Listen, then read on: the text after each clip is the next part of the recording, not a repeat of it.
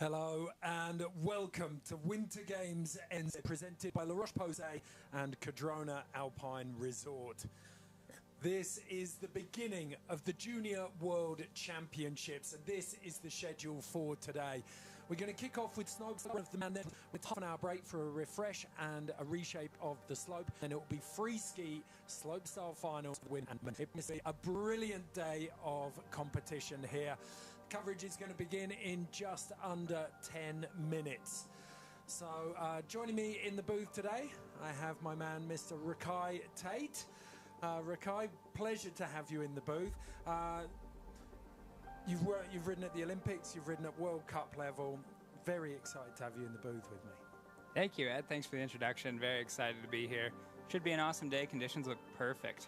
Yeah, absolutely stunning out there. We can get the weather report up. We've got a little bit of wind that's forecast to kick up through the day, so the schedule's been swapped around. We're going snowboard first, then free skiers, and then after that, you can see there 19 kilometers an hour at the moment. That's on the summit, and it's coming over the ridge behind the course. Once we've got a little bit of wind coming through, it's a tailwind, so it shouldn't make too much of a difference further down the course. Air temperature's -2 degrees, but sun's out, so it should heat up very, very quickly. Couple of very, very cold days, though, and that means the snow is very hard. You can see a couple of the tram lines on the kickers there. They are starting to cut to it, but it's getting reshaped, so the course will hold up. Now, let's kick off with a little bit of an explainer about four-man strategy. And to do that, we're going to go over to the head judge for the snowboarding today, Mr. Gaz Vaughan.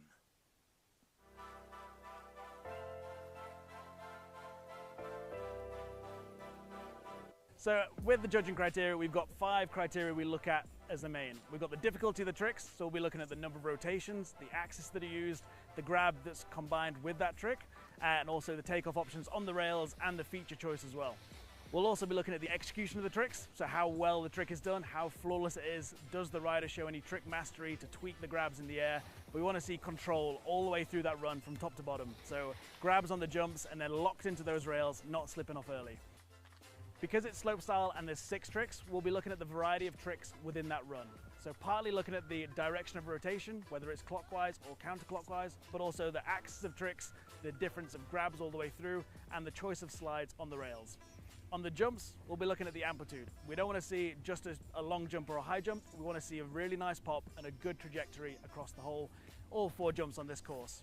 And finally, we'll be looking at the progression. Snowboarding is a very progressive sport, so we want to reward the riders that are pushing that boundaries and stepping up the level at this level of competition. Today's athletes are between 15 and 18 years old, and whilst they're quite young in age, they've got a wealth of experience here. We've got World Cup athletes, we've got reigning world champions, and I guarantee you that today's finalists we will see on the start list at the Olympics in Milano 2026. The level of riding has really increased dramatically since the last World Championships, and I can't wait to see what gets thrown down on this epic course. Okay, we heard from Gaz there about all the different criteria. How do you think you're going to stand out on this course, Rakai? Well, I think because there's only 2 rails in this course, which is highly unusual. Usually it's about 50-50 jumps and rails. It's going to be really important to distinguish yourself on those 2 rails. You heard him talking about locking in, getting to the end of those rails. That's going to be really important. And then as we move into the jump line, being able to spin all 4 directions is going to be key. It's a huge separator in terms of the field. You gotta show that you're strong all around on those directions of spin. Well, it's unorthodox, isn't it, having only 2 rails and 4 jumps, but it's easy for the judges now to say, okay, who's got 4 directions of rotation? And we a chat this morning with one of the judges, he pointed out that actually there was 6 directions of rotation when you brought in the axis for Tiger Hasegawa's run. Now, alongside Rakai Tait and myself in the booth here, we've also had Jossie Wells out and about. And we can take a look now at his ones to watch.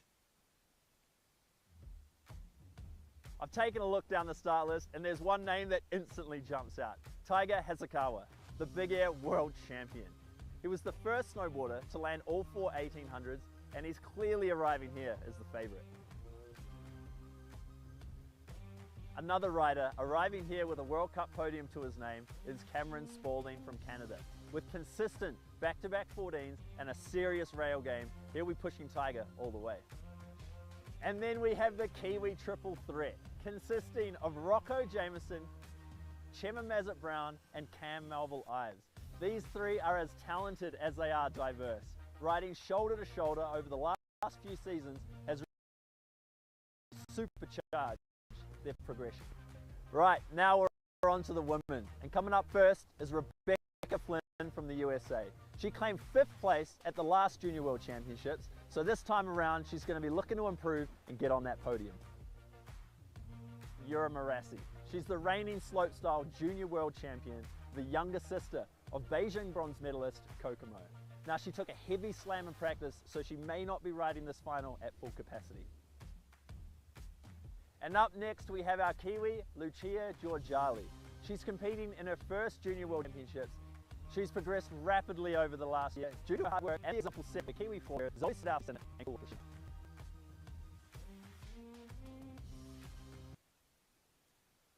So the bad news is that Yura Marassi's injury from that crash in practice will keep her out of the finals. So that's disappointing. But the good news is Lucia Georgali's performance in the qualifiers, Rakai. Oh, yeah. Lucia absolutely crushed it with a really technical all-switch rail line, and then just so solid for the jumps, holding on grabs, landing everything really cleanly. So much style as well. You can see sort of that Zoe Sinnott influence on her riding, for sure. Yeah, and this is her home run. Lord only knows how many times she's ridden through here, but she had the speed perfect. On the men's side of the draw, a feather in your cap, Rakai, as a half-pipe rider, Lee Chae-eun topping qualification. Bit of a surprise there. That was a total surprise. I think everybody would agree that Taiga Hasegawa was the favorite to sort of take that top qualification spot.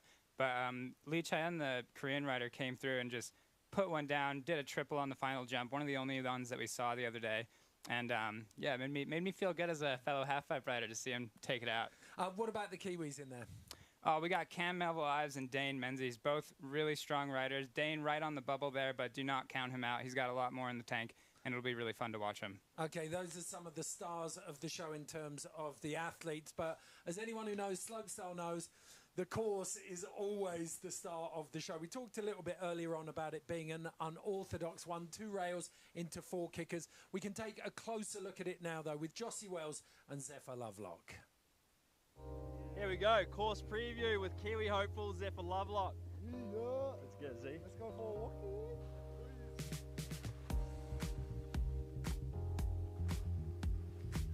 Here we go, first rail, board slide, front flip out. Yeah, brother. Here we go, big disaster on the flat down. Here we go, coming into the first jump, little side hit. Boom.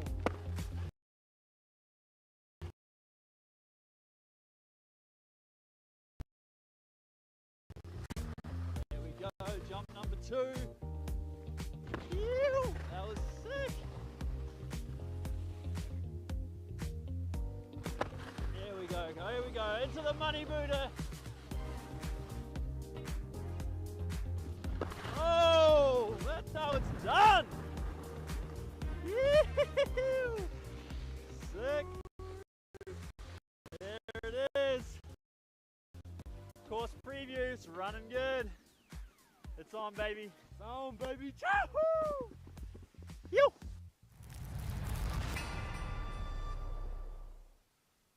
What a treat getting to see Zephyr Lovelock race through that course with no comp pressure on him. Absolutely beautiful. Okay, here's the start list for the women. 12 finalists. They're running in reverse order of qualification. So kicking off with Chiara Mori. And then names to look out for. The ones that stand out to me. Xiaonan Zhang out of China. This is her first ever FIS competition. And there wasn't an awful lot of flair there, but she had such strong fundamentals. Really strong rider, yeah. Good through the rails, good through the jumps. And then looking further down the list, those big names, Fanny Piantaneda-Chiesa, Rebecca Flynn, number 3 seed, Vanessa Volopikova, the Czech rider looking very, very strong. And then you said it, Lucia Georgali, first place qualifier, looking at them, certainly in terms of qualifying and her performance, she was in charge of, well, she's in the driving seat now in the finals. Yeah, she's got that home field advantage for sure. And I think she put down the highest score of the day the other day. So, yeah, she's looking really strong right on home turf. Okay, we'll head out onto the start now, and we can see our first rider, Chiara Mori, out of Japan. The young Japanese rider, they've got such strong fundamentals, solid on both the jumps and the rails. Second in big air and slopestyle Asian Cup competitions back in March in Cuba. And you can see her there just doing those final preps. 16 years old. It's her first Junior World Championships, and she sat in that long line of very strong Japanese slopestyle riders. You talk about names like Kokomo Murase, Yura Murase, Reira Iwabuchi. Like, they've got such a good talent spotting system in Japan, and they're bringing riders through so well. Yeah, and I feel like they're just getting younger and younger as well. Just such a deep development team that Japan has. So it'll be really fun to watch her here. Well, think about it. It was the end of 2021 when Taiga Hasegawa exploded onto the scene at 15 with that immense, like, he brought out all 4 1800s in the space of a week at the Stomping Grounds Park in Sasfay. And I tell you what, last year it was the turn of Mari Fukada to explode. Like, she was the name on everyone's lips. She cleaned up down here in the off season. It could be the turn of Chiara Mori now. Let's have a look. She's on course. Got that board slide to fakie there. Coming into this next rail switch. Cab one on, falling off a little bit early, but see if she can clean it up here through the jumps. Opting for a straight air on that first jump feature. Coming into the second jump with a backside 540. Switch into this one. Hand touch there that the judges might have picked up on. Cab 5, a little close to the knuckle there, but still rolling through strong. Oh! Front 10, bringing out the big guns early. First run of the day that we've seen, we're already seeing a 1080. I'm going to give that a little bit of a...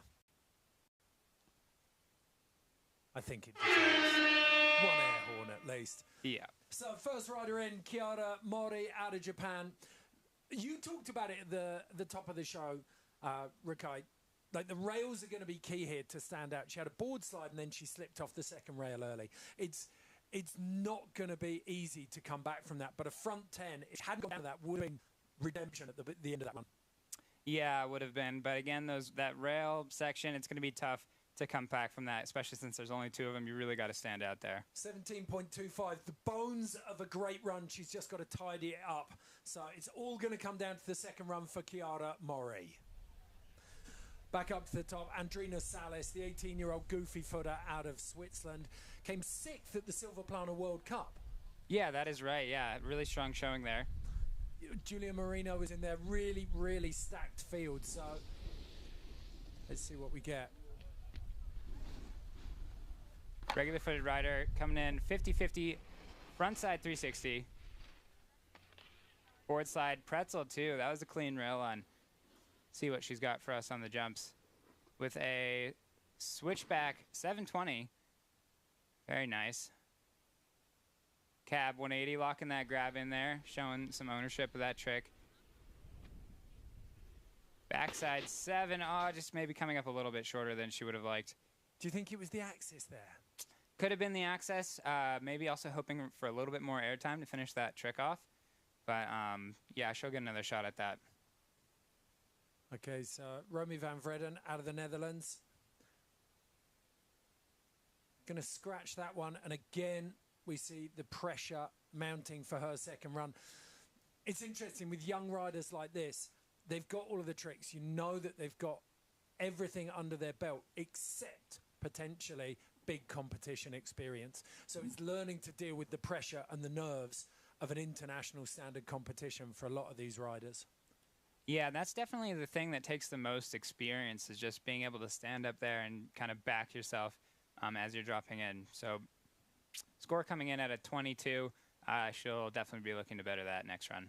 So 2 runs down and 2 scratches. Now it is the turn of Andrina Salis. Oh no, I think we've got a DNS there now. Suzuki, yes, we have got DNS. So Momo Suzuki is dropping in next. That's why we didn't see Andrina Salis. A cab one on there, coming into this next rail feature. 50-50, board slide to fakie, coming in to this first jump switch. Interesting seeing her clip the flat on the flat down. Little cab 7 there on that first jump. Switchback 1, locking that nose grab in, or tail grab. It was really dainty, wasn't it? Oh, you can see it just a little bit low in the picture. Yeah, just a little bit of a knuckle there. She'll be feeling that on the ankles, definitely. Tell you what is lovely. Look at the wind. You can just see the flag on the left-hand side of the picture there, and you've got zero wind down at the bottom. So a bit of breeze up on those top rails, but as we'd hoped, the wind coming over the ridge and really not affecting these bottom jumps at the moment. So that was one of the worries as the competition started, especially with younger, smaller riders. But Momo Suzuki there, another rider who is not going to be putting down a big marker on this first run. Yeah, occasion getting the better of a couple of people. I'm really confused as to whether she wanted that little flat section or whether she was aiming for a gap all the way over. You've got no excuses. You know this jump line, Rakai. I feel like you've got speed to burn through here, and the landings are very long. Really, you should be pointing it. There's no excuses for knuckling. Yeah, it's really easy to get speed on this jump line, especially into that last one. These guys should be not having any trouble clearing these jumps. Maybe just a little bit of a second guessing. 2 days of practice since the snowboard qualifying, and they've been good conditions. And then 2 days of practice before that as well. Now, we mentioned her when we saw the start list. Zhang Zhaonan out of China, the 17-year-old, has come literally out of nowhere. This is her first ever FIS competition, and she looked remarkably settled in qualies. Yeah, very confident riding. Oh, look at her giving a couple fist bumps at the top. She's ready to go. But yeah, no, qualifications, was very surprised. Looking forward to see what she's got for us here in finals. And the Chinese coaches can say to her, look, you've exceeded all expectations getting here. Just go out and ride. Enjoy yourself. Exactly, because again, you know, first FIS event, it's kind of no real outside pressure for her. Dropping into this first rail. So that'll be a blunt slide, 270. Again, you just got to be clean on those rails from the very top. That's a tough one.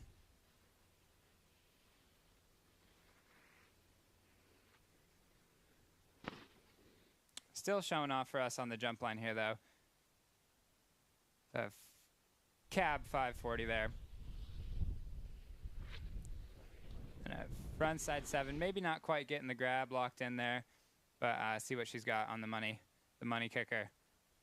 Backside 7, again, just that access maybe a little bit off and maybe expecting a little bit more airtime.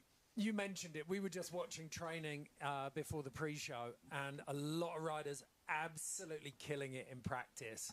And then the moment you switch on competition mode, you tense up. The tricks maybe don't come quite as easily, and that feels like what's happened here for a lot of these riders now. We're 4 riders deep, and we've got 4 scratches at the moment. Yeah, those first run jitters are real for sure, and you can feel so good in practice, and then as soon as you go to drop in, everything changes and everything just feels different. And so hopefully we see these guys starting to get into a rhythm a little bit, put down some scores. So Momo Suzuki leading on a 24.75 at the moment. Next up, it is the turn of the South Korean, Yoo Seung-eun, out of South Korea, 15 years old, one of the youngest competitors out here. Although Ali Hickman, I think the Australian, is just 13 years old, so she's the youngest, but phenomenal level of talent, and the rate of progression is evident when you see these ages. And a front blunt too, really clean. First time we've seen that trick today. And just coming off a little bit early, looking for that pretzel 270 off on that rail. Yeah, pretzel rotating the opposite way to the spin onto the rail. But a nice cab 3 there coming into this next jump switch as well. Switch back 5, touching that grab. Coming into this third jump. Oh, we're seeing riders come up short on that jump. I wonder what's going on there. Good to see that she didn't slow it down, just chucked the wildcat over the last jump. Now, she managed to hold on. She's going to get really docked on all of those execution criteria because she's got a knuckle hiding behind the beanbag. Yes. We have got a run down, though, and the crowd at the bottom love it. Oh, yeah, really solid there, and then just coming off a little bit early here. But she's got a lot of experience here at Cardrona, actually. She spent all season here last year, and she's here this year, been shredding, and picture, so she's got a lot more for us. It was a great choice there to go for that wildcat, because the moment you dig your to spin left or right, front side or backside, you're going to take a little bit of speed off. If you just fall off the back of the board, you can still get a bit of pop and boost over the whole kicker. So boxing clever there from Yoo Seung-eun, the South Korean, waiting on the score. She knows. I told him while we were filming the PCA about the strategy and the format, and he said anytime it takes a long time for a score to come, it's not a bad thing for the right. So right now they're debating where that is. We still haven't seen the first run landed is usually a 75-point run. That's where the judges set their marker. Right, we've got a solid run landed, 34.5. They have gone. What that tells us now, as commentators watching this, is that execution is at a premium. Yeah, execution is going to be huge, and we saw a couple bobbles there. Now we got the Australian rider, Ali Hickman, coming in. She had a strong showing in qualifiers. Regular-footed rider, so coming into this first rail. Switch. Oh, no. Going down on that, unfortunately. So the 13-year-old, it's such a shame. She's got really strong front-side game, as you see there with that front three lean. Coming to that next jump, I actually think that was a switch backside 180. Now coming into the third jump with a backside three, coming up short there a little bit again. And then a front seven, but just couldn't quite clear the knuckle there. Loads of pop, but no distance. Such a shame. Really, really hard for Ali. She's one of the smaller riders out there, so struggling for speed at the moment. Didn't quite get enough rotation there. And with struggling with the speed, that's where sort of riders' fundamentals are really going to come to the fore and become apparent with takeoffs and speed control. So 13.5. Everything still to play for so far in the Snowboard Slopestyle Junior World Championships finals here at Cardrona Alpine Resort. Not one single run landed yet, but Sam van Lieshout of the Netherlands is in the start gate. The 17-year-old is ready to rumble. Great rail game as well. Great rail game. So coming in with the cab one on, back one out there. And blunt slide 270. Looking good coming into this rail section, or coming into the jump, sorry. With the switch backside 360. And sending it deep. Super deep. No speed troubles for her. Cab 540, locking in that tail grab, looking stylish. Front three double grab. Yeah, wanting to let go and then grabbing again. That's what Mia Brooks did in Cab 14. Oh, no! A solid run top to bottom and letting it go at the last. I thought that was going to be our first landed clean run of the day, but unfortunately couldn't quite put it down there at the end, that last jump. Sam van Lieshout, the Dutchie, following in the footsteps of another great Cardrona rider from the Netherlands, Steph Stratton. Well worth checking out. There's that little double tap there on the grab. She was like, I've got this. Yeah, and I've got it again. But just a little under-rotated on the 7. Just couldn't quite get back over her toe side edge on that landing there. I really like watching her ride, though. So powerful. Really, like Jake Phelps, the old Thrasher editor, used to say about skaters, like, you want to ride chin first. And you can say the same about snowboarders. I think Zoe Sadowski-Sinot does it, and Sam van Lieshout definitely did as well there. 37.5. So currently leading.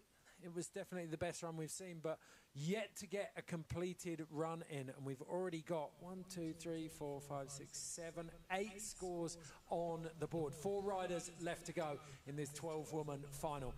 Fanny Piantanida Chiesa out of Italy, one of the more senior riders at 18 and part of a big travelling Italian party to these Junior World Champs. Really clean on that first rail there, coming into the second rail. Getting onto that board side a little bit on the back foot, coming into this first jump switch. Good switchback 3, not quite getting a grab in there, but getting the grab on the cab 5 though, and coming into these next 2 jumps looking strong. You know what we're going to see? 4 directions of travel here.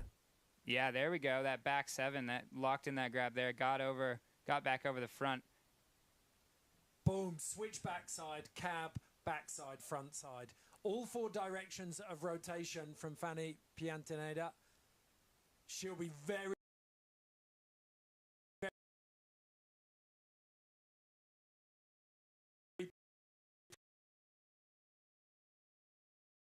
that. Like you said, there was a little bit of an execution issue on the switch backside 3, but the rails up here were clean. Yeah, very solid. I think we definitely got to give that a little bit of a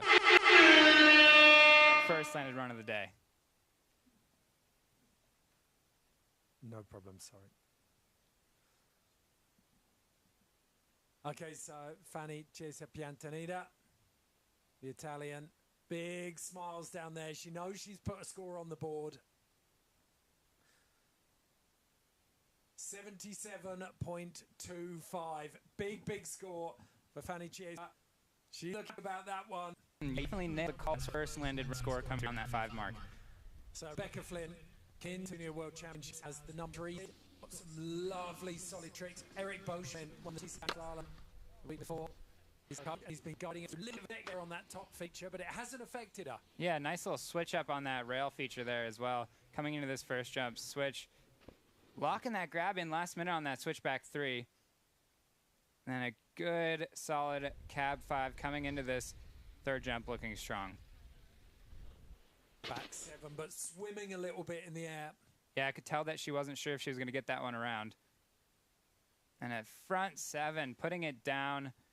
Fairly solid run, couple little bobbles there, but still going to be interesting to see this score come in. Well, we've seen the judges, even with a couple of the non-landed runs, they put you could see execution was key, and there's just faults in almost. This was one of the few clean features for me, but everything else there was a little bit either of an instability in the air or the lack of a grab. Front 7 was good actually. Front 7 was solid. You can just still see a little bit of nerves in the way that these riders are riding. So 55.75, second place for now for Rebecca Flynn, but just behind Fanny Piantaneda Chiesa. But the two top seeds still to drop from qualifying. Vanessa Volopikova out of the Czech Republic. Dad was an Alpine skier, still racing in some Masters races these days, and her mum is Miss Slovakia. She's got an incredibly good gene pool to draw on, it seems, when it comes to snowboarding. I watched her taking down the big air practice yesterday as well. Didn't take a day off because it was Freeski qualifiers. Working so hard. Let's see what the regular footers got out here. Got front side 180, switchback 3 out. Oh, whoa. Lovely style on that blunt. Yeah, that was awesome. Pretzel 270 out of that rail. Going, oh no, just can't quite hold on to that one, slipping out on that toe side edge, maybe just a slight under rotation there. She's not going to let this run go though. She knows every point counts and there are no guarantees on that second run. Oh! That access just kind of getting away from her a little bit there. Lucky got her feet under her though, because that one could, those falls definitely do not feel good from experience. We saw in the weather earlier, -4 degrees snow temperature. That landing will be like concrete. That rail was really solid, and then this too was awesome. Disaster, and then pretzel 2 out of that rail as well. And there's that landing, yeah, just in the cold weather, that will not feel good, but luckily got her feet under a little bit there.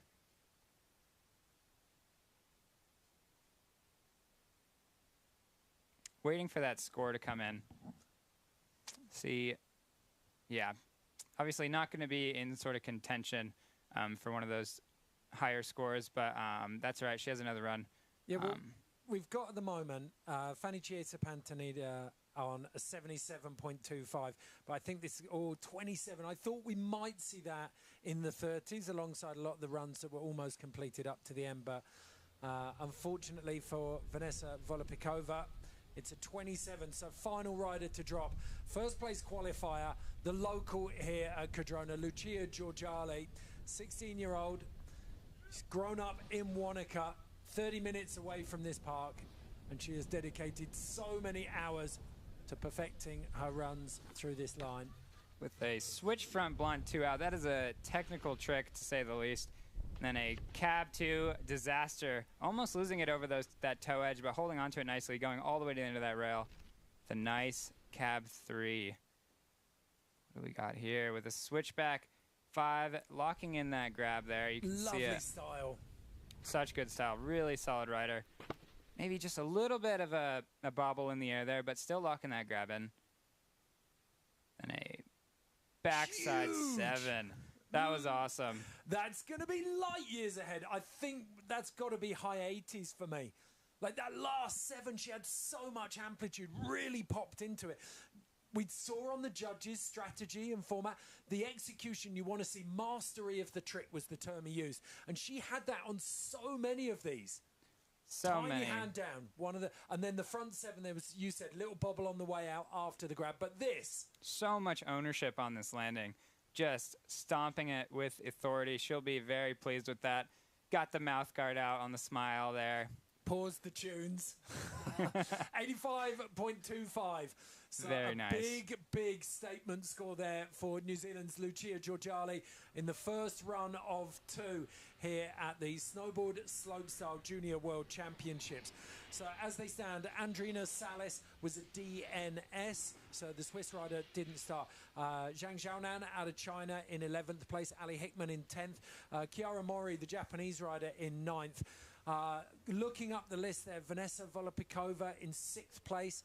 And then the top 3, as they stand at the moment, we've got Rebecca Flynn of the United States on a 55.75, Fanny Piantanida Chiesa on 77.25, and then Lucia Georgali, that last run, very, very strong for an 85.25. This is the lineup for the men's final, though. We have some heavy hitters in here. Dane Menzies didn't show his best in the qualies, but he's got a finals berth here. If he can land the run he's looking for, he's going to be very powerful. The understudy to Taiga Hasegawa, Yuto Miyamura. Brazil's Augustino Teixeira. Eli Bouchard, the Canadian prodigy from Maximize, coming out behind Max Parrow and Mark McMorris. He's sure to be one to keep an eye on. Then Campbell Melville Ives, the second Kiwi. And looking a bit further down the list, that top 3, Taiga Hasegawa, Cameron Spalding and Lee Sheun. The top 3 there, definitely going to be stepping it up. That is going to be a world-class finish. But all of these boys capable of some big runs. Now, up to the top, we're kicking off with a New Zealander, very fittingly, Dane Menzies.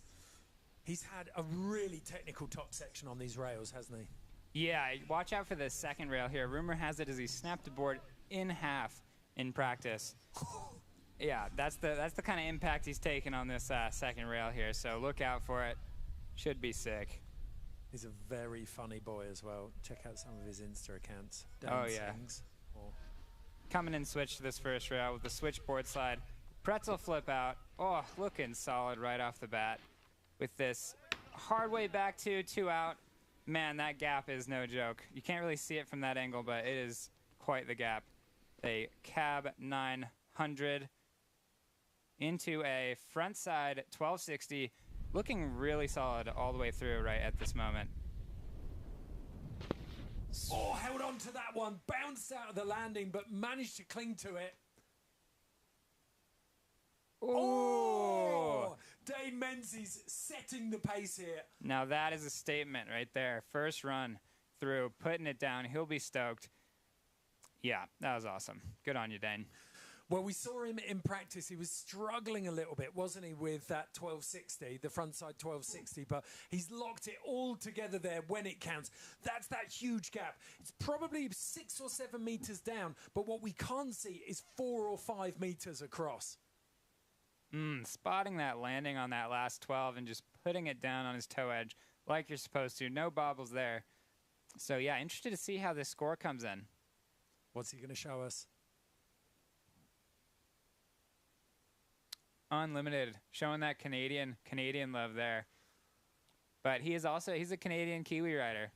Now, the judges have got a big question here. That was massively technical. There's a danger of underscoring him here, but there's also the danger of this final going absolutely bananas and them not leaving themselves enough room. So don't be afraid. That is an incredible run, but don't be afraid if you see something in the 70s for this, because they've got to leave themselves some room here to go up. But that was immense. What would you go?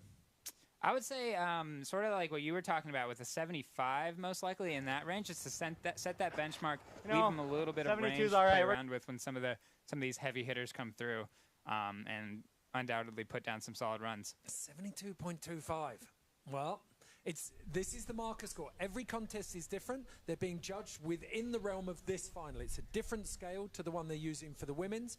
So that feels low, but the judges are obviously expecting mayhem in this final. So 17-year-old Yuto Miyamura up at the top, dropping in.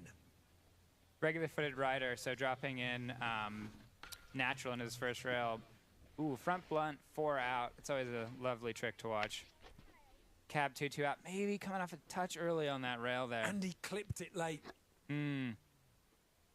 But doing a 12 on that first jump, that is not very big for that. Backing it up with another 1260 and coming into this jump regular. Backside 12.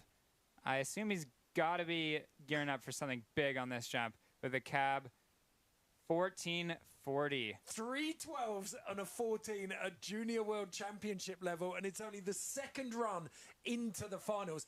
This is immense. Immense. And he span all 4 directions, covered all bases, maybe just the rails a little bit on the execution, but man, that was a solid run. It's at this point that you really want a camera in the judges' booth, because they're panicking. They're literally at DEFCON 5 now. Like, have we left enough room? Well, that's obviously, we just saw Dane Menzies' score come in with that 72, and it felt low, but they've been justified in that decision instantly. A huge run from the understudy to Taiga Hasegawa. 84.75 for Yuto Miyamura, the 17-year-old, walking, I should say, striding out of the finish area. Right, back up to the top now. And it is the turn of Augustino Teixeira out of Brazil. The 18-year-old plies his trade in North America, Rakai. Yeah, I've seen him riding a lot at Copper Mountain, Colorado. He rides half pipe as well. Just an all-around shredder. Love his board. Just a big Brazilian flag on the base of that board there. Coming in with a cab 1 on, back 3 out. Sorry, that was a front 1 on, switchback 3 out. Oh, so solid on that front 2 on there. Coming in. Switchback 720. Ooh, a little heavy on the heels there on that landing. Cab 900 there. And the front side 1080. There's that amplitude that we're talking about there. Lining deep in that landing. And finishing it off with a backside 1080. The thing watching that all the way through, it's that the speed management told you all you needed to know about the trick execution. He wasn't getting the tricks in the positions he wanted to. He was overshooting, he was undershooting, so his rotations were just ever so slightly off. And the bar's been set so high by Dane Menzies and Yuto Miyamura that it just stood out so much. Yeah, it really did. I mean, look at how deep he landed there. Head almost touching the snow from the compression. Yeah, interesting to see how this score comes in. I'm not sure if it will go above Dane Menzies' run, just because there wasn't quite as many rotations there, and rail line maybe not as technical, but we'll see. I don't think the execution was there for me either. Like they're focused. You're looking at that amplitude. He was flat and ever so slightly short on a couple. He was really long and deep on a couple. So I think that's really reflective. A flat 60 for Augustino Teixeira out of Brazil on his first run. But 3 of these young men in, and we have 3 scores on the board. Next, it's the turn of a man who he raised a lot of eyebrows when he landed. The youngest ever, I think it was double backflip at Maximize when he was 8 years old. He'd moved on to triples by 11, I think. But he's gone a lot quieter. He's just had his head down, and he has been grafting the last couple of years. Coming in here with the underflip 6 out right there. Ooh, 2 on, 2 out, coming into this first jump switch. The cab double underflip. Speaking of doubles, there's one right there. Made it look so easy. So easy. Made that back 12 look easy as well. Whoa, I don't think that was supposed to be. I don't think that's what he was looking for there, but... Switchback 5, yeah, a little bit of a bobble. Oh, but chucking a frontside 16 on the end there. That is not an easy trick. First 16 that we've seen today. That was something else. Do you think it was supposed to be a switchback 9 then? Either that or a switchback 12. Not sure. He kind of looked like he got a little bit hung up on the takeoff. We'll have to see it again. That was lovely through the rails. Cab, double underflip. Then that front side. Oh, pretty solid landing. Clean on that. But we'll definitely be looking to make that third jump something else. Bruise on his left eye looks pretty fresh as well, doesn't it? Do you think that's from practice? Yeah, it could be from practice. He's also been riding really hard the last few days, so... Yeah, but it looks fresh. Does look pretty fresh. I watched him ride right up until the end of his day on the big air yesterday, and he hadn't made a mistake that would create that. So might have taken a bit of a knock. We'll see if we can get our spies out in the field to confirm that. But looks like he might have taken a bit of a knock. That shiner coming up in practice this morning. Oh, you can see him. He's just replaying that run in his mind now, isn't he? He's like, that switchback 5. The fact that he was able to even save it, though. I know. Shows you that air awareness. That is definitely fresh. Definitely picked up a little bit of that up from Maximize, hey. Oh, it's phenomenal.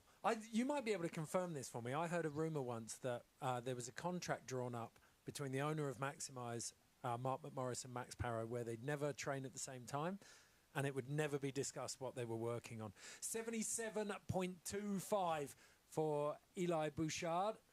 So we can take a look at that. It slots him in just 5 points ahead of Dane Menzies and 7.5 points below Yuto Miyamura in first place. So second place for Eli Bouchard.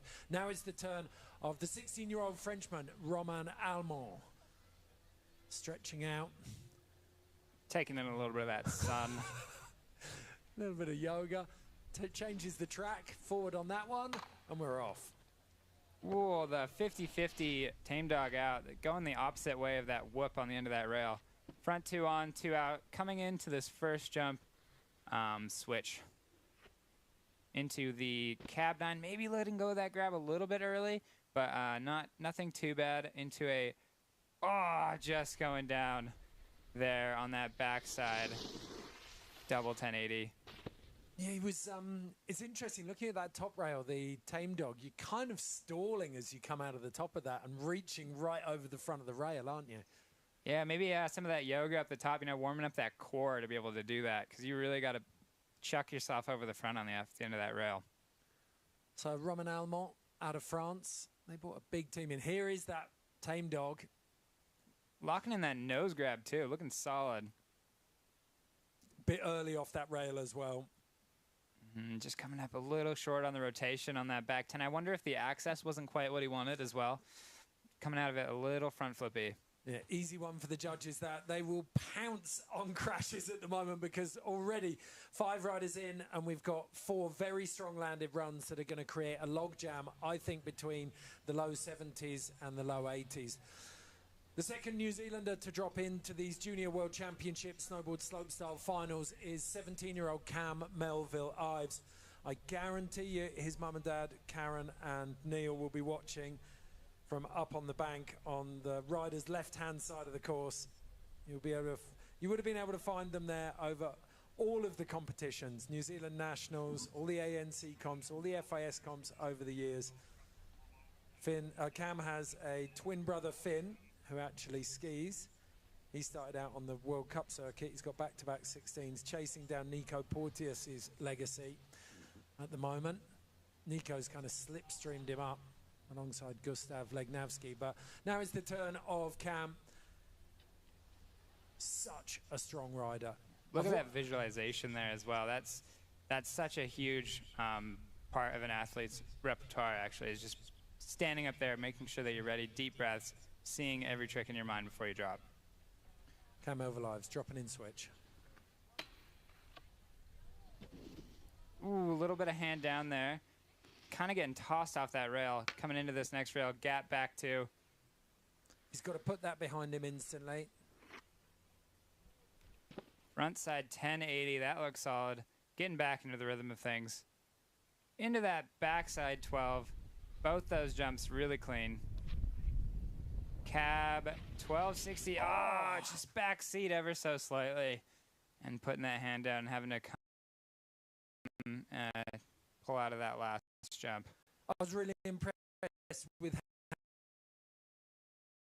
because I know Cam a little bit. He would have been so hard on himself about those tiny little execution errors up top. And then to be able to put that behind him and get the first of those two jumps down was a real feat. Third one didn't go his way. So the pressure now for Cam is on for the second run. And the thing with this is that, yes, there's the sense of occasion, but really you just want to be able to show the best riding that you've got. No matter what the judges make of that, you want to go out and land your run your way. Totally, and there's definitely an element of, you know, you kind of switch gears and you're like, okay, I need to use this as a practice run a little bit for next run too. Okay, so 92 for Millville in place at the moment. Only other rider on far. See. Dropping into this first rail. Coming in switch. Wait, I'm on back three. Super solid. Looking sleepy. 50-50 board slide pretzel 2. Coming into this first jump switch. A cab 7. A switchback 9. Getting a little bit off balance in the air there. Missing the grab. And same again. He's almost hucking these rather than really floating through them. Oh, going for that front 14, but just a little early on the takeoff. And that'll do a lot to take away your speed and your ability to make it past that knuckle and into the sweet spot of the landing. Yeah, it was almost like there was a real sense of urgency, like he was snatching at the tricks. He wasn't getting as settled in the air as you'd like to see. So got that tail grab, but then he lets go and just telegraphs up, doesn't he? Rails were lovely. Yeah, maybe not quite getting all the way sideways on that board slide there, but again, he'll have another one to clean it up. Maybe just some first run jitters there coming through. Okay, so 25.75 for Luca Merimi-Mantovani, the Frenchman. Yeah, it's disappointment. There was a hint of teapot to his hand on hip there, wasn't there? Okay, Brooklyn DePriest out of the USA. Really, really impressed with his qualifying run. Really smooth, had great style. Regular footed rider coming in natural to this first rail. Through the S rail, blunt slide 270 out into a backside 270, 270 out there, continuing that rotation. Coming in switch into the cab double underflip. Look at how much air time he had there. Just opening up and putting down the landing gear. Do a front side 1080. Let's see what he's got here for us on these last two jumps. With a backside 12, just squeaking that thing around. You can see him almost not able to hold on to that, but looking like some, holding it at 9.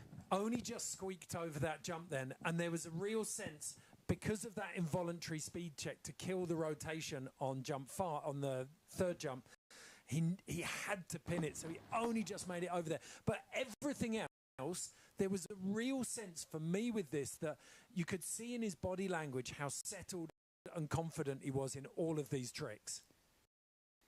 Yeah, definitely. I think just that landing there got into his head and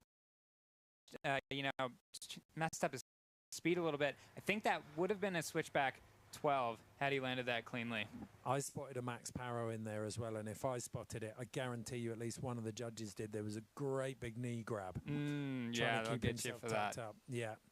So no body grabs. That was worked out almost 20 years ago now. I remember when the judges really started punishing people for if you hook your arm underneath your thighs or right in front of your shins to keep your mass together and speed up that centrifugal force of spin. No, that's right.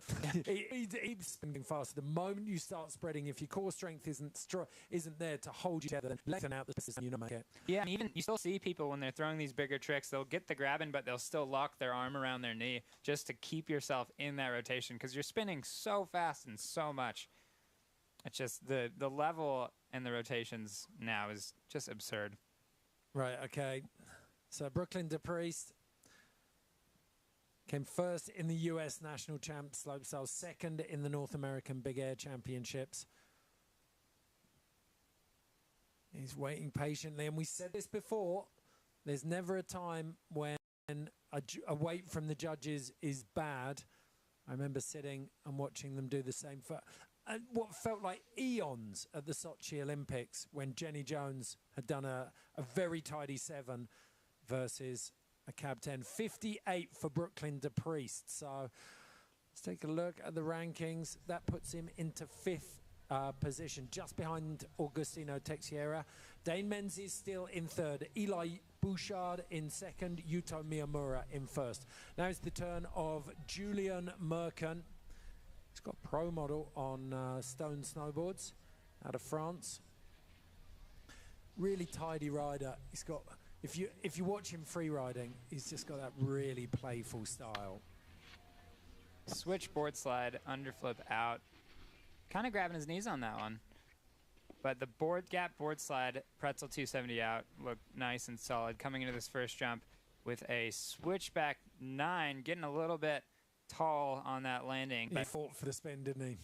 And then following it up with a frontside 720. That was nice, though. I love when somebody grabs on the nose like that and just pulls it in. And then the cab double 1080 there to end it off, locking that grab in. Interesting strategy for the first run. Oh, look, he's holding his shoulder there. He's really not in a good way. I was going to say, really interesting approach, dialing back the difficulty to dial up the execution score. Like the difficulty up here compared to a lot of the tricks we've seen on both of the rails isn't that high, but the style and the precision is. Yeah. Be interesting to see if we can see if there's a hand. I'm not sure. There's no touch there. I wonder if one of those, he had a little bit of a squirrel out of one of the jump tricks. And sometimes when you throw your arms like that, coming from somebody with a bad shoulder, it can definitely affect you a little bit. So I wonder if it was just maybe that in the air. I'll tell you what, I'm just going to give him a little round of applause there for that moustache. 18 years old, and he's got a fantastic moustache. It is fantastic. Glorious. Give him the thumbs up. It's like, it's a pleasure. Yeah. Of course. Yeah, there's something very musketeer about that, isn't there? Very musketeer. So not only an extremely gifted snowboarder, but an extremely gifted cultivator of moustaches as well. 65. So we're seeing some nice runs, but the judges being so stingy with these points. So Dane Menzies still in 3rd, Eli Bouchard in 2nd, Yuto Miyamura in 1st. Julian Merkins takes up that 4th spot. Now, Lee Donghyun out of Korea, the 17-year-old, a very, very strong qualifying run. Kind of came in the SAS and slipped in on everyone's nose. Really good run. Little clap on the way in, a couple of ollies, get you psyched up. Coming into this first rail with a, that would have been a 4 out, definitely, but just kind of got hooked up. But recovering nicely and able to still do a board slide pretzel 270 there into a cab double underflip.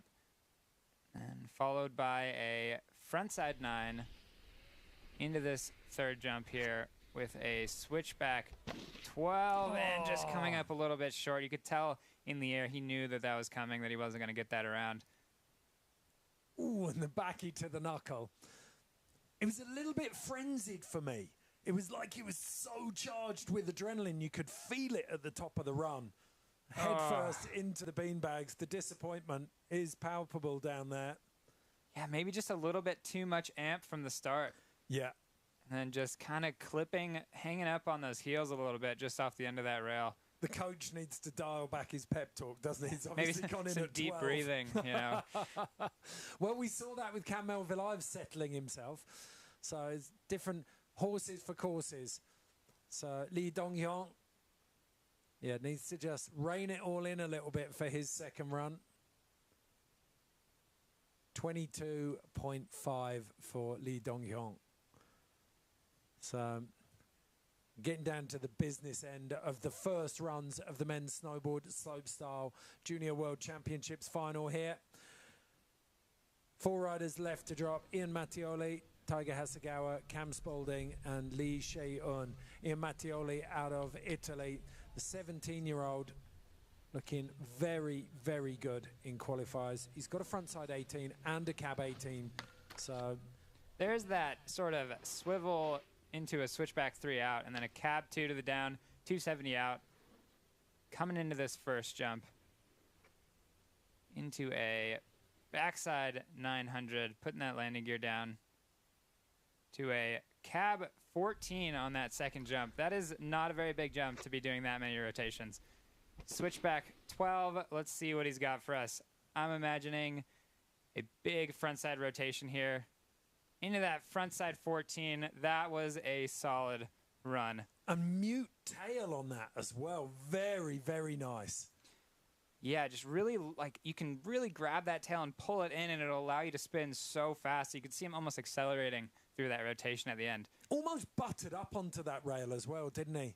Mm-hmm. There's a sense of destiny. You're not doubting whether he's going to land any of these tricks. The way he's coming through, spotting that landing. There's that tail grab, just whipping it around. Such a solid landing. Looking like he was landing out of a frontside 360.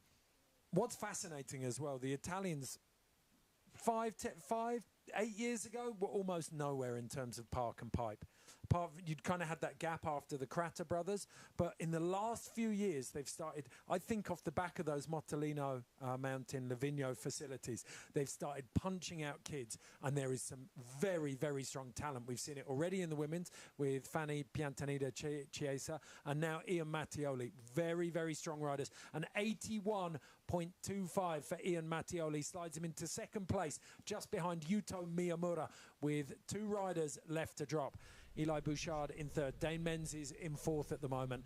But the man of the moment, the man of the hour, reigning big air world champion from the Georgia World Championships. He's come down a gear, but you wouldn't know it from the way he's riding. It's Taiga Hasegawa. Cab 2 on 4 out, looking just like on cruise control. Ooh, maybe just a little bit of a bobble there on that rail. I think it's the first mistake I've seen him make in a week. But Rodeo 900 nose grab, landing so deep. Into a 12. Oh, not quite as clean as he would like. Tucked up, cannonballing to make the distance here. And a frontside 9. This is definitely not the run that he is looking for. He is human. He is human. Cab 14, though, not looking very hard for him. It's almost like the bigger spins get easier. It's the smaller stuff where he gets bogged down. He's like, oh, I've just got to get through this.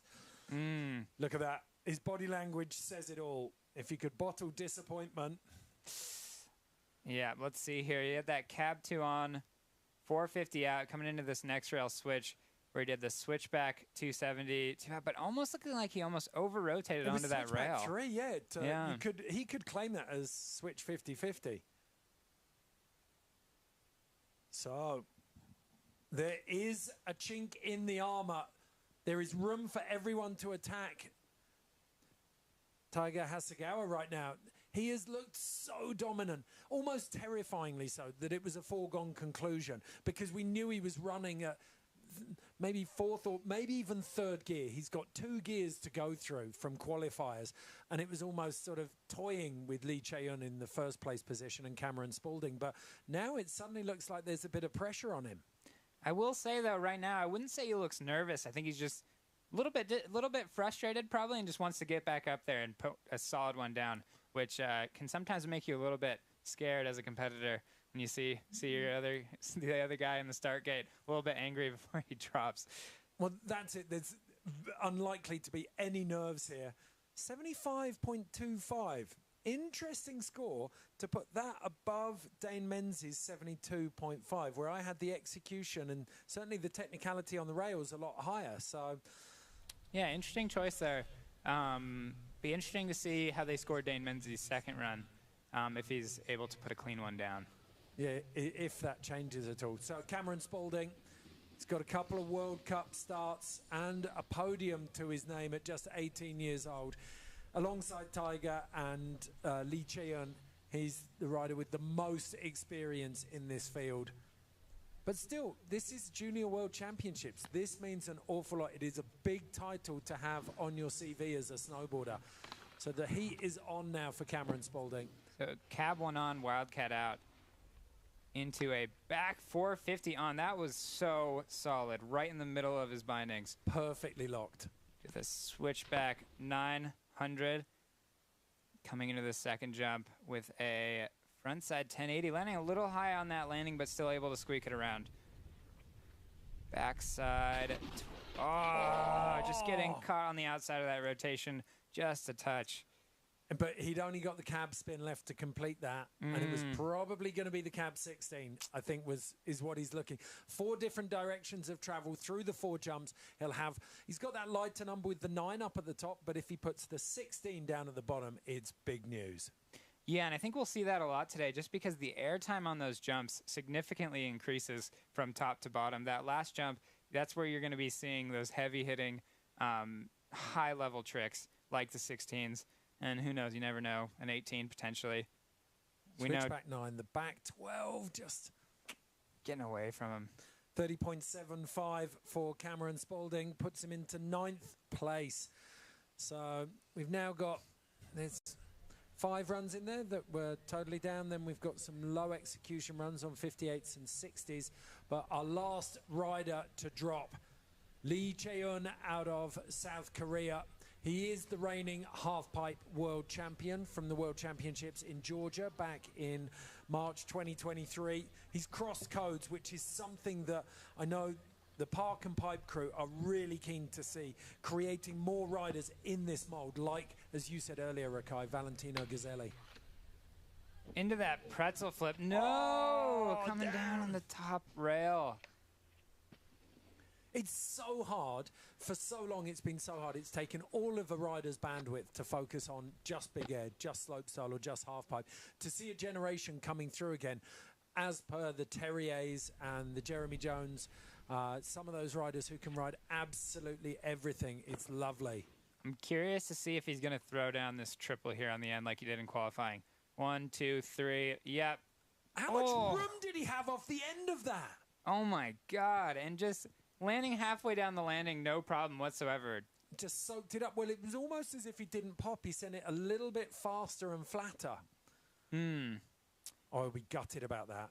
Yeah, especially since that jump line went so well for him. Seen a couple riders just get a little bit thrown off of that banana rail feature. But yeah, you can see the frustration in his body language a little bit coming off of that second rail. But look at this landing, just nothing. Got all the spin done, opened up, and just soared like a giant condor into the landing, didn't he?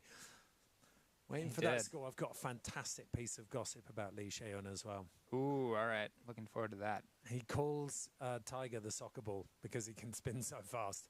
He says, I hate Tiger. He's so good. He somehow always lands correctly, you know? Always does. Oh, that's an awesome nickname, though. I wish that I was known as the soccer ball. I don't know. I might be known more as, like, a frisbee or something. 39.75 for Lee Cheon. I think at least 30 of those points came from the triple at the end there.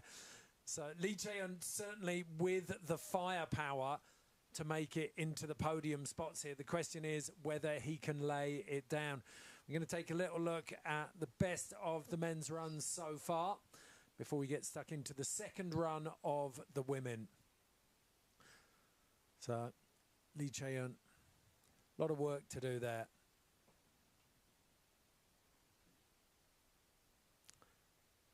So that was the mistake from Lee Cheon. Right at the top, too. That can be so hard. Perfect conditions here at Cardrona. So let's take a look through all of those results. We've got Yuto Miyamura in first on an 84.75. 3.5 points behind him, Ian Mattioli. Eli Bouchard in third place. A little bit of daylight there, 77.25. Tiger Hasegawa, even with some execution issues, is in fourth place with a 75.25. Dane Menzies, the highest placed Kiwi, on a 72.5. Little room for him to improve there, you think, Rakai? Yeah, I think so. I think he's definitely got some more in the tank, a few more rotations on the jumps. But still, he'll be, you know, a little bit of pressure off having put one down. It's key to remember, too, that he was the first rider, so that score was sort of going to be a benchmark. And so coming into this next run, it's going to be interesting to see how that score changes. Three names to look out for, all with scratches. Lee Chae-un, the highest seed from qualifying, Cameron Spaulding, and Cam Melville Ives down there in 13th at the moment. So back up to the top of the running order for the women, though. We're going to kick off with Chiara Mori from Japan. Then it's Romy van Vreden out of the Netherlands. Andrina Salis was a DNS in the first run. Be interesting to see if she's recovered from whatever knock she took in practice to make it onto the start list here. But Lucia Giorgiali in the driving seat at the moment. In the women's, she is on an 85.25. Her closest competition is Fanny Piantanida Chiesa, the Italian. Like Ian Mattioli, having a good showing. She's on a 77.25. Rebecca Flynn down on a 55.75. So there are right now 35.5 points separating, 34.5 points separating third from first. Lucia Giorgiali is going to start this run brimming with confidence, Rakai. Oh, yeah, so much confidence coming off that. Lacing the rail line, stomping all the jumps. Curious to see how she steps it up. Again, though, that leaderboard could change a little bit just because there's so many people that haven't put clean runs down. Exactly, but Lucia gets to drop last. If she does have to push, she'll know. It could well be a victory lap for her. Imagine that. One and done for Lucia Giorgiali in the Junior World Championship finals. She'll be carrying on that rich vein of talent that New Zealand's produced in women's slopestyle snowboarding. The likes of Ju Bray was more pipe, but there's Shelley Gott, Possum Tor, then Zoe Sadowski-Sinot and Kul Wakashima. But dropping in now, it is Chiara Mori out of Japan. Regular footed rider coming in for the board slide pretzel, 270 out. Maybe not all the way sideways on that board slide, but and ooh, I like that trick early. though. Cab one on, 50-50 through the flat down, and then front side 180 out. Nice, solid switch backside 180. Then a backside 5. Maybe letting go of the grab a little bit early. Almost washing out on the heels on that landing. It was more of a tickle than a grab for me. The board was giggling away. Oh, front 10 again, the hands down. So gutting for her. Like we said it at the end of the last run, the bones of an amazing run are there. She just can't quite finish it. Can't quite put it all together. You can see the potential here. Just a really solid run. She's good. She's actually compressing the board into that press as well, isn't she? Need to pop out of it. Like, all of the elements are there. There's some great fundamentals. It's just more time on the board, but you can guarantee she's not stretching there too much. There's the building blocks of a very strong world-class run there. Yeah, she'll be something to watch in the future for sure. You can see it. Just a little bit more time on snow and some more experience with those competition jitters potentially. Okay, so Chiara Mori currently sat in 9th place on a 17.25. Definitely going to improve on that. Podium position start of 55.75, but we only had 3 landed runs, and the third of those was pretty weak. So 60.5 for Chiara Mori. That is a massive improvement on her 17.25, and it puts her into 3rd place.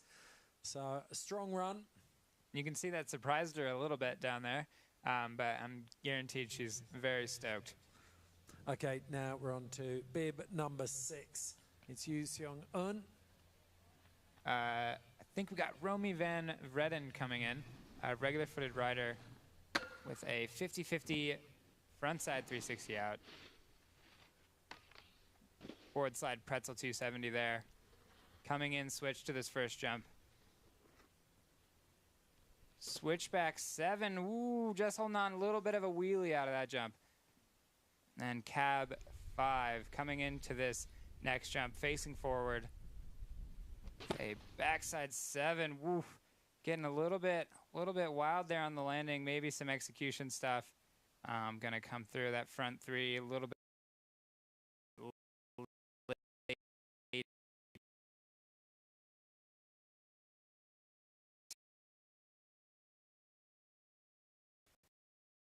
On that grab. Not what she was looking for, but still rode away, put down a run. See what the score will be. Yeah, Romy van Vreden sat on a 22 at the moment in 9th place. She's been leapfrogged by Chiara Mori, who moved up into 3rd. So Romy looking for something there, but a couple of execution issues up top. Yeah, looking like you do want to Steve there, give a style shot for the crowd. Chuck that back left and then revealed that. Oh, yeah, they've all in across the spine, haven't they? Yeah, the fires on. Two can effectively right, like, you can some time weight up there in between runs, and you can, definitely feel it in the body. Okay, so on she slots in behind Rebecca Flynn in 4th place, Chiara Mori in 3rd, Fanny Chiesa Piantanida in 2nd, and Lucia Giorgiali still very, very settled in 1st. Now it's the turn of the 15-year-old Momo Suzuki, 2nd Japanese rider. Coming in, switch to this first rail. Cab 1 on, almost laying board slide and swiveling it around to that 50-50. Board slide, 50-50 to switch. Or sorry, 50-50 board slide to switch. Coming into this first jump. Cab 7. Looking good through this top section of the course. Switch that backside 180, maybe just only tapping that tail grab ever so slightly. And then coming up short again on that 3rd jump, unfortunately. Ooh, that's going to be really short. Wow. She was a couple of meters short of the knuckle, let alone the start of the landing. Yeah, good thing she's got some young knees there. That would have been really sore. 15-year-old cartilage is a huge help when you're coming down from 4 meters up onto a dead flat surface. Those jumps are almost step uppy, so maybe even just almost an uphill surface landing there. There's that little just tapping ever so slightly, and then the front 7 just having speed issues there. Yeah, not finding the run she wanted there at all. Disappointment for Momo Suzuki. It's a 17 for the 2nd run, so at the moment she's holding on to a top 10 place, but 2 riders behind her yet to drop. Ali Hickman in 10th and Zhang Xiaonan in 11th. So it is the turn of Zhang now, 17-year-old. We said it in her first run, but this is her first FIS competition. Chinese coaches hyping her up there. Coming into this first rail, natural with a blunt slide 270. Again, just you can see that execution just doesn't look like she's very nervous at all on that rail section. So coming into this first jump with a side 540 into a cab 1, coming up a little short. Some speed issues here. She'll be tucking for speed into this jump. Nice and solid front 3, but couldn't quite make it. Over the handlebars. I mean, she wasn't the cleanest on the jump before that, but she did tuck and straight line into that. So I'm wondering if it's running just a little bit slow for them out there. I don't know. We saw Lucia run it. I feel like if you've got the confidence in these jumps, like they're big kickers.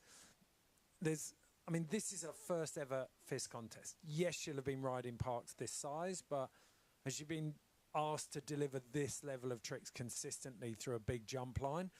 She's delivered it obviously in qualifying, but a little bit of nerves. You've got a tailwind there helping you as well. Yeah, and the thing with opening up the throttle every single time. The moment you get to that sweet spot, you just, right, I'm gunning for the next the next one. As we said before, riding chin first. 8.25 for Zhang Xiaonan. So she will stay in 11th place. So Momo Suzuki guaranteed that top 10 finish. Next up, Yu Seung-eun, the 15-year-old out of South Korea. Had a really nice run. Couple of issues first run, but this could be a big one if she lays it down. Front blindside 270 again. Laced that in her last run as well.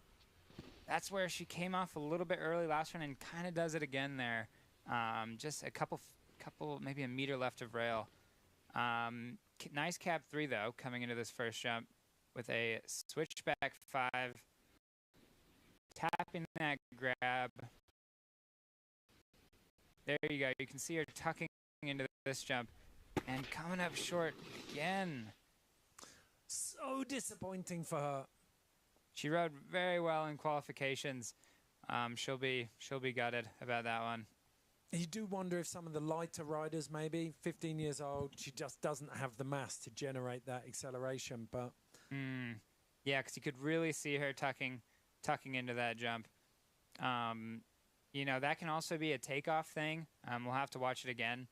Just you know, those fundamentals when people are struggling for speed become really important. I was so gutted for her. Again, you could see the body language as she arrived in the finish area there. Oh, just maybe wanted off either. So Yu Seung-eun on a 16.75. The 34.5 from run 1 will be those are in 7th place. But we have the young Australian Ali Hickman, who's currently sat in 10th position, still to drop. She could upset the running order here, just 13 years old, but speed was an issue for her on that first run. So she knows she's got to open it up into these kickers too. So that'll be a switch 50-50, 360 out. Do a switch board slide pretzel too. That trick is deceivingly hard. And she dropped that cab 3 off the rail at the top, hadn't she? So that's a really nice one. Whoa, going very deep, holding on to it. Coming into these last jumps, facing, maybe just a little bit short on that backside 360. And then into the 720. Front 7. Oh, she seems stoked with that one. You can see in her body language, claiming that landing.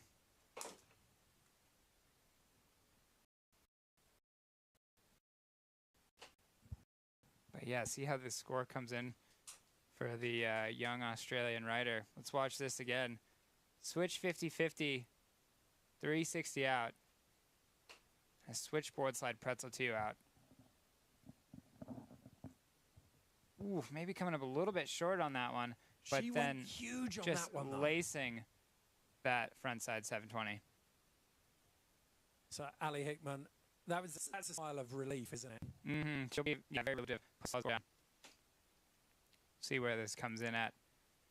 Again, the judges deliberating here can only be a good thing for these athletes, but it also makes you a little bit nervous when you're standing down there and you're just waiting and waiting. Those, 20 seconds can feel like a lifetime.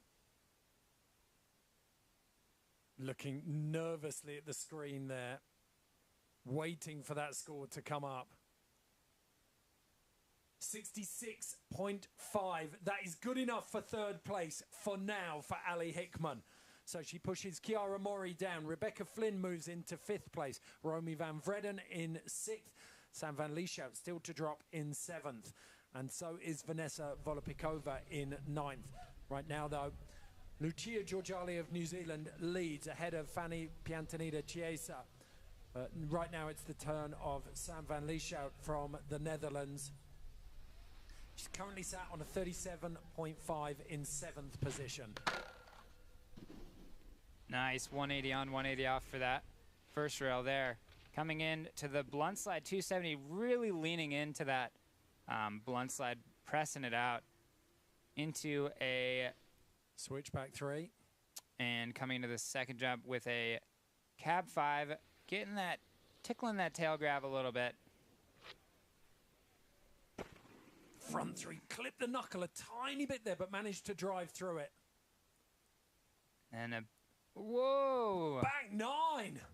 Wow, that was a what cool we were missing access. last time, wasn't it? She made the mistake on jump 5 last time, so we didn't get to see that last trick, but we knew it was going to complete the 4 directions of spin. That would have been a huge score. Yeah, that would have put her in contention for sure. She'll be a little bit bummed about that, but really putting it all out there, that was looking like a really solid, clean run. I really like her riding. It's really solid, really powerful. Mm-hmm. Just all the way through the execution on those rails there. Really solid. Just a little short on that jump, and then that back 9, almost a little bit of a double dip action. Yeah, you thought she was going 7, but the axis looked wrong as she came round to sort of 6:30. So 39.25, a case of what might have been for Sam van Lieshout, but keep an eye on this woman. She is going places. A lot of potential in that run. Now back up at the top, one of the most exciting riders from run 1, Fanny Chiesa out of Italy, the 18-year-old, looking so assured on this course. All right, here she goes, the regular-footed rider coming in natural to this first rail. Really solid front blunt 270 on that first one. Crisp pop out. Maybe just coming off a touch early on that rail there, but coming in switch to this first jump. With a switchback 3, again, not quite getting that grab on that first jump. Oh, and then just a little bit short on the rotation on that cab 5 there, landing hard on the heels and having to slip out. A little bit of a method on that knuckle, though. It's exactly the same as Sam van Lieshout. She had all the tools to get this job done. She just hasn't managed to work them, unfortunately. But a big smile nonetheless from Fanny.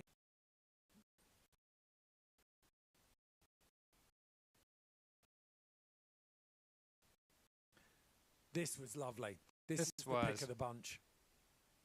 The arms just seagulling. She's floating out of that. And this is where it all kind of went wrong for her. Just couldn't quite get it around, and then even on the last jump there, little short on that landing. She tilts her head as if to say, oh, well, 77.25, still good enough for second at the moment.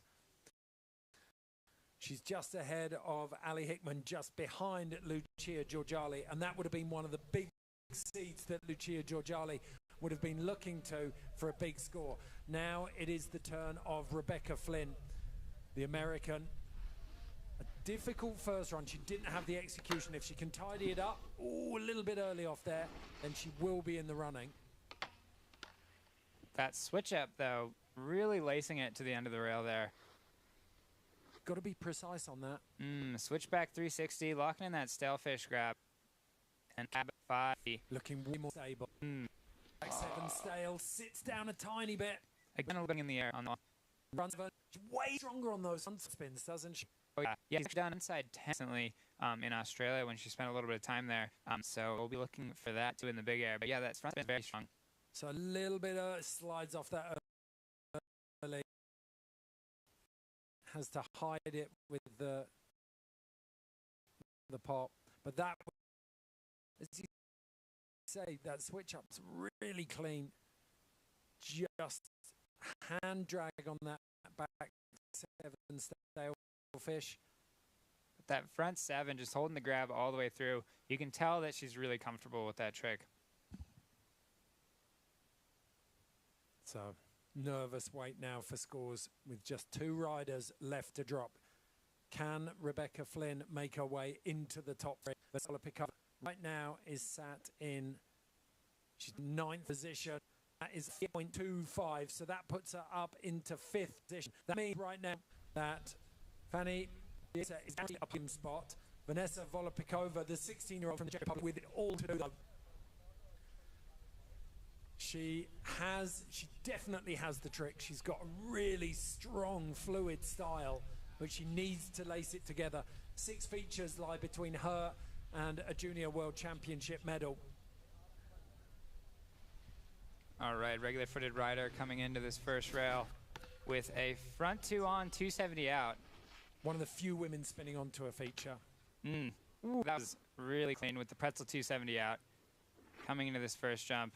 Oh, she's done it again. Coming it's up a short. carbon copy of the first run.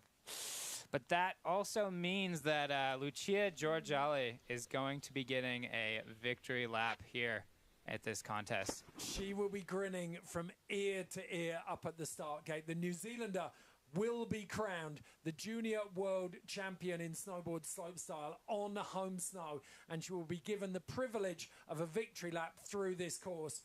Vanessa Volopikova, meanwhile, though, the Czech rider, knows what she had there. She was so strong in qualifiers, and she hasn't managed to deliver. She hides her face behind her board. I bet you she's smiling there. But yeah, she knows what could have been. And there's the smile. 13.25. Disappointment. But she's got the talent. She's got the tricks there. She just needs to string it all together when it counts. Undoubtedly, we'll be seeing her in the Europa Cups, the Continental Cups. But right now, back up at the top, it is a celebratory lap for Lucia Giorgiali, her coach Nick Brown there, Cam Melville-Ives giving her the high fives. The whole of the New Zealand snow sports team will be celebrating this one. She's worked so hard for it. What are we going to see here? Are we going to see a, traditional victory lap just chilling, or is she going to still send it? Look at that. She's done that's her full rail run so far. Cab 7. Going for it. Putting on a show for us here. Let's do this. Lovely switchback 5 melon. Frontside 7. Look at that landing. So solid. Getting a handful of that big back 7. Could be even stronger than the first run score.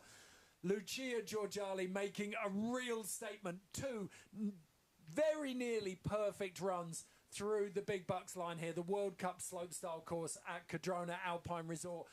And Lucia Giorgiali celebrates, and well you might. A fantastic performance. She didn't enter the Junior World Championships in Lausanne last year. She's done a couple of Europa Cup contests while she was over in Europe, though, and she's done a couple of New Zealand comps, but at the first time of asking, she gets a 91 on her second run to claim the Snowboard Slopestyle Junior World Championships title. A massive achievement to Lucia Giorgiali. That is just awesome to see. Kiwi bringing it home on home turf, and you could kind of see it in her riding. She was super comfortable out there on those jumps. She's been riding those jumps most of her life, honestly. Just that line is so familiar for her. What's interesting is that you can talk about riders like Zoe Sadowski-Synnott being a once-in-a-generation talent, and then you see something like this, and you know that New Zealand's park and pipe culture is working.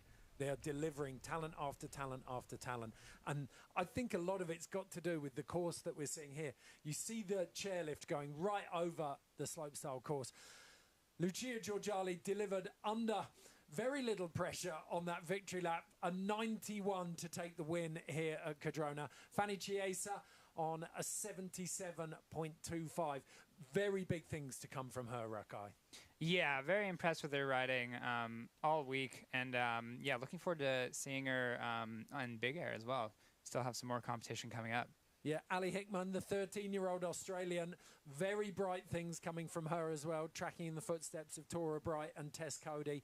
She's going to leave her mark on the snowboard world, no doubt, if at 13 you can get on the podium. Chiara Mori used that second run to great effect. She jumped up the rankings. She qualified in 12th. She will finish in 4th. Rebecca Flynn, exactly the same, a carbon copy result, a 5th place finish to mirror her 2022 Junior World Championships finish. And then it was the young Dutch, Romy van Vreden, in 6th place on a 51. Bit further down the rankings, a lot of the women weren't able to land their runs.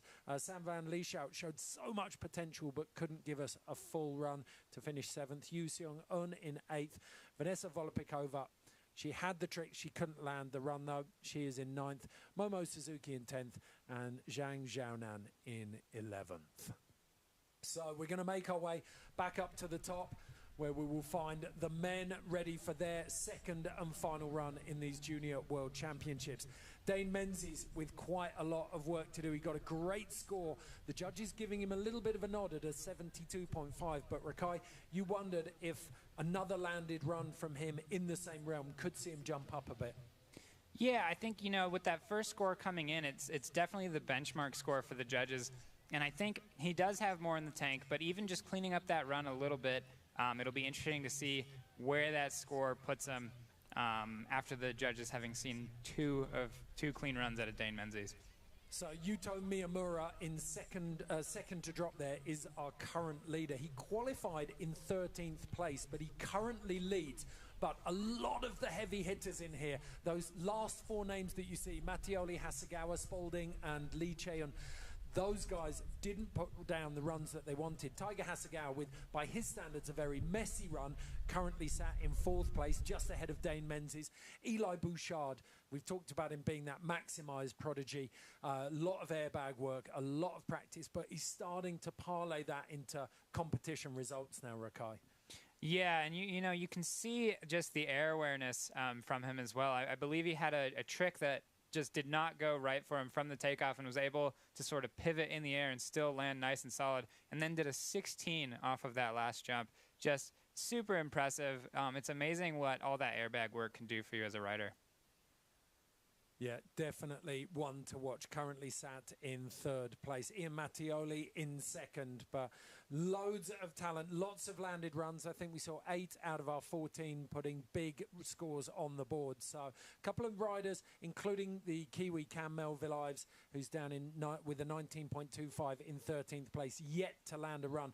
Also Lee Cheon and Cameron Spalding. So this could go anywhere. We have 14 runs getting ready to drop from the men in the Snowboard Slopestyle Junior World Championships final here at Cardrona Alpine Resort. We're going to be following this at around 11 o'clock, maybe a touch later now with this hold that we've got on the course. With Freeski, we'll have both the women's and the men's Junior World Championship Freeski Slopestyle finals. And then later on in the week, we'll have qualifying on the 1st and the 2nd of September. I think that's the Friday and Saturday. And then we'll be live back on all of the channels that you're watching now. That's across FIS and Winter Games NZ YouTube channels. The finals of the Junior World Championships Big Air. And you'll also be able to find it across TVNZ Plus on demand. So plenty of places to watch if you want to keep up to date with the Junior World Championships. Keep your eyes on all of the Winter Games NZ socials as well. They'll keep you up to date with schedules, formats, and of course the ones to watch.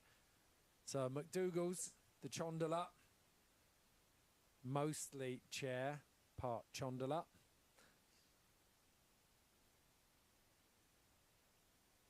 Okay, we're going to come back for the men's run very shortly. Stick with us though.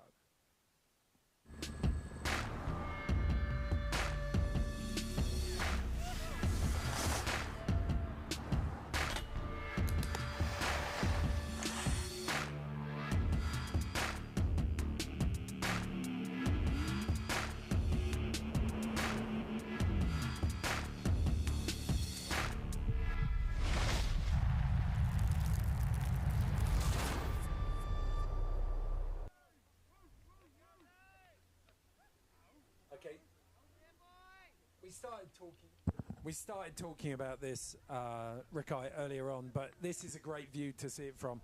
The World Cup course that everyone rides. This is the line, the pro line everyone's riding every day at Cardrona. The chairlift goes right over the top of it. So when you're riding here, you know everyone's watching you.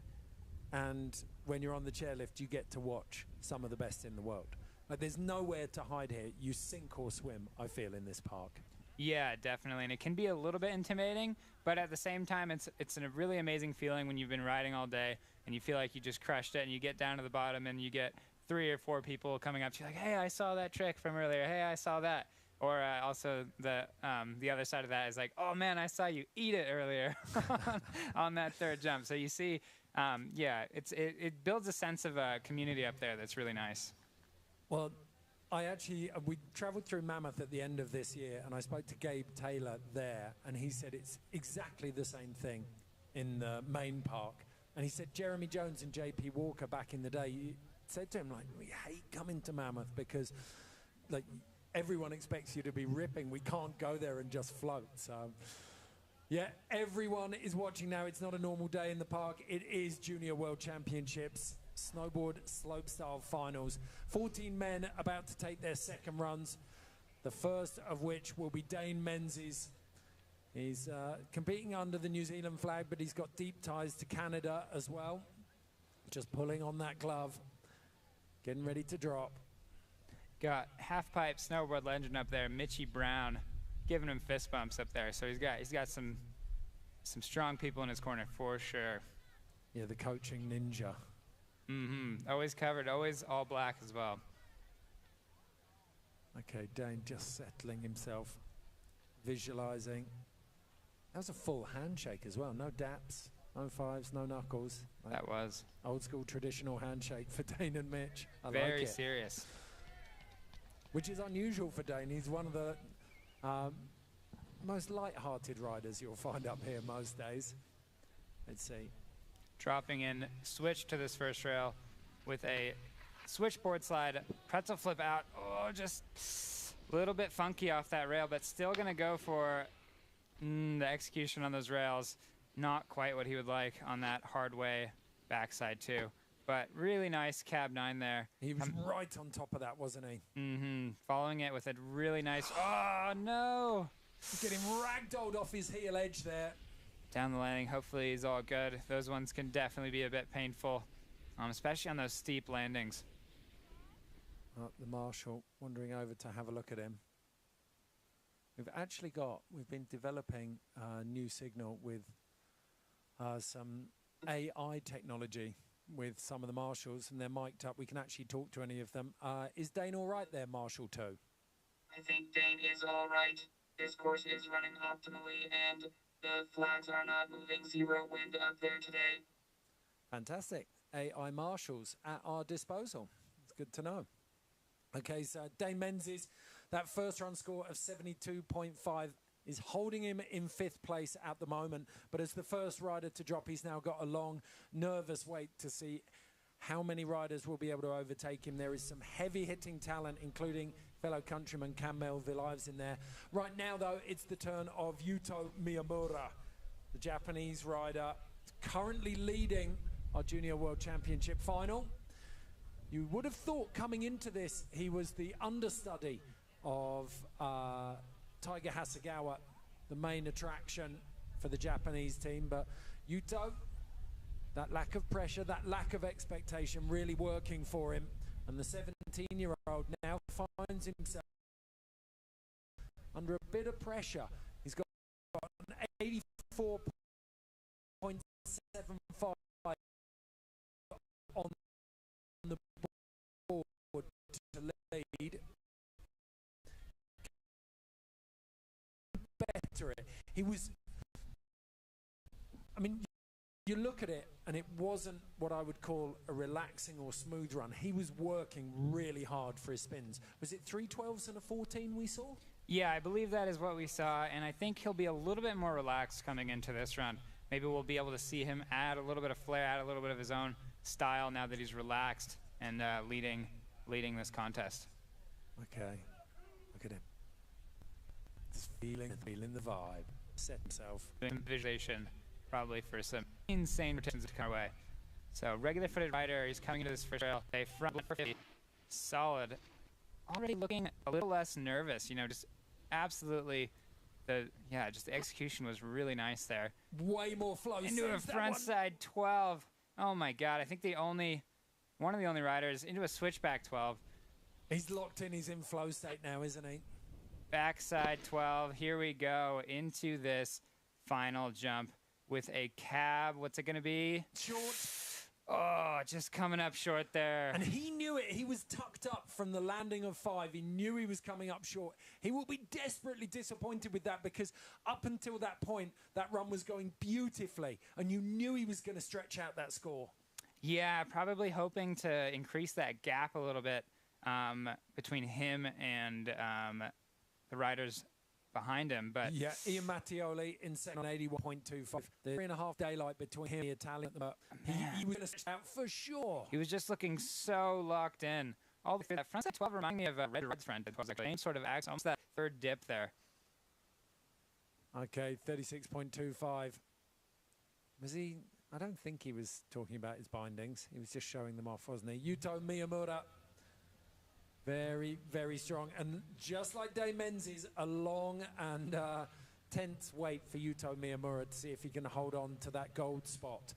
Next in, Augustino Teixeira from Brazil. The 18-year-old currently sat in 7th position. It was a good run. The execution just wasn't there, was it? So goofy-footed rider coming in here with a frontside 180 on, switchback 360 out. Lazy. Yeah, super sleepy. Then cab 2 on, coming into this first jump switch. With a switchback 720. See what he's got for us here. Cab 9, putting the hand down a little bit and woo, almost coming off the edge of that course. You can see those snow drifts there creeping in on the side of the course. Almost sort of ran into those, which would have been a bumpy ride to say the least. It's one of the elements. If you've seen Cardrona before, they did a lot of earthworks on the landings here, just extending the landings and cutting out the compressions a bit, so you've got even more speed, even more safety in between them. But it does mean that the riders are dipping out of sight in places. But as far as the riders are concerned, this jump line got even better. And I mean, it's something that not many people talk about, but Aspen, they get so much snow. So for X Games, you've often got an excess of speed, I think, through that course. Vale, it feels like they've built it on a really steep course, steep slope, at least for the US Open. It used to be a really steep compression into the jumps. Copper's a bit flatter. I feel like Larks has got one of the better jump lines. Yeah, I would say so for sure. But for him, you know, coming out of Copper, score coming in at 11, so that will not be upping from the first run. You were going to say, coming out of Copper, he's used to hunting for speed. It's one of the flatter runs, isn't it, for Dew Tour? Yeah, any sort of snow in that course just becomes very hard to clear. Okay, Eli Bouchard out of Canada.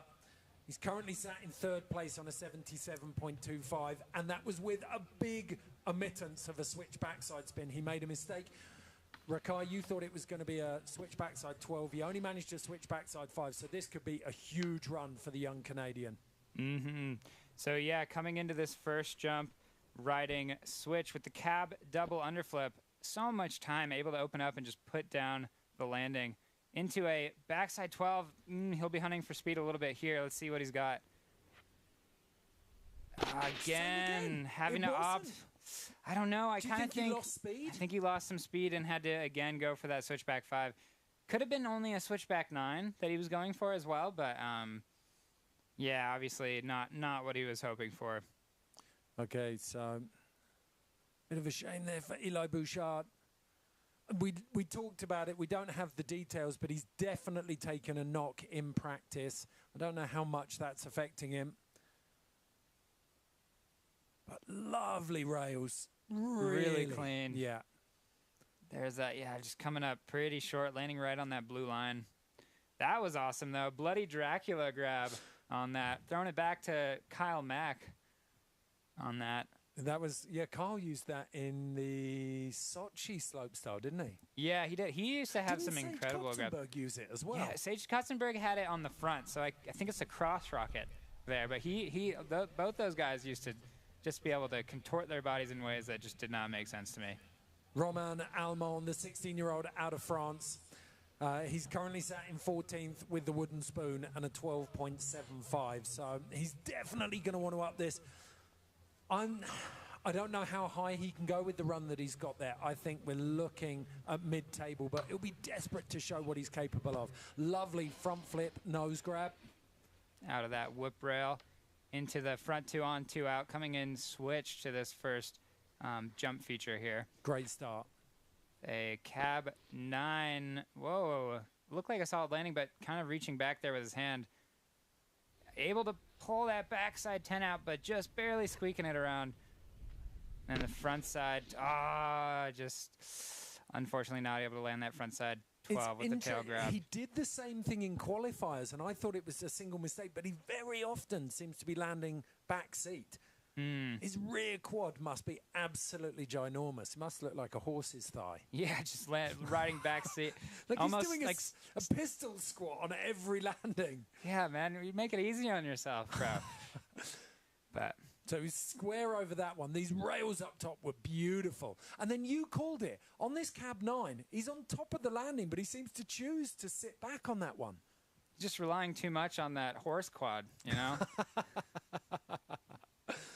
Okay, let's see what comes in for Romain Almond. You can see the run's taking it out of him. He's breathing pretty heavily there. Going for the strong off-the-shoulder look on the bib as well. Popularized by some of the littler riders back in the, well, I guess not that far back in the day, but Red Gerard and Brock Crouch and them. Yeah, Tiger Hasegawa is a big fan of it, as is Rocco Jameson. I think it's more for the fit. If you use the head hold for your whole body, then kind of keeps it nice and tight, stops it flapping around. Yeah, getting a bib up and over your head mid-rotation is one of the scarier feelings out there. It's one of, I can't say it's that similar, but it's the same material. I once got thrashed so hard an Indonesian break surfing that my rash vest got pulled over my head. I came up for my one breath of air with my rash vest over my head, and then the next set wave hit me, and I hadn't actually seen it. It's one of the closest I've come to drowning. 32, slight improvement for Romain Almond, but unfortunately it's not going to be enough to trouble the top spots. He does get 10th position at the moment, but with Cam Melville-Ives, Lee Dong-hon, Luca Merimi-Mantovani and Cam Spalding still behind him, I think he'll be lucky to hold on to that. Cam Melville-Ives is up next. The 17-year-old has absolutely smashed practice, and you made a joke about this, like the people who win practice and then struggle to put down a run in the comp. Let's hope that's not Cam Melville-Ives. He's settled.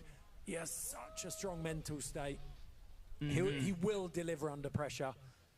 Kiwi rider Zephyr Lovelock up there looking steezy as well, backing him up with those speed shades up there. Oh, doing a little surf stance as well. He's ready to go. Okay, Cam Melville-Ives ready to deliver on his second run. Come on, Cambo.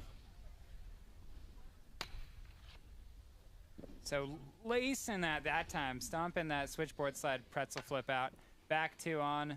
Little bit off center. Little bit off center, putting it onto his back foot a little bit more than center of his board, but really nice front 10 there. And he got a little bit of tiptoes, didn't he, to lock it in. Lovely. Gets there we that go. one down. Hold on to that speed for this jump. Cab 1080. Here we go into the last jump. Going to be a switchback rotation into the switchback.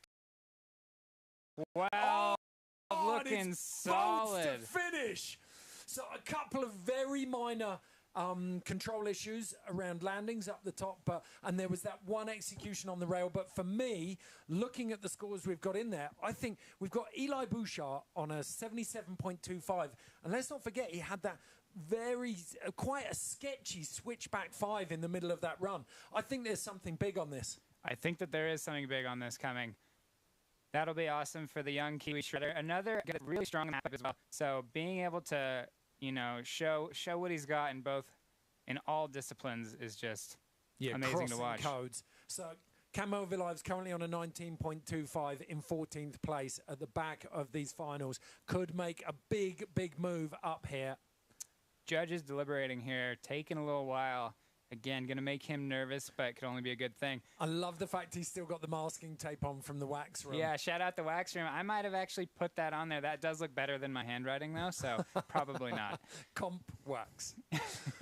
There we go. And he was able to clear all the jumps, you know, so there you go. Yeah, it's testament to just how good a job you guys do. So right now, the judges taking their sweet time with this one. Do you think he's a Sith Lord?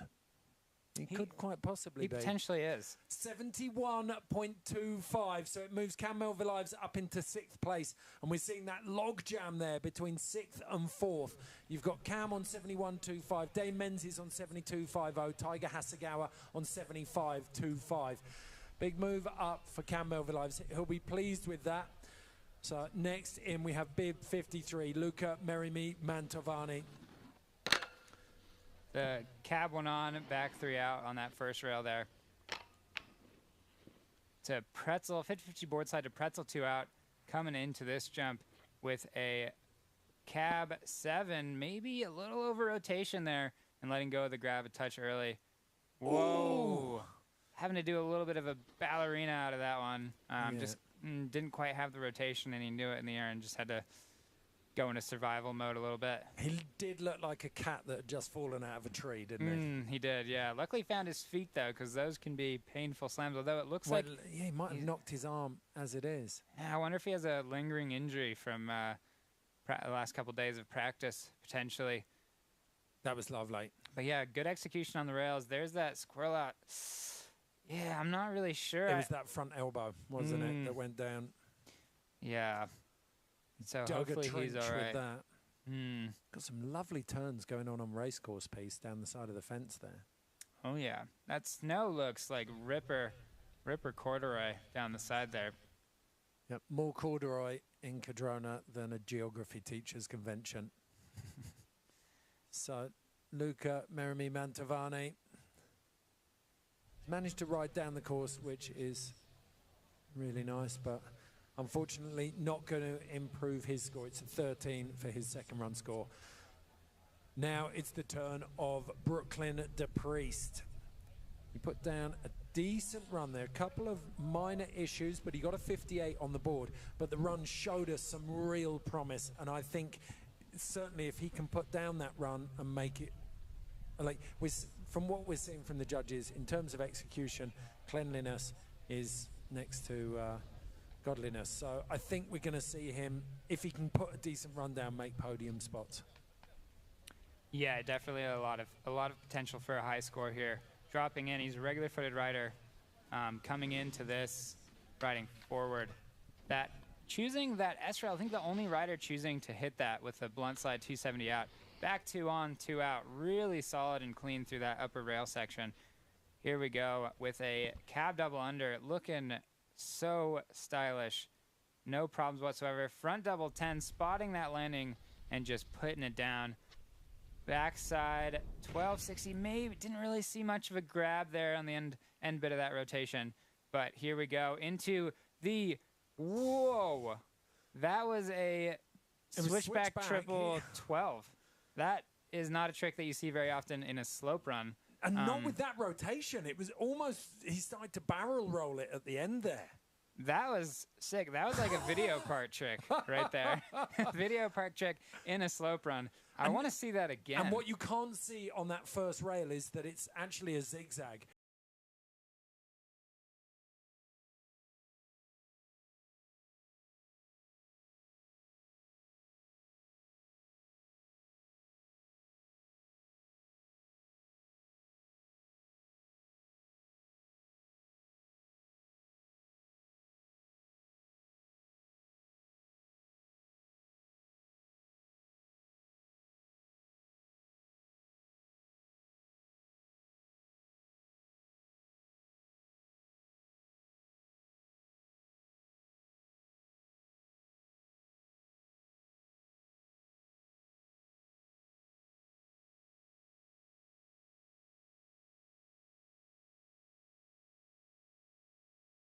Done that before, but it kind of looked like he was gonna go 14 and then just sort of had to decide wasn't. And when that started kind of looping and spinning, and I think I saw him mouth the words, "I can't believe that." So I wonder if, but there's something that was incredible. If it was, I'm not saying that it was, but you just don't see that trick very often at all.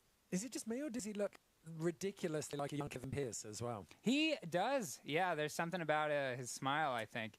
I'm gonna have to like. Yeah, shout out to KP, man. Yep. Okay, a 79. Big score puts Brooklyn DePriest, the young American, into the top 3 behind Ian Mattioli. Yuto Miyamura still holding on to the top spot for now, though. Get into the business end of the men's slopestyle final. We have still another 6 men to drop. The first of which is Julian Merkin, the 18-year-old out of France. Finding the vibe. He's got a fantastic moustache too. What's he visualizing? That he does. Not sure. Dropping in switch to this first rail. Little front side 180 in. into that board slide, underflip out, and then the front blunt, 270. Oh, meaning to go 450, I think. Having to swivel around on the snow to end up the right direction here. And the judges will have marked that down a touch, but he's looking way smoother than his first run for me. And he sits down. No. Just power slide through the landing. Couldn't hold on to that. That is unfortunate. I thought he's going to do something, but no. Just, you know, got a little freaky in the air there. Yeah, went full squirrel for the full duration. So, Julian Merkin, disappointing for him. You could see it was starting to shape up beautifully. There was a sense of fate about the top of these until there. Just looking for that 450 out, but then couldn't quite get it around. Maybe just didn't quite get the power that he wanted. And the thing is, he couldn't leave it there because having to go through that maths in your head. Okay, am I going to take this one front side instead of switch back side? And then am I going to go that? 18.2 for Jerkins. He will off the runs of 65 minutes. Now, a lot of talent been in charge of rank. Long 14 made his way up the table. It's going to be interesting to see what he can do with this. There was real back on the first and it went wrong down on jump number 2. He looks a little bit more calmed down coming into this first rail now. So hopefully that'll translate. And it's looking good. Ooh, that was a wild little speed check. He almost reversed, doesn't he? Yeah, he with his did. Speed check, you know? Kind of liked that. Into this double underflip, cab double underflip, sorry, and then a front side 900 coming into this third jump. What does he have for us here? The switchback 1260. Oh, and that's where he went down. He managed to stay off the nose there. He rocked forward. Whoa, with the backside 14 there. Wrapping that around a double instead of a triple, which you don't see very often. Some cold smoke at the bottom as well. Oh, there's some relief there for sure. Sitting down in that beanbag. Oh, yeah. Okay, so let's have a tiny bit early off this one. Yeah, just a touch. Probably will dock him for execution there, but the rest of this run was pretty solid. Getting that melon grab in there and holding on to that, and then you can see him wrapping that back double 14 there, holding on to that melon grab most of the way through, maybe letting go of it a little bit on that one. So Lee Dong-hyun visibly stoked with that one. He's just waiting, peering at the screen, waiting for his score to come up. Oh, he's excited. Come on. He just wants to know.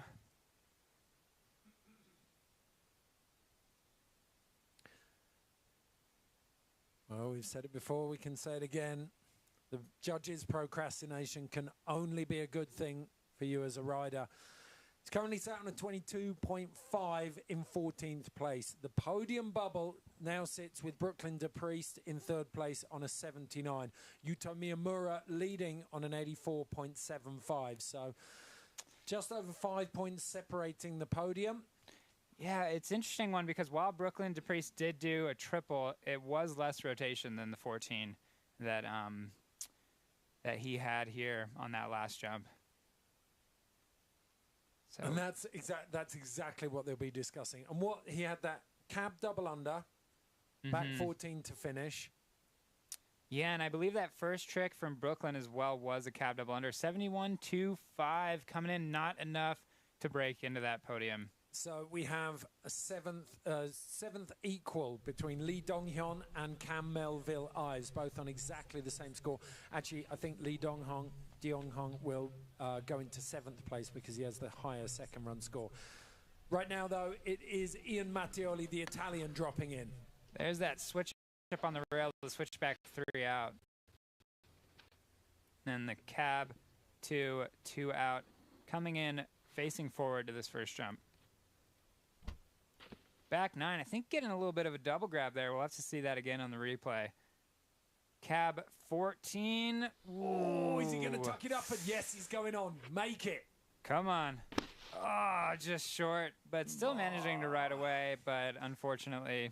He knows it's gone. Mm-hmm. Oh, what a shame. Such a beautiful rider. Got really, really lovely style. Yeah, I've been riding so well all week as well. He'll be disappointed with that, but still putting on a great show for us and showing that he's capable on this course. What's fascinating, Ian is about the least Italian-sounding name I've ever heard. Yeah, that's true. It sounds more like an engineer from Palmerston North than an Italian snowboarder. Oh, yeah. Yeah. I think I know who you're talking about, actually. Okay, so Ian Mattioli waiting patiently. He's currently in second place, so he's got that 81.25, but he will be acutely aware, possibly more than anyone else, that Cameron Spalding, Lee Chae-yun and Taiga Hasegawa still have a run, and they are behind him. So that second place is far from safe as Taiga Hasegawa, out of Japan, reigning Big Air World Champion, drops in. Cab 2 on, back 450 out. Coming into this next rail with a switchback 2 out, no bobbles whatsoever this time around. Here comes that Rodeo 900 with the nose grab. That is just very pretty, Rene Rinnekangas-esque for sure. Into that switchback 12, coming up a little short on that one, He though. had no business making it out of that. And then the front side 12, what has he got into this? Here we go, the cab 14. Putting it down solid. Still stoked on that. Wow, just squeaking that 1260 around up there. There is so much to pull out of this. He did such an incredible job through there. For me, the Rodeo 9 that you said, Rene Rinnekangas-esque, he's not falling off his heels to a huge degree. The rails up top were beautiful. That trick, too, the switchback 2 out. And then this 12 did look like a little bit of a hand wave in the air, but no problems whatsoever on this 14. Solid. He makes it look like a 10. 90.25. Taiga Hasegawa, he got backed into the corner on that first run score. He has come out swinging with a counter in run 2. 90.25 to take the lead ahead of fellow countryman Yuto Miyamura. The Japanese locking out spot 1 and 2. Only a couple of riders can claw it back off them, and this man is one of them. Cameron Spalding, the 18-year-old out of Canada. He was knocking out 16s on the Big Air yesterday. We thought he was going for that in his first run. He definitely, if he can lay it down, has the firepower to trouble the podium. Yeah, these next two riders are going to be really interesting to watch. See how they put some pressure on Taiga Hasegawa. Well, they can either put the pressure on Taiga or the pressure will get the better of them. That is absolutely correct. But I do know that the Yuto Miyamura and... yeah, he'll be nervous as well. Coming into this cab 1, Wildcat out of that first rail. Backside 450 on, so bolts right in the middle of his board. Beautiful. And then into the switchback 9, holding that grab all the way through that rotation. Into a frontside 1080, looking really, really calm and smooth. With the roast beef as well. The judges would have been smiling at that one. Whoa, backside 16 there, I believe. Is he going to have enough speed? Into the cab 14. Wow. Big numbers, but tiny. The hand drag on the 16, he was a little bit short on the 14. A little bit short. Oh, this is going to be tight. This is going to be really tight. I'm so interested to see what the judges do here. Let's go back to Tigers. Were there any major issues in Tigers? There was one landing that he bounced out of. Yeah, just a little bit of bobble on one of the landings, and he had maybe just a little bit of a hand wave in the air coming out. Let's take a look at this angle. Maybe double hand touch, but no pressure really put on the hands. No, I think that would be cruel if they took that. The distance definitely wasn't that long. So right now, scores are 81.25 he needs for the podium, 90.25 he needs for the win. So Taiga Hasegawa will be just behind him. I bet you he's out of shot somewhere, looking in to see where this score goes.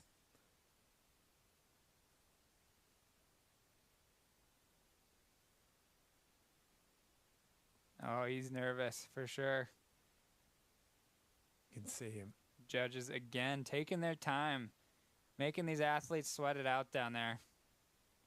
87.25. It's not enough to beat Hasegawa, but it is enough for second place. Just ahead of Yuto Miyamura. Cameron Spalding breaks up that Japanese party at the top of the podium. The Canadian can be very, very proud of that run, but there is still one disruptor left at the top of the hill. The halfpipe specialist, halfpipe world champion from Georgia in March, Lee Cheon of South Korea. The 17-year-old is a bit of a polymath when it comes to snowboarding. He can do it all, can't he, Rakai? Yeah, really an all-terrain vehicle out there. Just able to ride just about anything, and proving it, being the top qualifier here today, that he has the chops for slopestyle riding. Okay, let's see where he heads.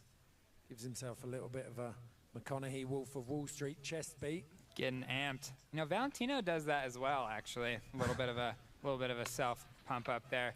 With the pretzel flip out, no issues on that this run. Into a little bit creative there on the rails. Cab one on to that center block and then front blunt 270. Into the front side double underflip. Sends that beautifully to the sweet spot. Switchback 12, wow, looking very solid here.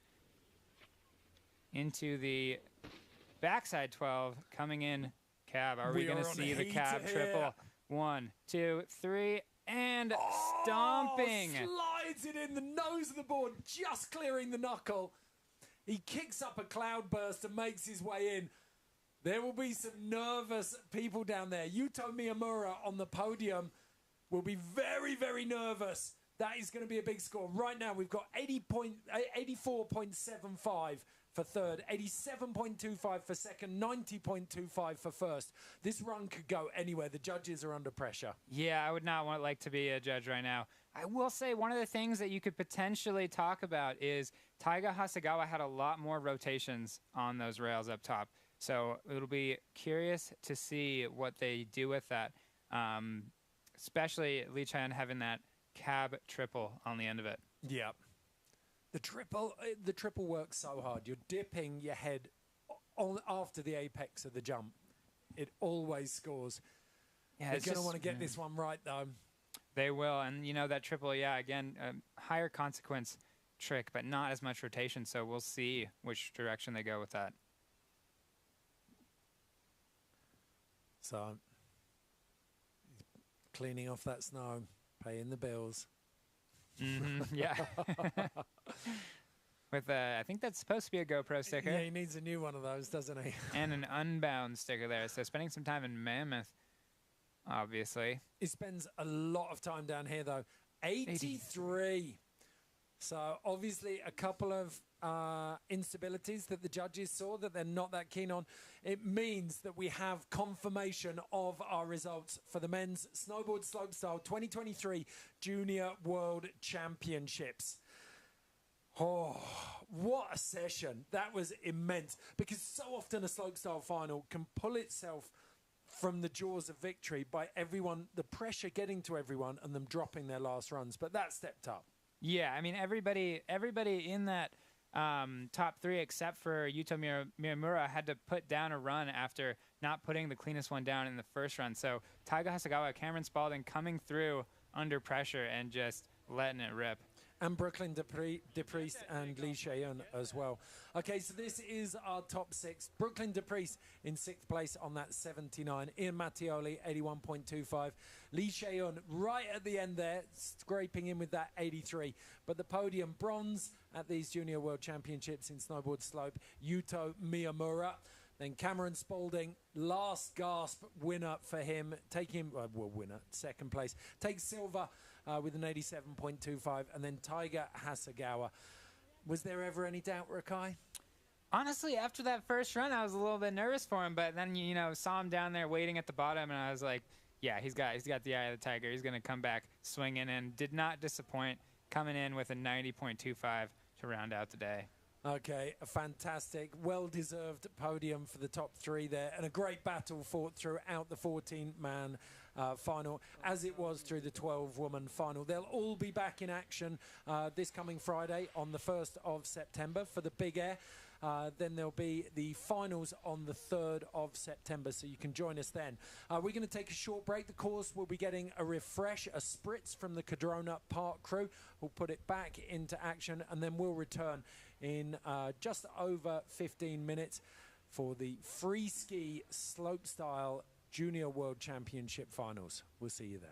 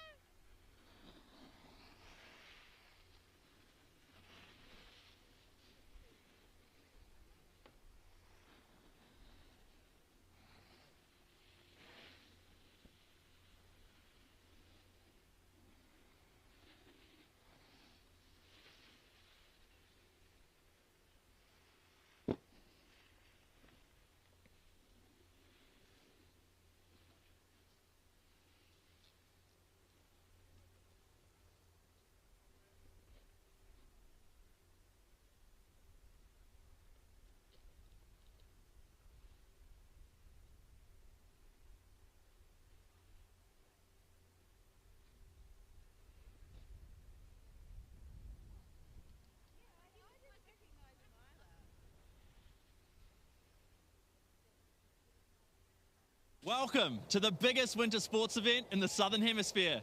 This is the New Zealand Winter Games.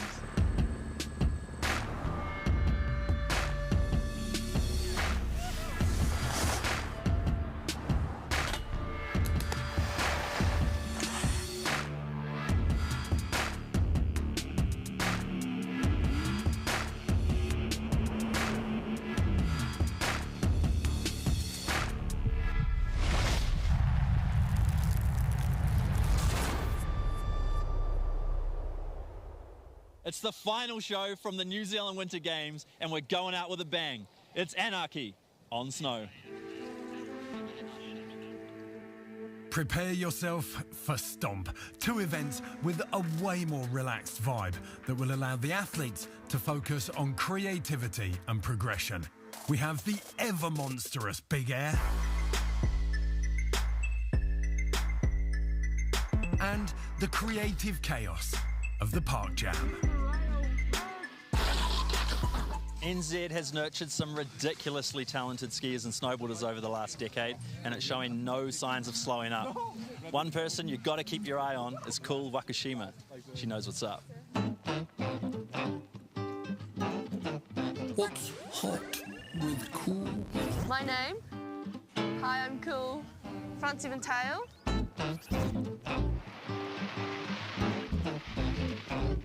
Windbreakers. Seas before freeze. Ramen. In Japanese culture, you have to splurge. And that's like how you tell the owner that you're like enjoying it. Yeah, who doesn't like ramen? Mitts. Yeah, mitts are so hot all the time. Heli boarding. My first heli boarding was actually a surprise from the Red Bull family. When I got my helmet, it was pretty surreal. I didn't know that we had snow like that in New Zealand. My favourite riders, Kazuka Kubo and Yuki Cardrona. I grew up watching them ride, and it's amazing what they do, and the style is tail same way. When you get it right and when you just like lock into that back foot and like you pop out. Japanese powder, you just like glide through and it's super fluffy, and then next minute you realize that you're like under the snow. Stees before freeze. I love it, Cool. Okay, we have a full roster of New Zealand's finest, combined with an impressive list of internationals. Big Air is always a spectacle. Enjoy the show. A cold, still, and crystal clear morning. The holy trinity of weather conditions for Big Air. And what's not to love about Big Air? The name says it all. A pile of snow so big it can be seen from space gives riders the opportunity to explore Cardrona's upper stratosphere.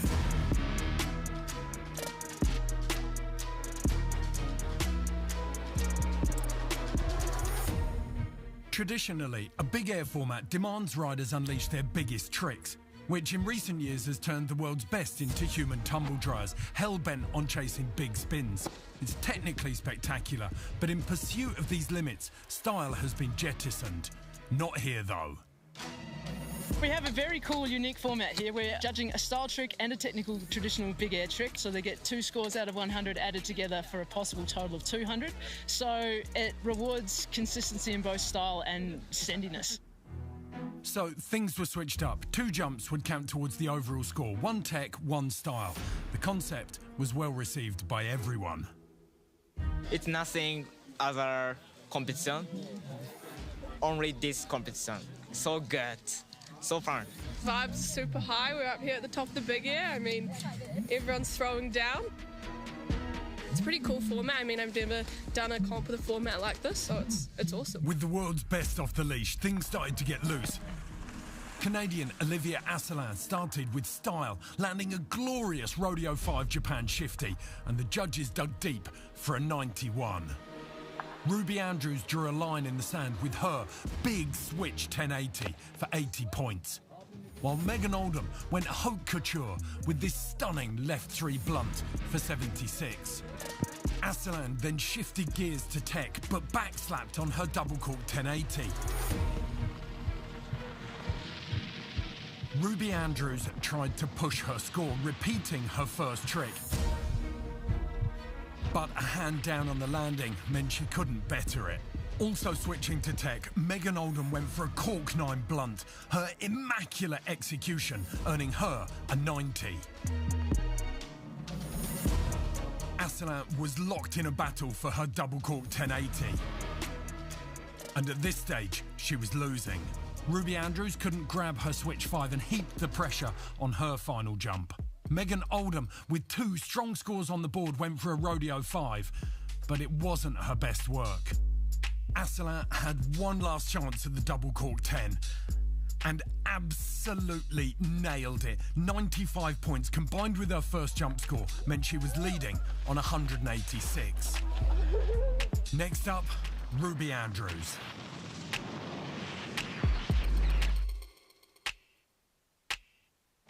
She landed her switch 540 Japan grab for a 74, which secured her 3rd place. Oldham was fighting for first. She needed a 96 to beat Asselan. Her stunning cork 9 blunt was close, but 84 was not enough, so Ruby Andrews took 3rd, Oldham 2nd, and impervious to pressure, Olivia Asselan took 1st.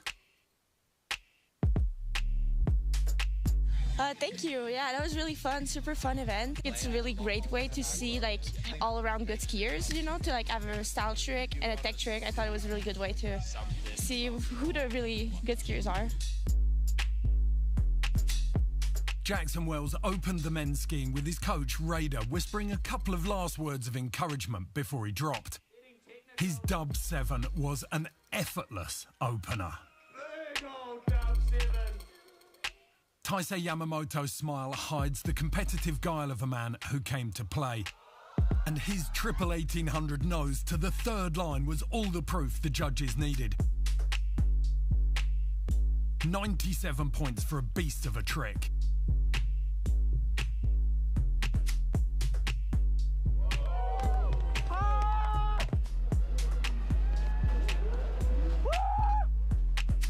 Max Moffat gave us a glimpse of things to come with the 360 pullback. Finn Bilous knows every flake of snow on this jump by name. He's ridden it so much, but he overcooked his first jump going deep on this double 16. Jacko backed up the style with the tech on his second jumper, switch 12 for 78. A right dub 7 from Taisei picked up a pedestrian 62, but his 98 from the first run was still working hard for him. Max Moffat upped the ante with his 360 pullback, essentially a rewind or changing the direction of the spin mid-air by slowing it down to a 180. The judges loved it and he skied away with an 84. Oh, that was so scary. Finn Bilous doesn't make the same mistake twice and he tidied up his 16 to bank an 81. Nolly 180, it could only be Jacko, playing with the kicker like an orca plays with a seal. But in terms of points, it only just broke the 70-point barrier. Jacko would need something big for his 4th jump. Ferdy Dahl came to the party late, but he made an entrance with this manual on the run-in into a rodeo 5 blunt. Taisei Yamamoto had greased his tech score but was struggling with style. This 540 leaving the judges cold. Meanwhile, a misty 1440 from Max Moffat proved he had no trouble transitioning between style and tech. A combined score of 170 to take the lead.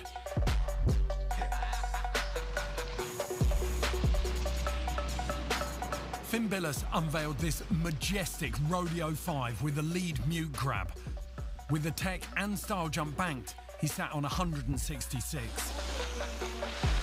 Nice. Happy days. Allergic to pressure, Jackson Wells carved into this 720 and pole planted mogul style on the lip, making it look way easier than it actually is. Luckily, the judges saw through his ruse and rewarded him with a 91. A double misty 1260 from the Norwegian Ferdy Dahl earned him a 76. Close, but still a handful of points shy of the podium. Tait went for the eye-catching with his final style jump, a Rodeo 5 bow and arrow. Unfortunately, he was lacking finesse and would have to settle for 5th. With little to lose, Max Moffat went all in. A double cork Bio 16 safety to Japan grab. It was received like Versace's 1991 autumn-winter collection by the judges, with tears and flowers everywhere. 98 points saw victory seemingly out of sight. A beautiful dub 1620 from Finn Bilous did improve his score, but not by enough. 3rd place went to Jackson Wells, 2nd to Finn Bilous, and 1st to the Canadian Max Moffat.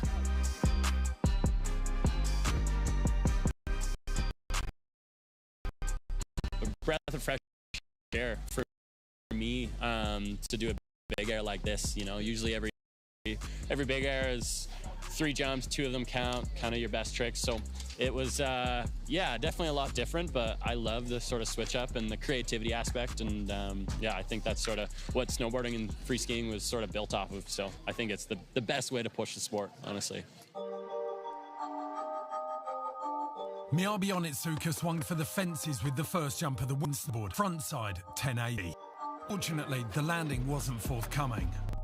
Like that burglar on snow, Mary Vakada stole away with this very valuable switch by 9, giving her the upper hand after the first run.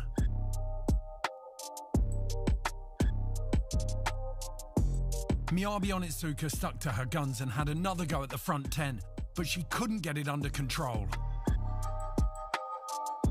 Meanwhile, like an Alpine version of the Hare and the Tortoise, Mary Vakada started working on her style trick, a huge backside 9. Unfortunately, she couldn't stick it. Miyabi opted to add more cork to her front 10, and it worked. She was tail heavy on the landing, but banked a big score to pressure Mary.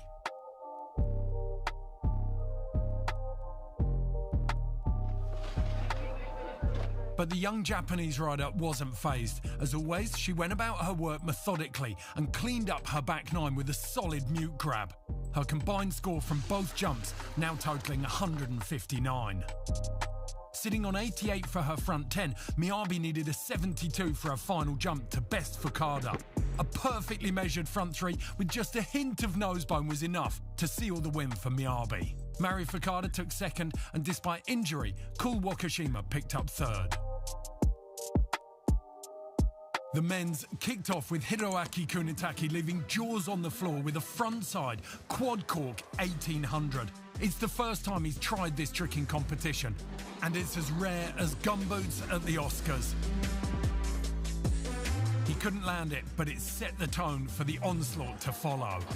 Taiga Hasegawa was the first man to land all 4 1800s.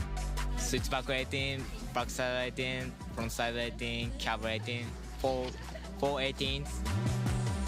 So he went, by his standards at least, easy, landing a perfect frontside 1620 mute.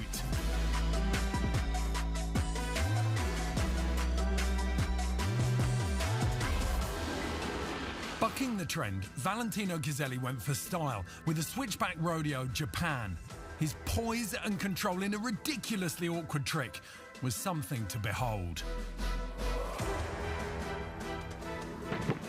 Ryoma Kimata, another of the Japanese heavy hitters, went back to the spin cycle with a frontside triple 18 attempt, but was also found wanting.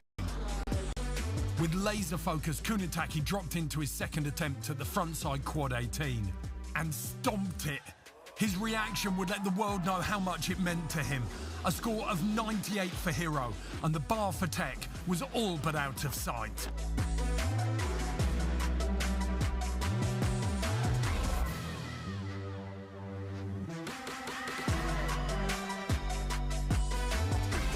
That only served to rile up Valentino Ghiselli, thumped out a side 1800. A respectable 91 kept him in the hunt for the win.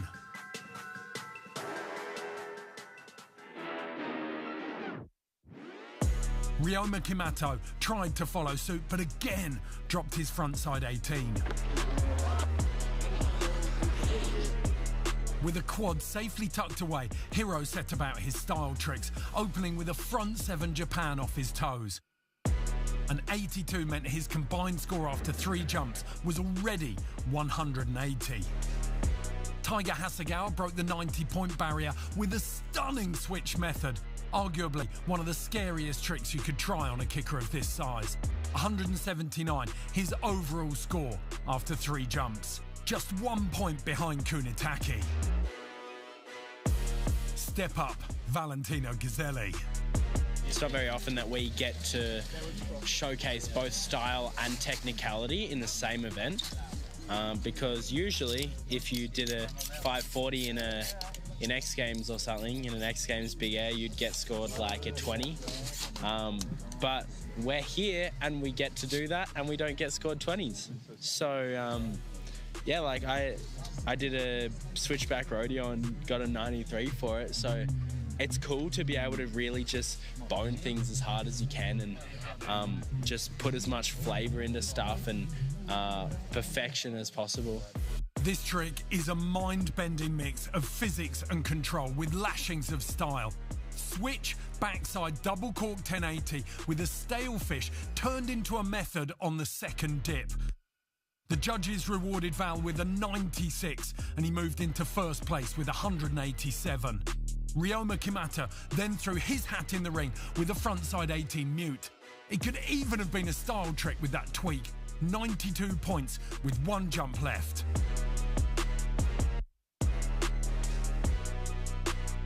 Kaito Hamada had dropped his first 3 attempts at a switchback 16, but floored everyone with this stunning backside 540 pullback on his last hit.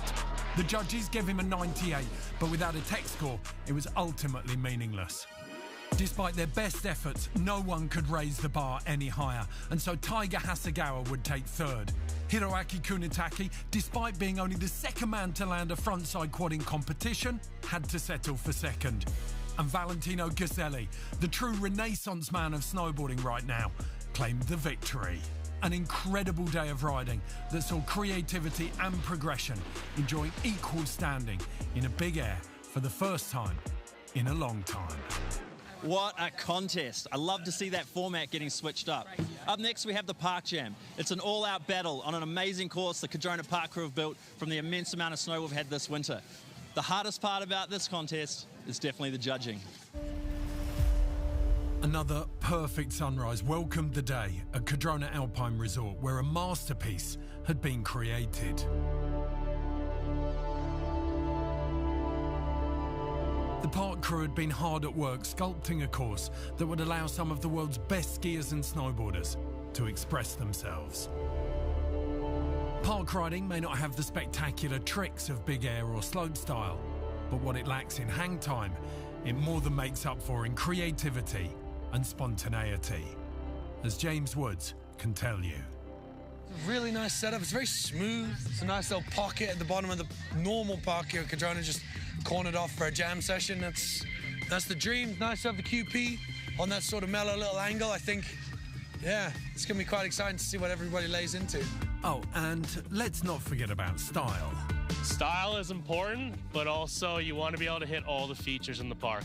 It's about overall. It's not just sessioning 1 or 2 features. It's about utilizing all the rails, the wall ride, and the quarter pipe too.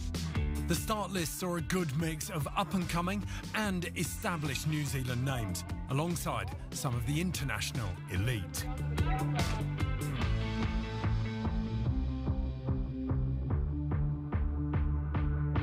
And as the weather heated up, so did the session.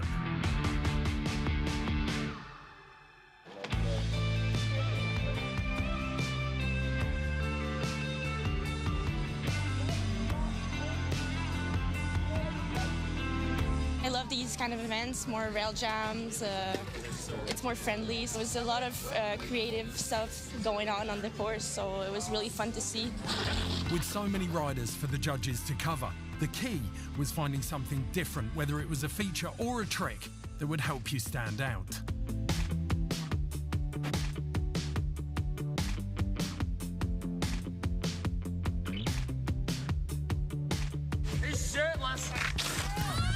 Chaos and anarchy is a very good description of today. There's so many options and everyone is making new ones as we speak.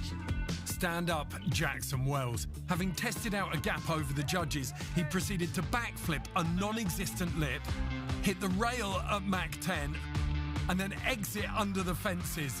That is the skiing equivalent of a mic drop. In the women's snowboarding, there was style, stunts, and tech.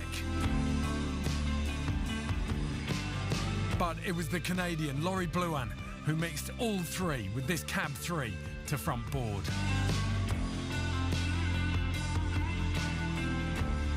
In the men's, the battle for bragging rights reached fever pitch and the Kiwis were leading the charge.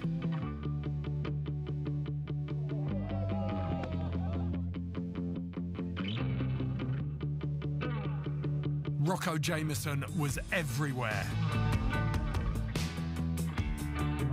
Mel Bilous stepped it up with a double cork 1080 on the quarter, while Dane Menzies was wielding his board like most samurais use their swords, slicing and dicing everything in sight.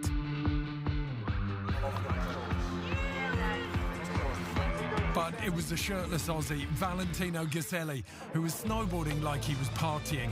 These highlights, the equivalent of dancing on tables, doing shots, and then streaking through the quad.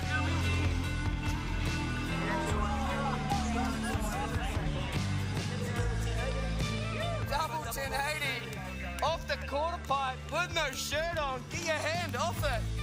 So much fun. So confirmation of the results. Campbell Melville-Ives takes third place behind Dane Menzies in second and Valentino Ghiselli in first. Rocco Jameson in fourth, just missing out. In the women's, Laurie Blouin took the win ahead of Lucia Georgali and Mari Fukada, with Australia's Jess McGregor in fourth. Today didn't feel like a contest, you know, it was just fun to hit some rails and just have fun and do some tricks. I'm just stoked to be back here. I think it's been 5 or 4 years since I've been coming, so yeah, it's nice to be back in New Zealand. It's so pretty. As the skiing got underway, there was one word on everyone's lips. Fashion's number one. Steve's before freeze, baby. Number one most important thing. Fashion's its own category today. We've got bibs off the shoulder, we've got bibs under vests, we've got bibs dangling off the side. You got to look good to feel good, and you can't be a bad bitch if you don't dress like one. The women's ski was a brilliant battle. Laura Wootton went hard, and Annie Carava threw down. But it was the showdown between the calculated precision of Kelly Sildaru and the loose as a village golf bag approach of Olivia Asselin. Sildaru pushed hard on the tech. Asselin made it all look too easy. And they traded blows to the bitter end. In the men's, everyone was skiing like they wanted to destroy either their bodies or their skis, and some succeeded. Early standouts were Ben Barclay, Luke Votor, and Taisei Yamamoto. But as the session progressed, the cream started to rise to the top.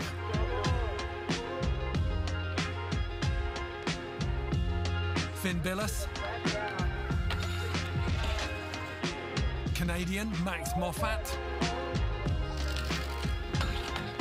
and the Norwegian superstar Ferdinand Dahl one-upped each other until the skiing reached an almost absurd level.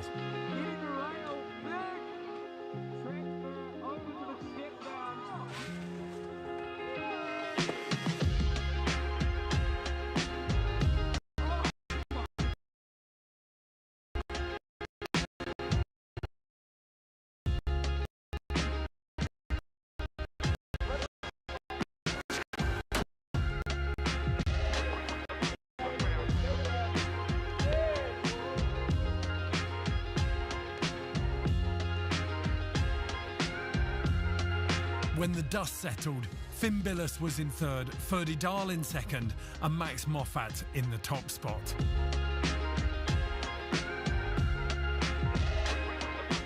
In the women's ski, Annie Carava took third, Olivia Assa second, and to the winner, Kelly Silver, the victor. What an event. Such an epic way to finish things off. Congratulations to all the athletes who competed, just at the podium. An amazing 3 weeks here in the Southern Lakes. Thank you all for joining us. And I have to say, I'm proud as to be a Kiwi. New Zealand once again proving we punch well above our weight in this world of action sports. Thank you all for joining us. We'll see you again next year.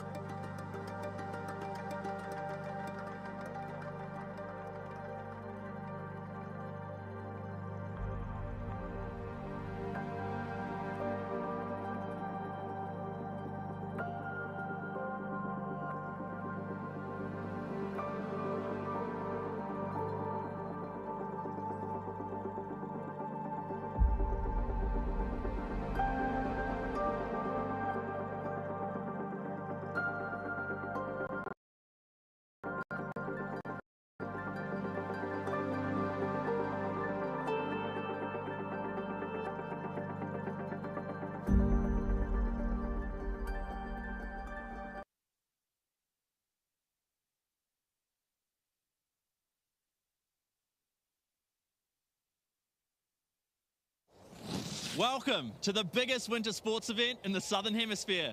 This is the New Zealand Winter Games.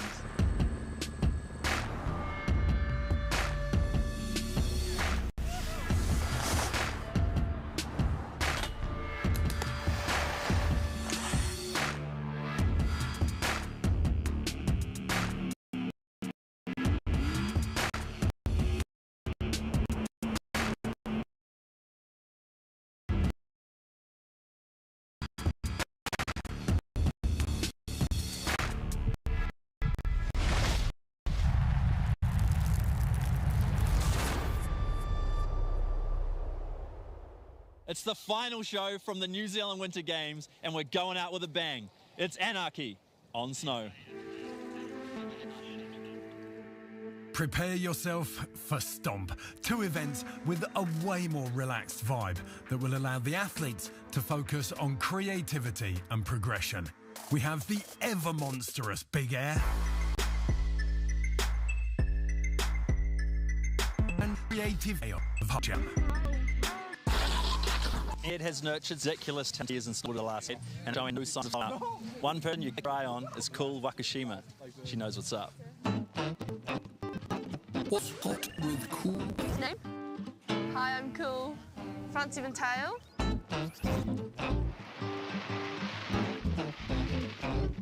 Windbreakers. Seas before freeze. Ramen. In Japanese culture, you have to slur, and that's like how you tell the owner that you're like enjoying it. Yeah, who doesn't like ramen? Mitts. Yeah, mitts are so hot all the time. Heli boarding. My first heli boarding was actually a surprise from the Red Bull family when I got my helmet. It was pretty surreal. I didn't know that we had snow like that in New Zealand. My favourite riders, Kazuka Kubo and Yuki Cardrona. I grew up watching them ride, and it's amazing what they do, and the style is tail same way. When you get it right and when you just like lock into that back foot and like you pop out.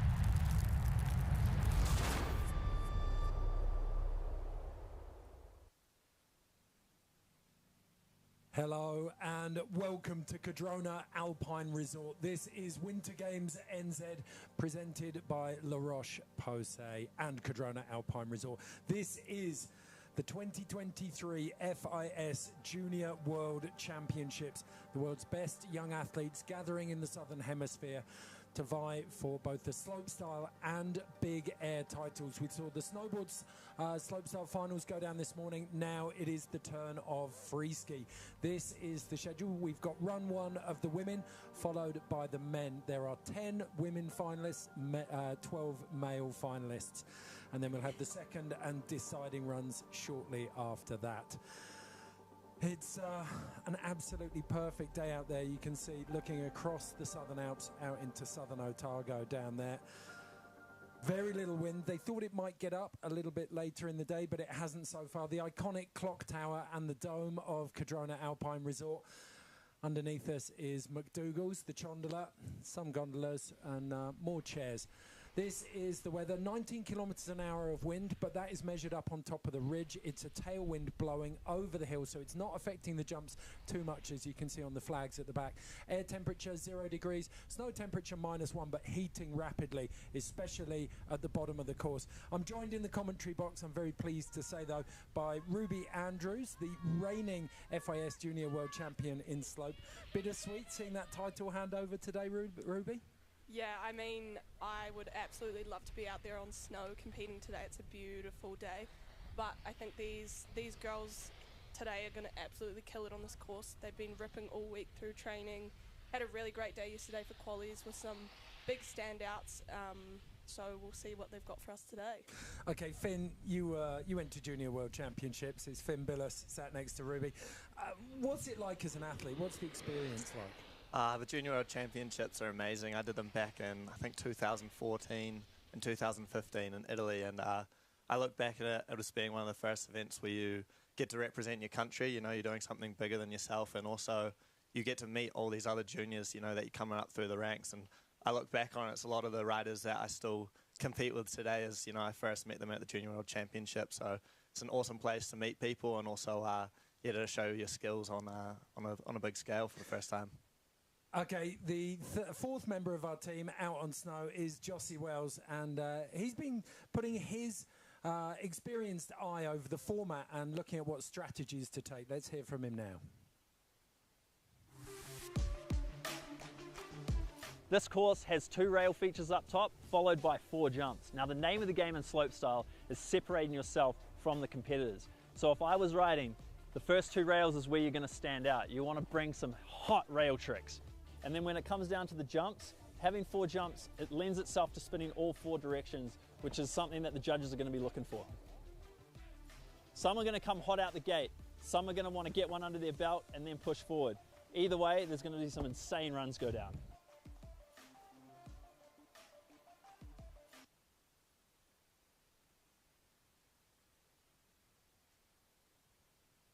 Okay, so took a look at that. Ruby, from your perspective, Jossie talked about all the different spin directions that you can go through there. How does that work for you? I think, especially with 4 jumps on this course, we're going to see a few people only spinning 2 or 3 directions, but what the judges are actually really going to be looking for is spinning all 4 directions, and maybe even changing up the axis of these different directions, you know, Misty's, corks, upright, bios. There's so many options to choose from for these riders today. So we're really going to be looking for 4 directions is going to be. Okay, and then Jossie made a point about the rails as well, Finn. They had 2, with only 2 rail features, it means that you're going to have a lot of focus put on those. Do you think? Yeah, absolutely. I mean, usually on this course we'd be seeing 3 rails into 3 jumps, and reiterating what Jossie said, I think, you know, there's some really good opportunity up in the top section to show something different. You know, we got big transfers, we got that banana rail, the Harry Potter rail at the top that we saw a lot of action on yesterday, and I'm looking forward to seeing what the guys and girls put down on it today. How did it get called the Harry Potter rail? I think with a little tattoo or the little cut that Harry Potter has on the old forehead. I like that. Okay, we're going to head back to Jossie now. He's had a look at the start list, and these are his ones to watch. All right, guys, I've taken a look over the start list, and these are my picks to watch for in this final. Leo Landro, the Norwegian national big air champion. He's arriving as the bronze medalist from the 2022 juniors in Lausanne with a unique and deep bag of tricks. This guy keeps everyone on their toes. Charlie Beattie, the 16-year-old, has the style of a veteran. Combined with a world-class rail game, he's going to be coming out swinging on these first two features. And finally, our Kiwi, Finlay Melville Ives. In between World Cups, Finn stomps 18s in big air for fun. With the home court advantage, he'll be looking for the podium in both slopestyle and big air. Now for the women. Daisy Thomas, the young Australian, is coming off an outstanding Northern Winter where she was crowned the World Rookie Tour champion. She rounded out her season learning double cork 1080s at the Audi 9s. She's definitely one to watch. The German Muriel Moore. She's been busy establishing herself on the world stage with multiple World Cup final appearances, as well as a 6th place at the 2023 World Championship Big Air in Georgia. Last but by no means least, the local up-and-coming rippers, Maddie Disbro and Misha Thomas. Both have been gaining momentum in the continental event circuit, and now they're here on home soil. A couple local rippers looking to shake things up.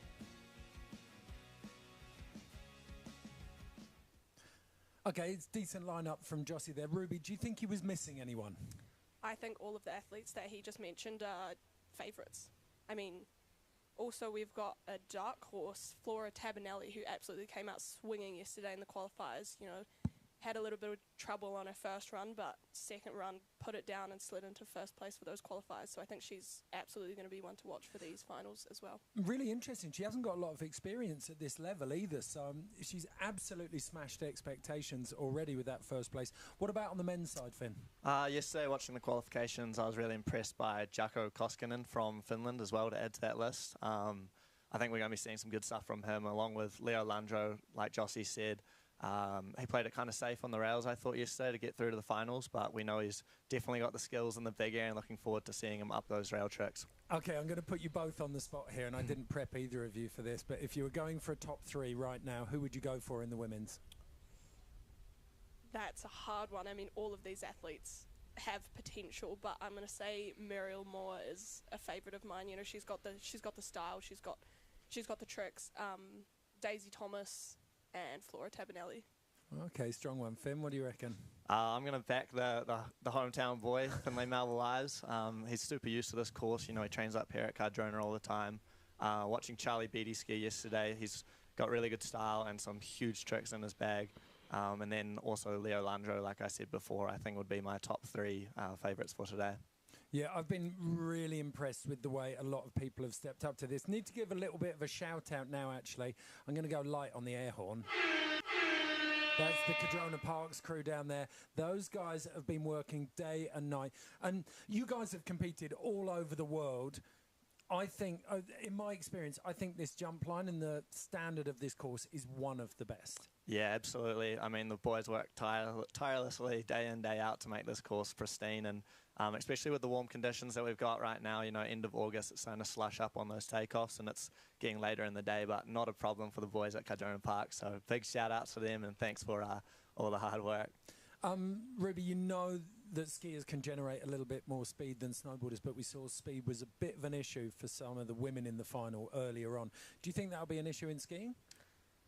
As long as they've got their wax tanks up top, I think it's not going to be a problem. The snow's starting to heat up, and I think sometimes when it heats up, the crystals get smaller, and that can be faster for these skiers. I don't think it's going to be much of a problem. Okay, well, I imagine there's a whole lot of salt being thrown onto the face of that kicker right now, so that should be running pretty quickly.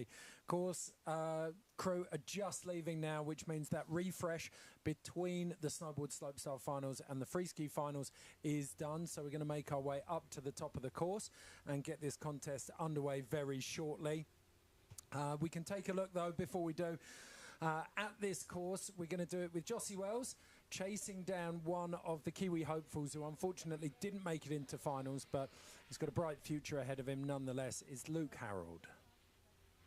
We're here at the top of the Junior World Championship Slopestyle course. I'm up here with Kiwi hopeful Luke Harold.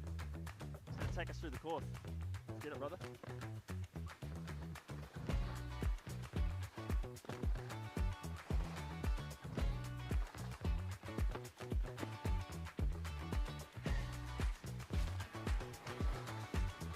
off the first jump.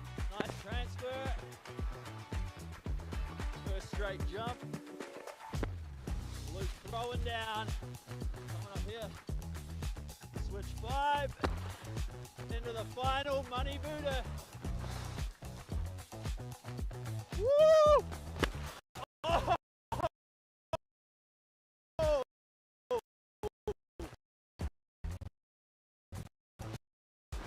Oh, it's huge! Yeah, brother! Woo! There we have it. That is the Junior World Slopestyle course. It's running really quick in there. Luke threw it down. It's on, baby. Dude. Yeah, bro, neither.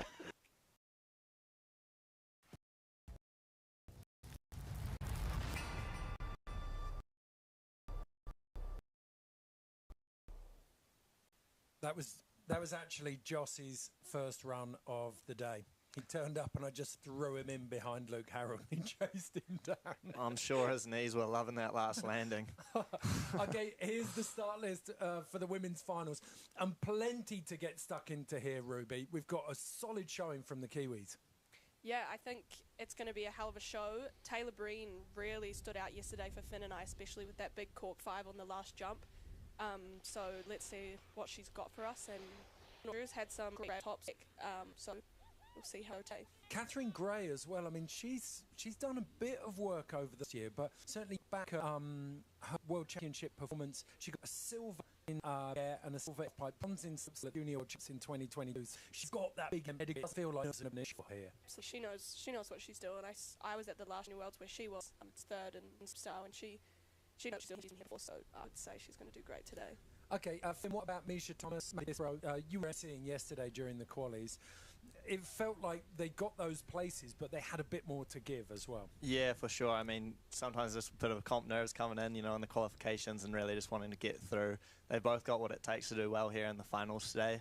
Awesome to see Madeline Disbrown getting through after a win over at Remarkable just a couple of weeks ago as well. So she's got some momentum going into this event, and yeah, I'm sure they're getting fired up at the top right now to put it down. Well, there are also two of the youngest competitors in here, alongside Catherine Gray, both 15 years old. And for Misha, it's her first FIS sanctioned competition, so kind of a big deal for her. And to make it to finals at the Junior Worlds, first time of asking. Hopefully, we said it a little bit in the snowboarding, if your goal is to make finals, once you actually get here, then you can relax and have fun. It's mission accomplished and you can actually relax. And sometimes that's when you ski your best, isn't it? Yeah, absolutely. I think, you know, getting through that qualification round is a big weight off the shoulders. And I think when you're at home too, you know, you want to put on a show for your family and your friends that are up here watching. So I'm sure they've got through those nerves and they're ready to put all out on the line for this final competition here today. Okay, what about the Chinese athletes, Ruby? I'm going to put you on the spot here, and I know it's really hard because a lot of the team that have come down for this, there's almost no history to them. Like they haven't competed at an FIS level.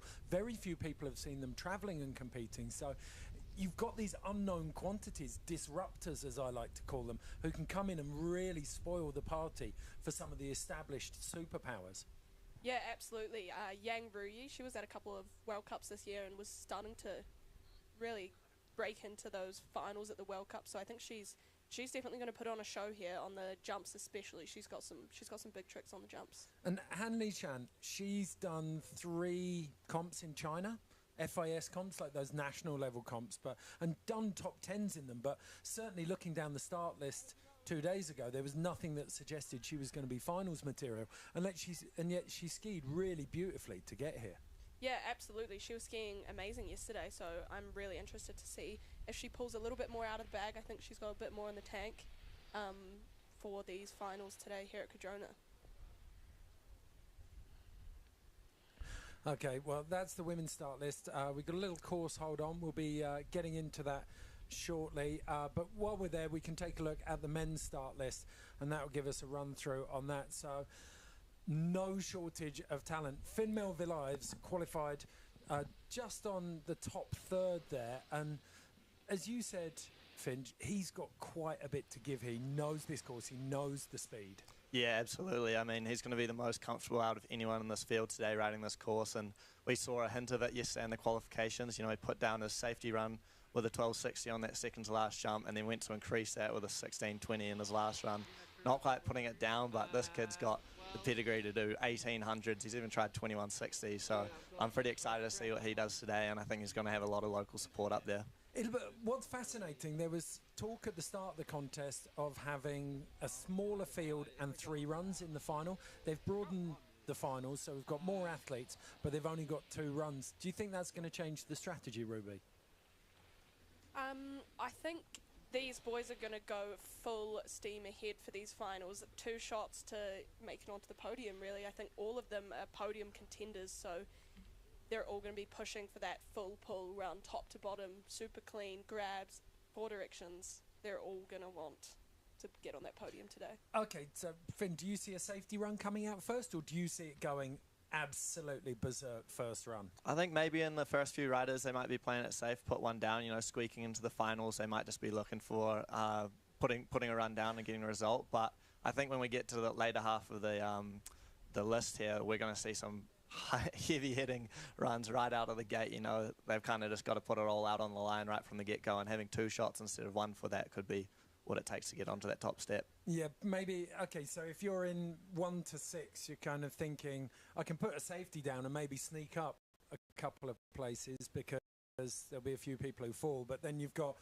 probably from Finn onwards, they came to play and they're going to go all in from the off. Yeah, for sure. And I mean, you look at how international that field is. They've come a long way to get here, so they might just be willing to risk it all today and just go for it right straight out the gate. Okay, I'm just getting word through from the technical team that we might have to go delay for a couple of minutes. We're going to just put a graphic up to put you on the hold. You'll have word as soon as we know what is coming up, but we'll come back to you with more news as it comes to us. For now, though, we'll leave you with the schedule.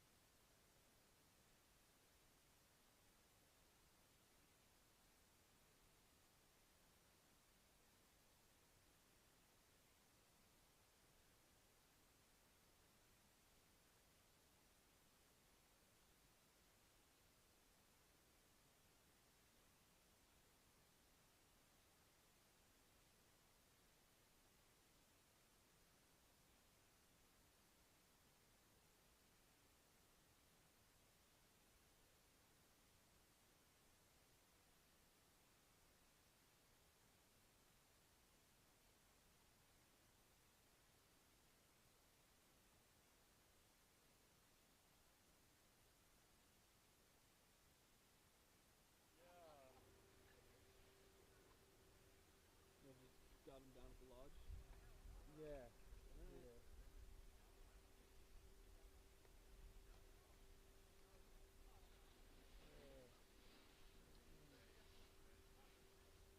There you go. Just to play with it. That's amazing. Yeah, of course. Just like the regular 12-ounce, whatever. Like the small one. Small one? Yeah, like cool. Sugar-free. Sugar-free?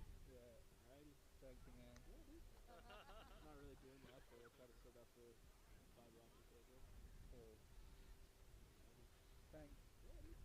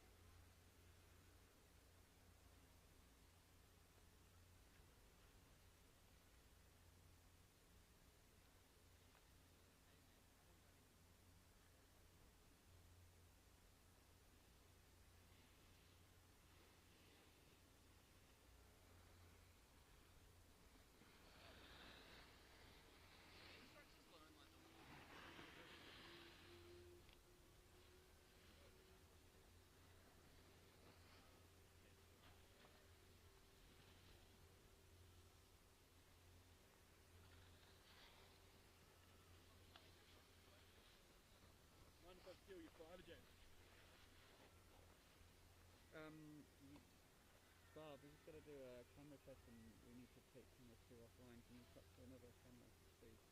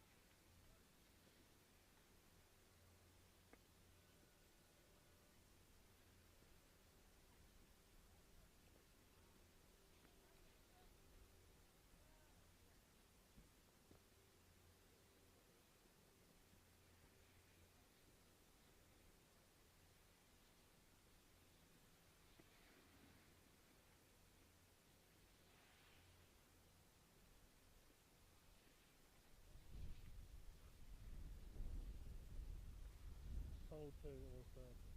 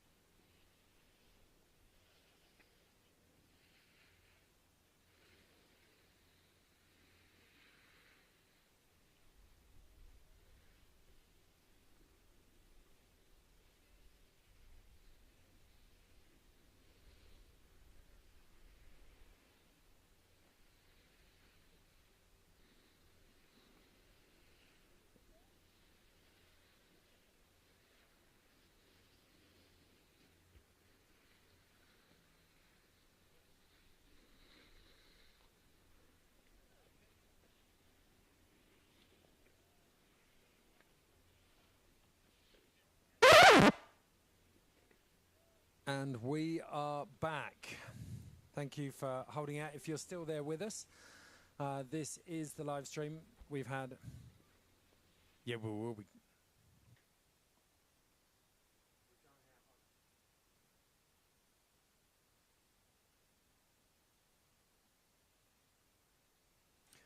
Okay, if you're still up on the hill, you're still listening, you're still joining us on any of the live streams, wherever you are, we are overcoming the technical difficulties. We have a camera up at the top there, and we are going to be getting a test run underway to check that we can get a stream to the judges and stream out to the world for the Junior World Championships Freeski Slopestyle Finals.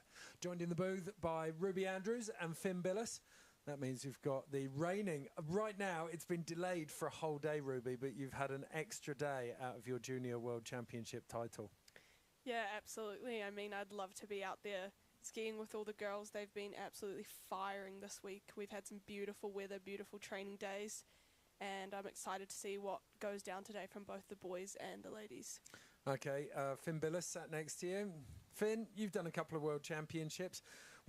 It's been difficult. They've been on a hold now for coming up on 2 hours. How hard is it in that situation? You've been there to sort of sit on a hold and keep the adrenaline high but not peak, and then be ready for when they do say go. Yeah, for sure. Today's definitely going to be a roller coaster of emotions for all the riders out there, and I think it's going to be one of those events where you really see people's mental capacity come into the event. You know, they've gone up, they've done their training, they've been waiting at the top of the course, and now they're going to really have to rely on what they've been training over the past few weeks, put it down in competition time, even when it is coming into 2:30 p.m. You know, it's a late start for them, but these athletes definitely have what it takes to show the best, even in adverse conditions like we've got today.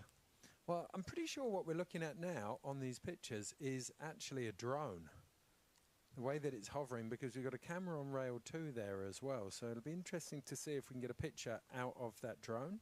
Let's hope that thing doesn't fly away on us halfway through. That's definitely not a drone, because we just saw someone's head right next to it, so it might Maybe not they're be. getting a little haircut right now. Yeah, just a little bit of fringe there. So if you're just joining us, this is the FIS Freeski Slopestyle World Championship Finals. We have 10 women and 12 men, and it is a stacked field. They're running in reverse order of qualification. So Daisy Thomas will kick us off, followed by Misha Thomas, Madeline Disbrow. Here's our test runs. Looking good. Coming into really the second rail. Ailey Babin. Oh, nice. Yeah, I think that might be Jason Beecham coming through into the first kicker right now. Okay. Nice. Nailed through there. Course is still looking pretty good in there. Yeah. Even this late in the day. Kind of the opposite of what you want, isn't it? Shade on the landings and sun on the takeoffs. But it'll still be running, and certainly with this jump line, we've talked about it a lot. Speed doesn't seem to be an issue. No, I think this course has had some amazing earthworks done that makes it pretty easy to clear these jumps in most snow conditions. Yeah, and I mean, even with the shade coming onto those landings right now, it might be a little bit firmer on the landings, but they're definitely not going to be having troubles with speed clearing those. You know, it's going to be a bit faster right through the landing and coming into those jumps, so they should have plenty of speed to clear and go to the sweet spot, or even the Gucci Plateau down there in the bottom. Couple of beanbags waiting for you if you make it to the finish. So just waiting on another couple of forerunners. All being well, we will get this underway very shortly. So we've got the B netting up on the left-hand side. Who stands out to you off the women's start list? We've got Daisy Thomas going to kick us off. Misha Thomas, Maddie Disbrow, the 2 Kiwis in there. Han Linchan, Muriel Moore, Eleanor Andrews, Taylor Breen, Rui Yang, Catherine Gray, and then Flora Tabanelli. Were you surprised to see Flora topping the qualifiers? I was actually. I haven't actually seen her in too many competitions lately, but she came out swinging in the qualifiers on her second run and blew everyone away, I think. But it's really awesome that we have 3 Kiwis up in the finals. Taylor Breen was a surprise qualification with her amazing jump line. I think Catherine Gray, Rui Yang, everyone has potential to be on that podium today. Surprise! I mean, Taylor Breen, just 13 years old. That's a huge vote of confidence. Oh, no, she's not 13. Sorry. I think she's 16. Yep. Yeah. 16 years old. Let's have a look through the ages in the women's final. Yeah, a couple of 15-year-olds in Misha and Maddie. And then, oh yeah, Flora Tabanelli is 16. So Taylor Breen 16 as well. But they're going to get, that means they'll get 2 bites of the World Championship cherry. Yeah, She's absolutely. 16. They've got a couple of chances to get a podium under their belt. Okay, it looks like we're going to get this underway. So after quite a hold, it's going to be a challenge for the athletes to fire up, but that is what happens at any level of competition, whether it's weather or technical holds. You can expect to be held in the start gate. Both of you will have had this. What goes through your mind? How do you get yourself back in the competition zone? I think just going back through your run, you know, they've done the training this morning. They've been training these tricks for weeks or even years, some of them, and just saying. Here we go. Looks like Daisy's dropping into that first rail. Coming in with a right foot slide, front side 450 out, looking clean. Choosing that middle feature with the other way, front side 270. Coming in switch over the right side shoulder into the first jump. Big old switch 5, reaching down for that safety grab. Forwards left side 540. Another safety grab in there. Switch over the left side shoulder. Big switch 5 mute. Sitting down a little bit on that landing. It's not going to phase her though. She's going to do a big left cork 9 blunt. Daisy not seeming too phased there by the weight at the top, especially with that big left 9 at the bottom. Getting a nice tail grab off that thing.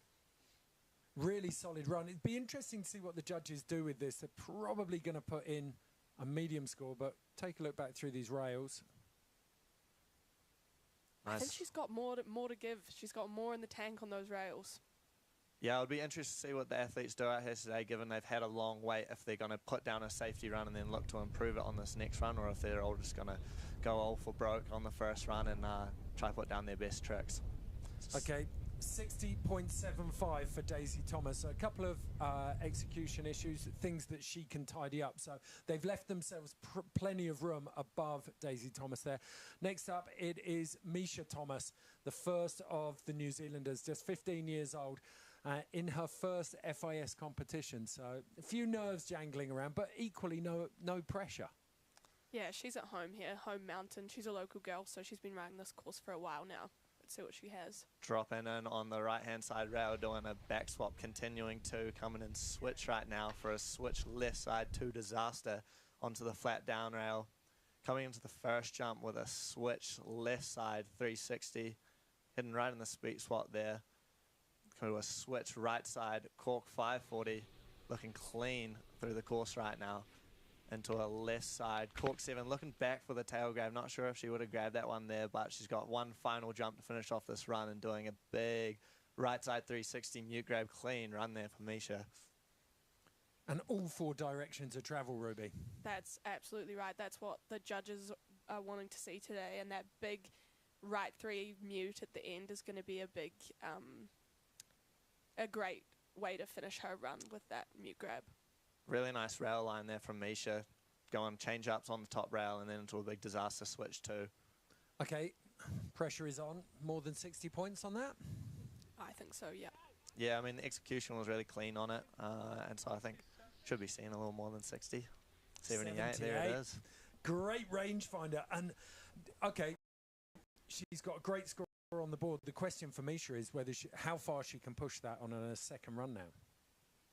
I think she's got more to give on that last jump, but here we see Maddie Disprong dropping in.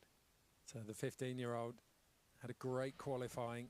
Front 2-7 out there, the first rail coming in switch right now for a switch disaster lip on the flat down rail. Coming into that first jump. Big right side 540. Putting your hand down a little bit on that landing. It's not going to phase her for the switch left side 540. Hitting the third jump. Left side 360, reaching down for that mute grab. The final Muddy Buddha. Nice big right side cork 7. Oh, just not quite sticking the landing there. So unfortunate. That was so close. Just coming up a little bit short. Hopefully she can get a bit more speed in that second run and put that one down, because it's definitely got some good potential there. Nice to see Madeleine coming into this final with a switch lip on that second rail feature. Left side 360 mute grab, and then into that big right side cork 7 as you see her just come up a bit short and having to revert around in the landing there. So 33 points for Madeleine Disbrow. Do you think it hurt her missing that grab on the 7? on the last jump there. Yeah, I think just not having quite enough speed. You know, she was probably looking for that grab and couldn't pull it right in to pull the landing off. But next up, we have Han Linchen from China. 3 comps out of China, so first time competing overseas for the 16-year-old. Left side 2 onto that first rail. That's a pet trick for the first rail. Nice little front swap to switch. Switch over the right side shoulder coming into that first jump. For a big switch 3. Reaching down, grabbing that Japan. Locking in the Japan there with Switch over the left side shoulder. Mute grab. Coming into the third jump. Super inverted with the right side cork 7, almost coming unstuck, but she's going to keep going. To the left side cork 7. It's coming up a little bit short there, but both way cork 7s. She clung onto her dancing shoes on that 5th knuckle, didn't she? She Absolutely. was so close. Nice rail line up the top. Nice to see the girl spinning onto this top feature with the left 270 on there, and then a front swap to switch, just hanging on to that one there too. So some stuff to improve on for the second run. Definitely trying to look for a bit more speed to make it to the sweet spot, just coming up over the knuckle there a little bit short. And execution is so key. So a 42 there. That's what she was waiting for. Unfortunate, but plenty to build on. Muriel Moore, one of your picks, Ruby. Yeah, absolutely. Seen her quite a bit on the World Cup circuit this last season, so I think she's going to look to put one down here at Cardrona. Backside 270 out of the flat rail to start things off, into a front side 450 going both directions on the rail features there. She approaches the first jump. She's going to be going for a right side 540 mute, looking clean, holding speed right through into the second jump with a switch Misty 9 blunt grab, one of the more technically difficult tricks we've seen on the jumps today. Into the left side cork 720 blunt. And the final jump, she's coming in, spinning right side and having no troubles with the speed there with a right side 720 mute grab. Great run. And you can see Sabrina Kakmakli in the same outfit skiing down the piste, her coach just watching her all the way through that. Completely different skier to the one that we saw in qualifying, where she dropped her first run and went so safe. She's exploded out on this first run. Absolutely. She's got those both way cork 7s back to back. But I think that switch Misty 9 stands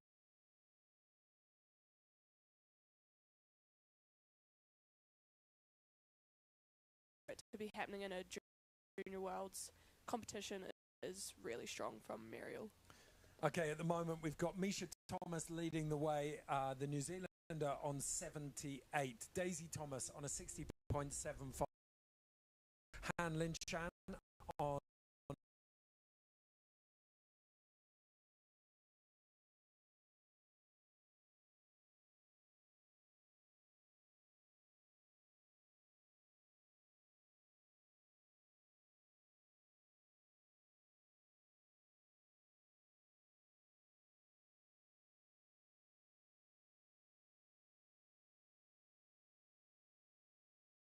Eleanor's dropping in right now into that right-hand side rail, doing a straight slide to switch, coming off, looking over the switch right shoulder into the next rail here.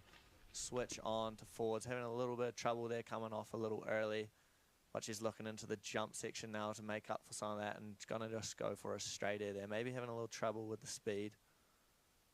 She's just going to use this probably as a throwaway run now to carry on through and look for that second run. Oh, nice Cossack there. Giving the people what they want. I think that deserves one, doesn't it? Yeah, give her an air horn. There you go. Right side 360 to finish things off.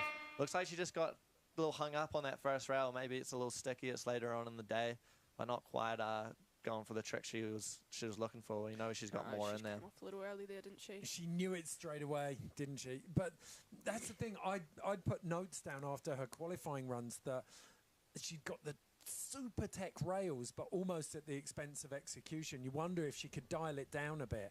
Yeah, and I mean, looking at those scores that have come in already, you know, they're really rewarding that execution. Looking at Misha's run, you know, it's clean top to bottom, a little less difficult. The Muriel's run that was in second place, but some notes maybe for the girls coming up, as we have Taylor Breen coming in stuck at another kiwi. It did Northern Hemisphere winter up in the States, and then she got a decent result at the Remarks a couple of weeks ago. We go, drop it into that right side rail with the front side 270 out, coming in switch to the flat down, little switch lip.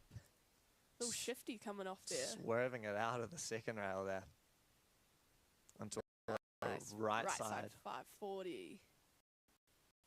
Coming and switch over the right side shoulder. Switch 540. Reaching out. Safety. Big cork 7 to the right. Getting that blunt grab locked in. Just going to do a big left side cork 5. Just going down there. That was about to be so sick. Wow, really liking those cork variations that Taylor's putting into that run. She looks gutted there to not put down that last trick. That was shaping up to be a beautiful run by Taylor. It was, absolutely. Front side 270 off there to start things off into the switch on. I really like how she just gets jiggy with it off that second rail. To the end. Right side cork 720 blunt there, and then this big cork 540. A unique trick to see in the ladies field. You know, we don't see the cork 5s coming out too often, getting a 22.25 there. Okay, so Misha Thomas of New Zealand still leading the field as we come into the business end of the first round. Miriam Moore in second with the 72. Daisy Thomas of Australia 6.5. Now it's the turn of Rui Yang out of China, and she was looking very, very tight in qualifying. Coming into the race, going to a front side 270 off there. Coming in, doing a switch disaster too. One of the more tech rail tricks we're seeing on that second feature here today. Switch right side 540, corking it out there as well. Getting the safety grab and then into a right side 540, reaching back for a tail grab. And the switch left side 540, going big on that one as she approaches the last jump. What she got to finish off this run, it's going to be a left side cork 7. And somehow squatting that one out. Not sure how she managed to hang on to that, coming up a bit short. She was right over the back of the knuckle there.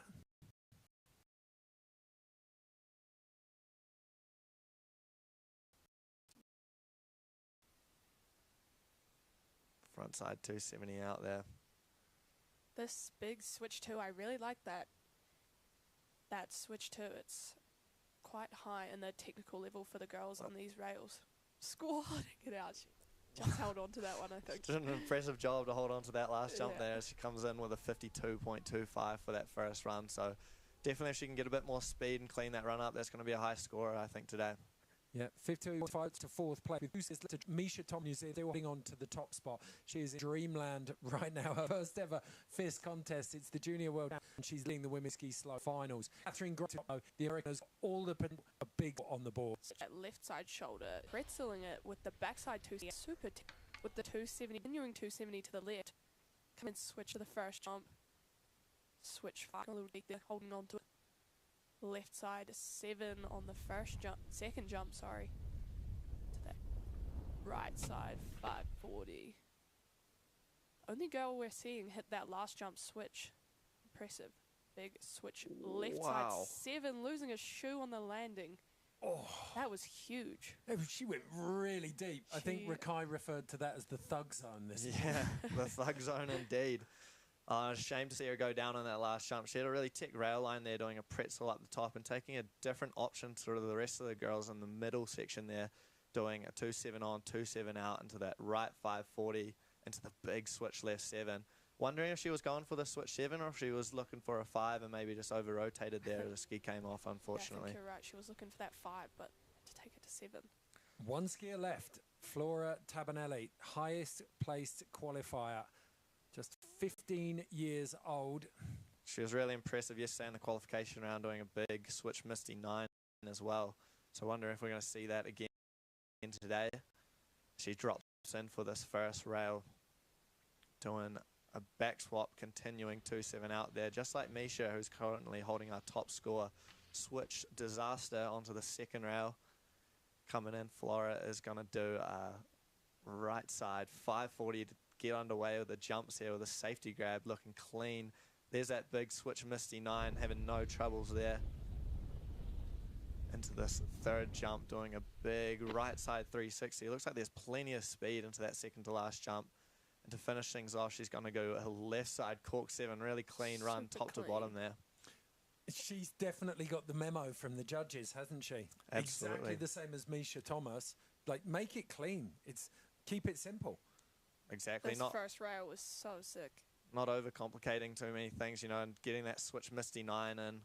Maybe taking a little easy with the right side 3 on the second to last jump. A smart move. We've seen a few girls have had some troubles, you know, coming into this jump section right now in the evening light.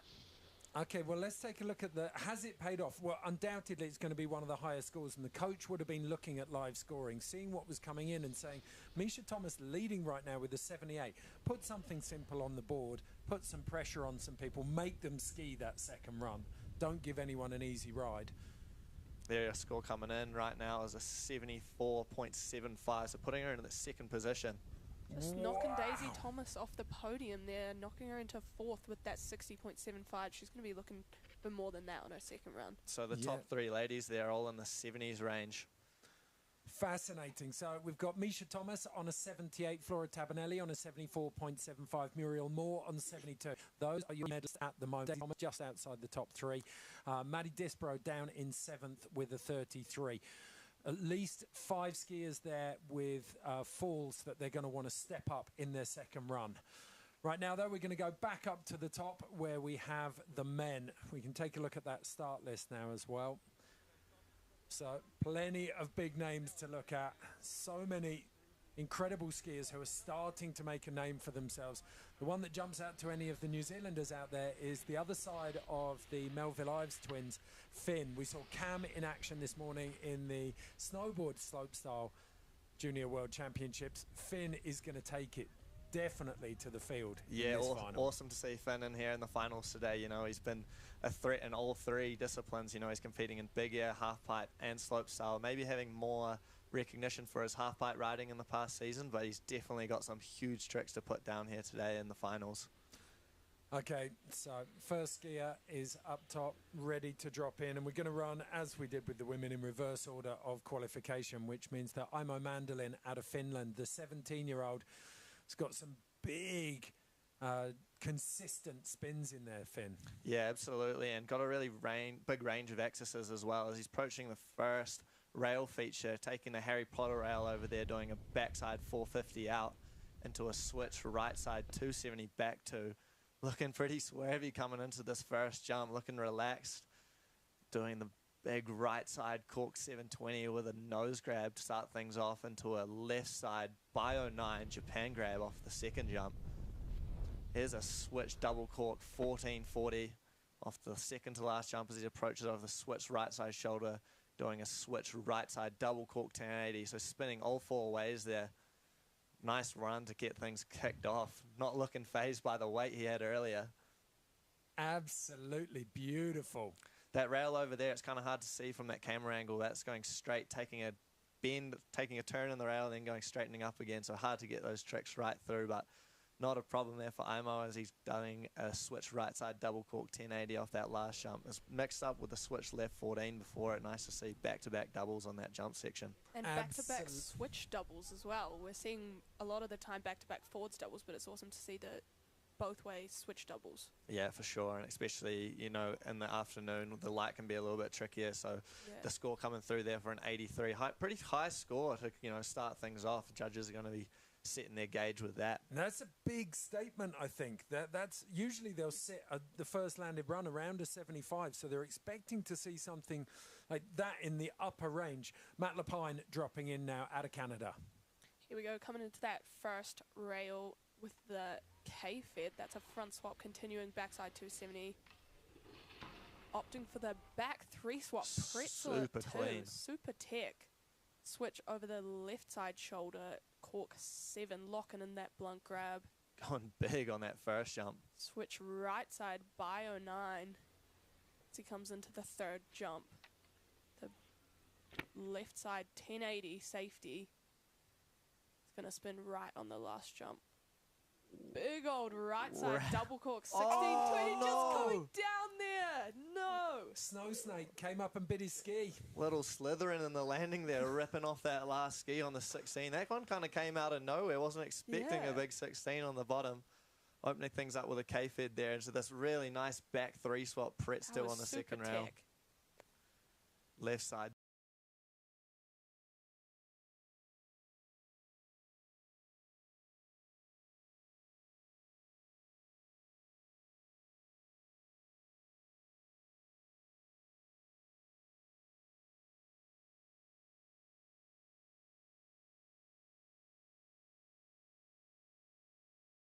Expelliarmus and doing some spells down the bottom section there. Yeah.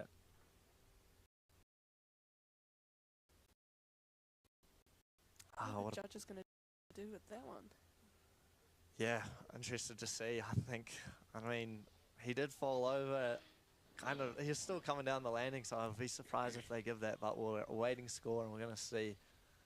Well, they're having the discussion. Like, where do we sit on that? How much weight? Because it is overall impression. They're not going sector by sector, so they've got to take that into account. It's incomplete feature, but at the same time, he was so hot on the rest of it. Oh, tricky, and he stomped it so well, so we'll see what they're going to do. I reckon 40s somewhere.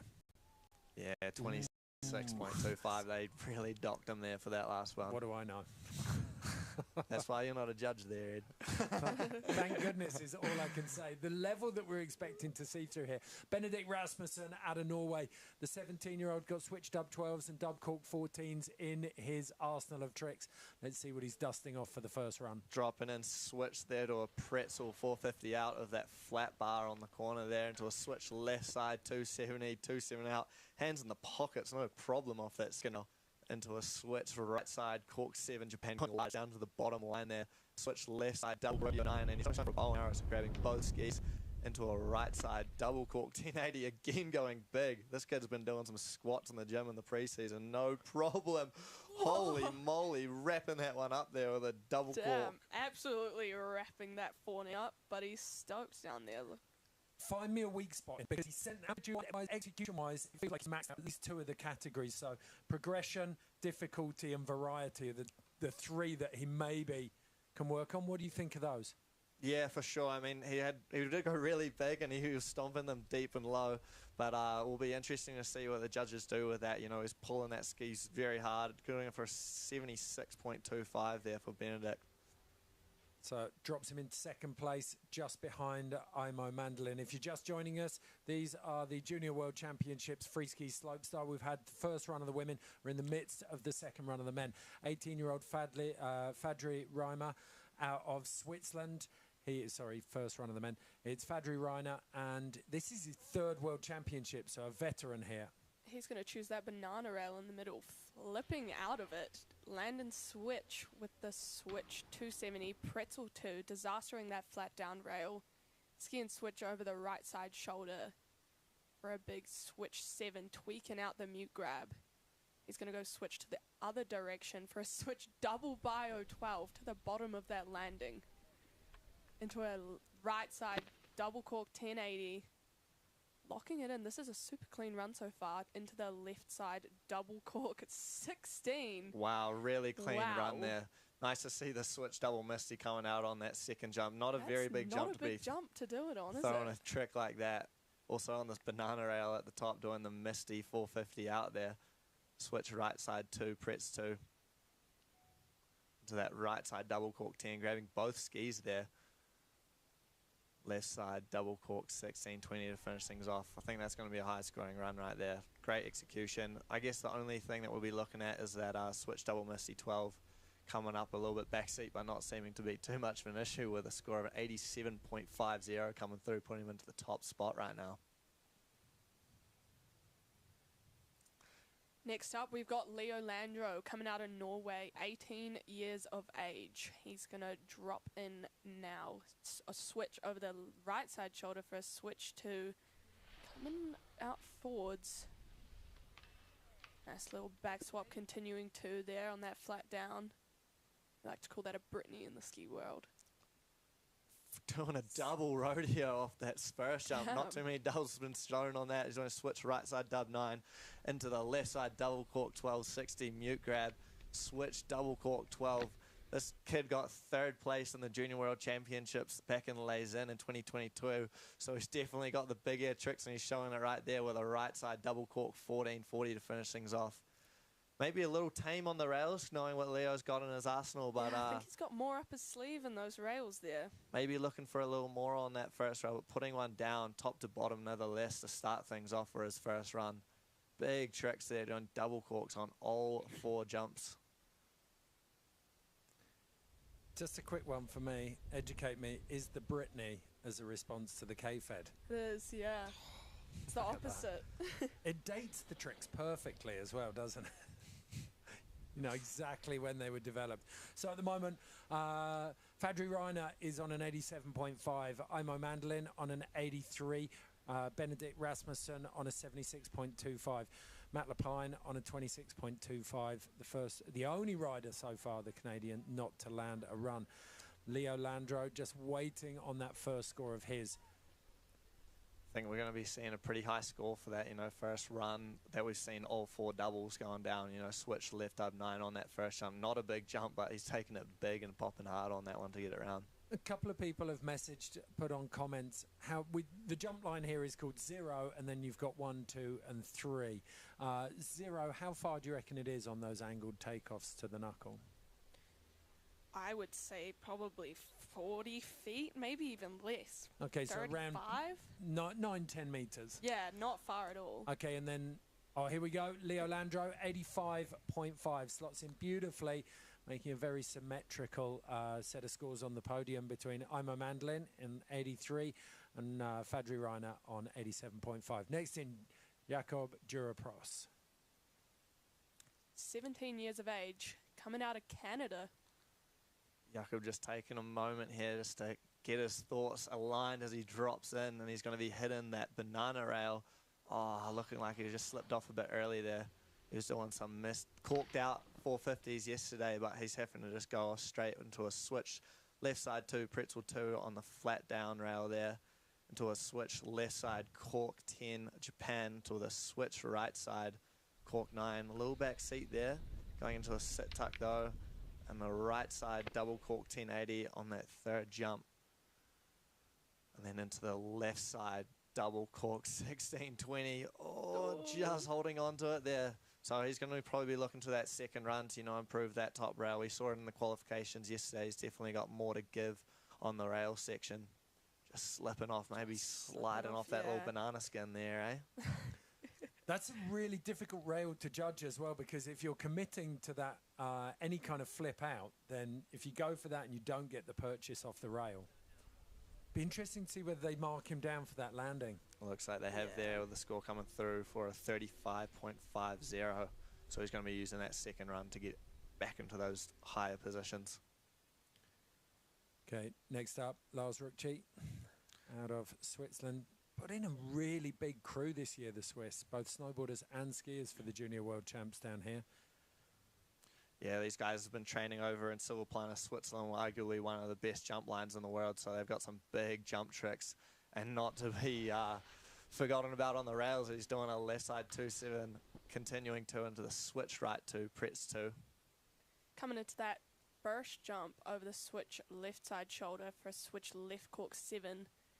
To the second for a switch double cork 900, locking in that safety grab to the right side double 14. Wow. Double cork 1440, that is, on that third jump into the left side dub 12, just not sticking the landing there quite. It's bummed down there. He's putting his hands on his head. Few riders having troubles with that last jump. You know, it's a bit more of a longer in run for that last jump here at Cardrona, so maybe having a little bit of troubles just with the speed since we're getting into the later afternoon here at Cardrona. This big right side double cork 1440 though off that second to last jump. Very impressive. Unfortunately going down though on the left side double cork. Okay, so another 20-something score. Starting to stack up a little bit down there. We've got Lars Ruckchi and Matt Alpine in the 20s. We've got Jakob Durapros on a 35.5, and then it steps right up to the 70s, going into 4th and up. But right now on top we have Finlay Melville Ives, Kiwi boy, local boy, with a switch right side 270 back 2 into the left 2, continuing 6. So big rail tricks to start things off with Finlay. He's coming into the first jump and doing a switch right side cork 9, reaching back for the tail grab, just getting a little tickle there into a right side double cork 1080. This is home jump line. He's very familiar with these jumps and the speed, and showing it there with a left side double cork 16 mute. Huge trick. Finishing it off with a switch left side double cork 12. An amazing run for Finlay there. That double cork 16 on that second jump was amazing. We saw him go for it in the qualifications yesterday, not being able to put it down, so awesome to see Finn sticking it in the finals here today. And that second rail, super tech with the frontside 630 out there. Look at that mute grab, just wrenching that thing. And then a switch left side double cork, 1260, finish things off. Hands by Landing the like side. he never even left the ground. Thoughts on the score? I'm putting them up high. Hey, that's an incredible run. I think I might even push into the 90s with that one. But I might be biased as being a little Wanaka boy myself. Well, you watch. I think Finn and Cam started on snow sort of in their when they were 2 or 3.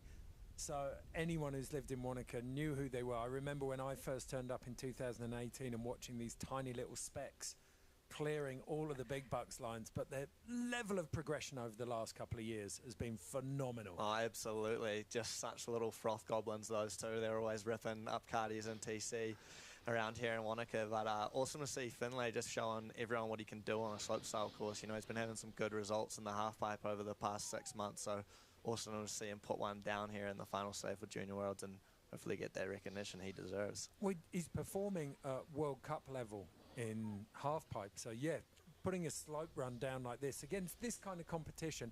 And let's not forget the level we're seeing here is right up there. Oh, coming in with a 71.75, not what we would have expected. Okay, we'll take a little harder look at that when we've got a bit more time. Execution, variety? Maybe that first jump, just thinking back to the switch cork 9, kind of missed the grab on that one a little bit. But yeah, interested to see that score come through. Okay, Jarkko Koskinen, the 17-year-old, you called him out as a tech rail master, Finn. Yeah, loved his rail line from yesterday, doing the super fed on the Harry Potter rail into a switch 4. Going pretty big on that one. He was just looking super casual through those rails yesterday, though, which I really enjoyed to watch. With a right side, quite a flat axis there on the kind of Bio 900 safety grab into a switch right side cork 7, looking over the switch left shoulder now for a switch double rodeo 900 safety. Coming into the final jump into a double Bio 1080, going for an Esco grab there, so reaching right across, getting a little bit of a face shot in the bottom finish corral too. That was smart casual all the way, wasn't it? Yeah. If he was a dress code, he looked so relaxed. Just got his hands in his pockets the whole time, it seems like. And that's a good thing. These kids from Finland often opt for not wearing any goggles, which just is beyond me. I don't understand it, but I like it. Built different. Built different. Yeah, they only wear goggles when it gets down to -25. And your eyeballs and your teeth start freezing. Did you know you can freeze your teeth? Yeah, Yeah, it's 65.5. Judges seem to have suddenly got really conservative and miserly with the scores. We'll be pulling these apart, though, when we have a bit of time. Next up, we're getting right into the last two. Human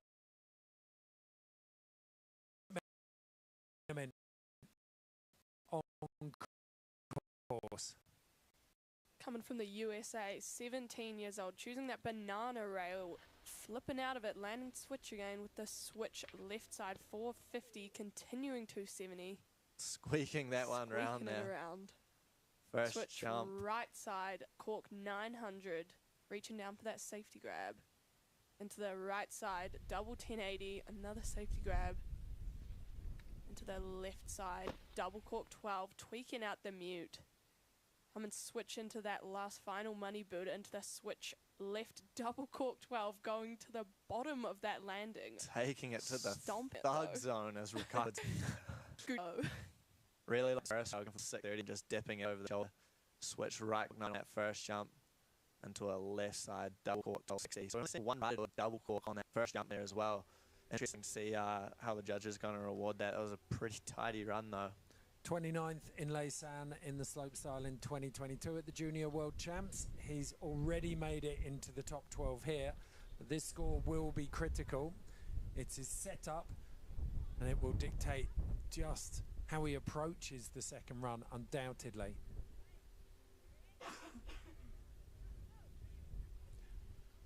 So I had a chat with some of the judges the other day, and they always say when they take their time on a score, it's always a good thing for the athlete. So 68.25, Hubert Menemin getting a decent score there. Puts him into right in the middle of the pack, 6th place, just behind Finn Melville-Ives, just ahead of Jarkko Koskinen Now, our first place qualifier in Heat 1, Victor Maxey again. 15 years old, so he's a youngster coming from Switzerland. Did a really good job in the qualification rounds yesterday, though. He's opting for no poles today, coming in for a switch to backside 2.7 out, that flat bar up the top, into a left side 450 to switch. Really clean through the rails. As he approaches the first jump, he's going to do a switch right side cork 7 mute grab. Opening up and going for a switch left side Misty 9 with a Japan grab. Third jump, he's going for a right side double cork 1440. Wrapping it out. Looking really clean through the course right now. And going for a big left side double cork 1440. So both ways on the 14s. Going for a tail grab on that last one. Almost grabbing toxic on the inside of the ski there. Still locking it in though. He was holding that for a long time. So yeah, really nice and clean, top to bottom. 450 on switch. Big right side double cork 1440, and then finishing it off with that left side double cork 1440 there. Victor's been smashing out Europa Cups over the last couple of seasons. 35th in slope last year at the Junior World Championships, so he's already doing better, making it into the top 12 this year. Yeah, the kid from happy with that. Yeah, kid from Zurich. I mean, he would have been 14 last year, so you kind of think it's that the example of going in and just competing to get used to it and settling your nerves. But I still think no matter what age you are, you make a journey this far from Europe down to New Zealand, and there's quite a bit of pressure on you to get it right and do something. Yeah, for sure. And look like he's handling those nerves pretty well there on the first run. Absolutely stomping that one. Okay, let's take a look at the scores at the moment. Podium bubble is 83 points. Very, very high as we come towards the end of the first runs. Leader is Fadri Reiner on 87.5. Leo Landro slotted in behind him on an 85.5. Imo Mandolin on an 83. Finn Melville Ives in 5th place at the moment on a 71.75. And there's definitely some little tidy-ups that Finn could do. The podium well within his grasp. But we've still got one skier to drop after Victor. It's going to be Charlie Beattie out of Canada. Oh, they're taking a while on this one.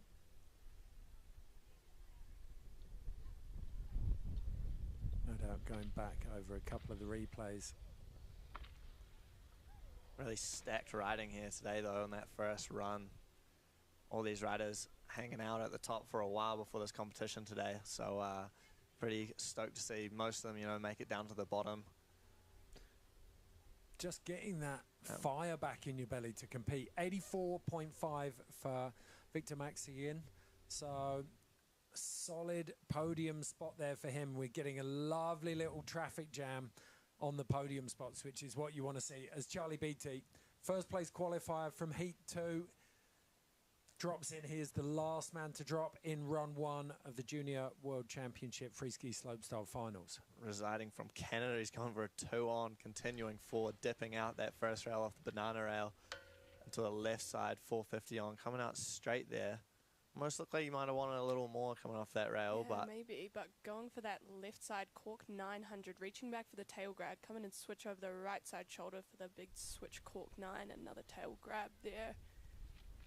The right side cork 9. That's not going to be what he wanted, I don't think, but yeah. I think he might have been looking for a pretzel 270 out of that second rail there, just looking like he was having a bit of improvisation. And yeah, coming unstuck, unfortunately, on that second to last jump. So Charlie's going to be looking for his next run to improve that, but definitely has what it takes to jump up into those top spots. He did really well in the qualifications yesterday. See just that rail there. That pretzel 270 there. Switch right cork 9 and then a right side 9 here. We know he's got more in the tank, so yeah, looking forward to seeing what he can do in those second runs. 22 flat is his score coming in for run 1, and that's going to round out our first runs for the men's finals here at the Junior World Championships. Yeah, Fadri Reiner in first, followed by Leo Landro and Victor Maxey again in third. So plenty of work to do as we go straight into the women's second runs.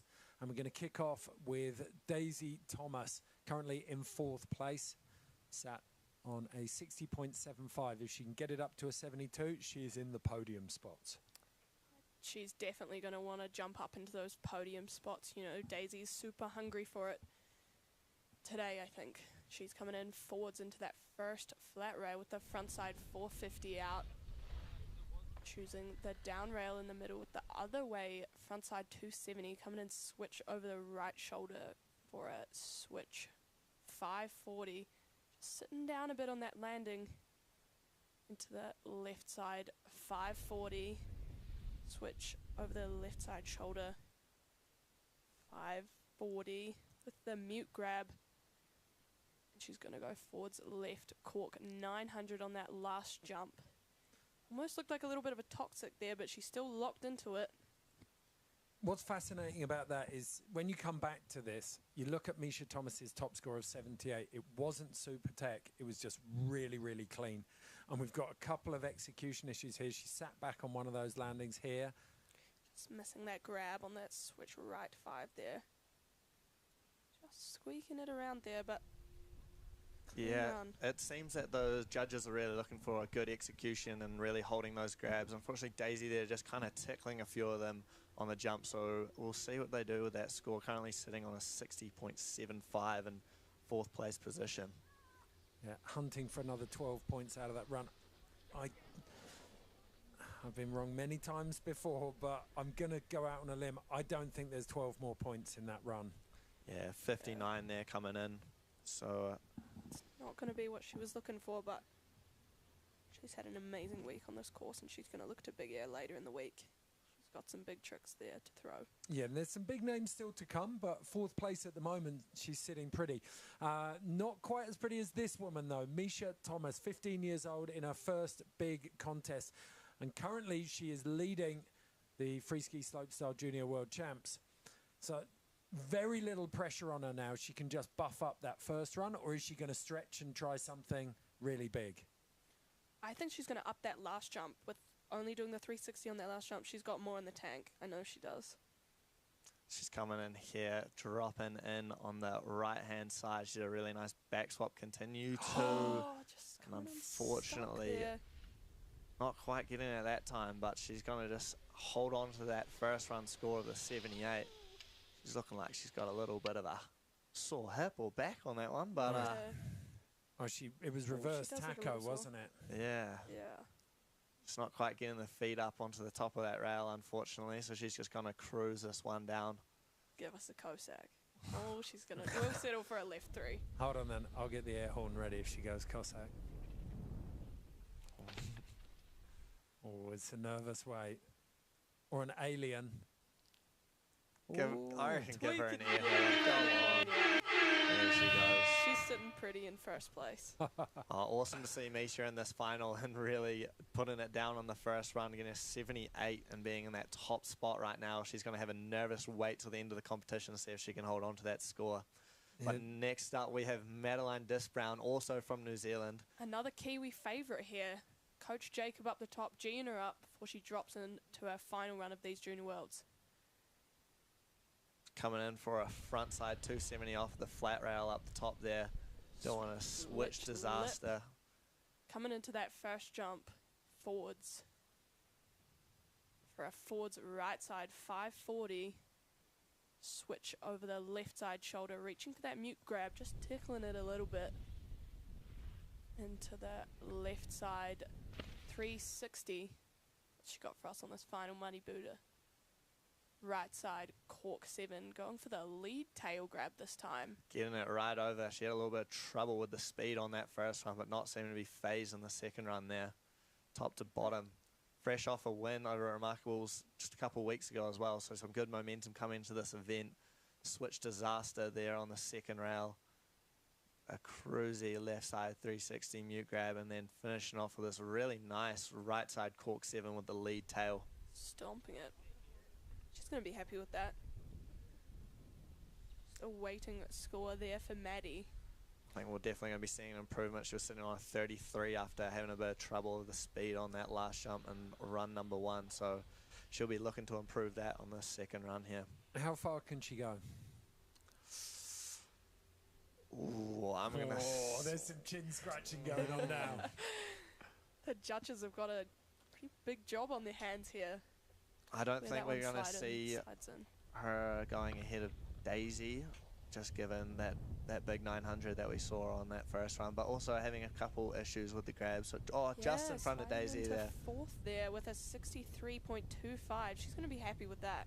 Yep, moves into fourth place just behind Muriel Moore in third, Flora Tabanelli in second, and Misha Thomas still holding on to first as Han Linshan out of China gets ready to drop.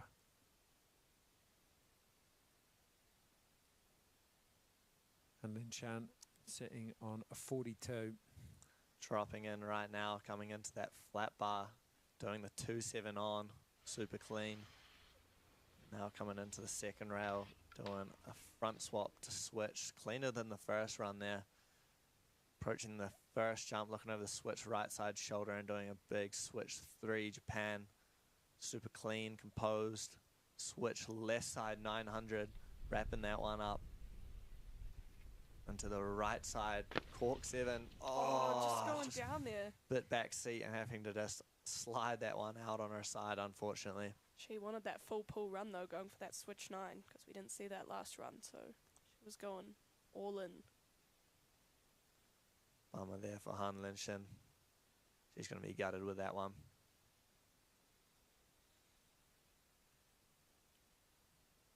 Two-7 on, one of the only girls we're seeing spin onto that top rail up there. Front swap to switch. And then the right side cork inverted on 7. that right side cork 7, just can't quite hold on to it on that landing. Just pressing out that back ski there and having to take it to the side and slide on down, unfortunately. So with each skier, Misha Thomas getting a little bit closer to the podium. She's currently sat in first place.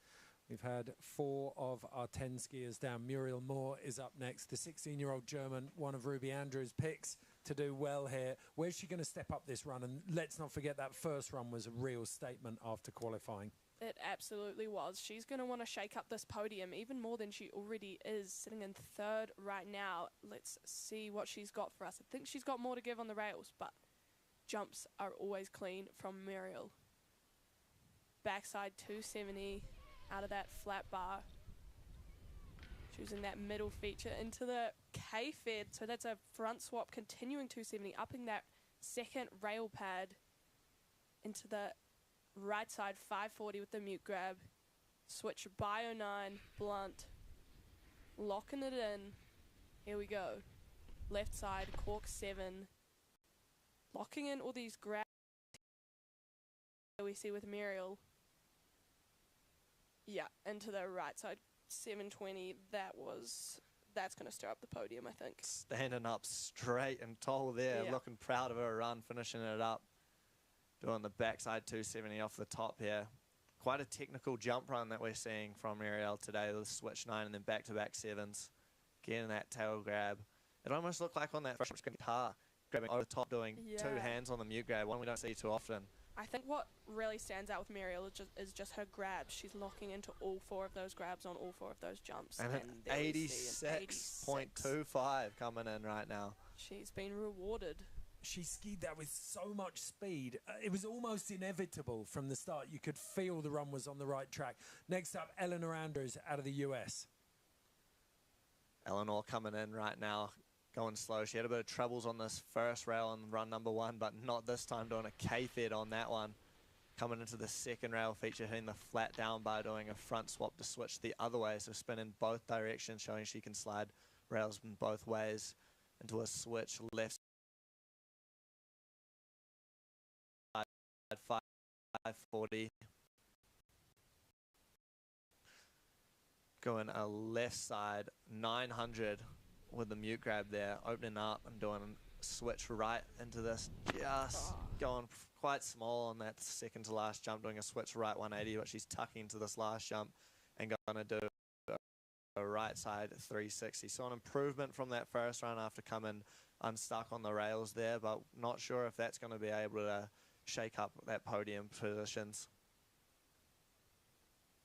I don't think that's what she wanted on that third jump, because that 9 on the second jump was beautiful, but just not quite having the speed for that next jump there.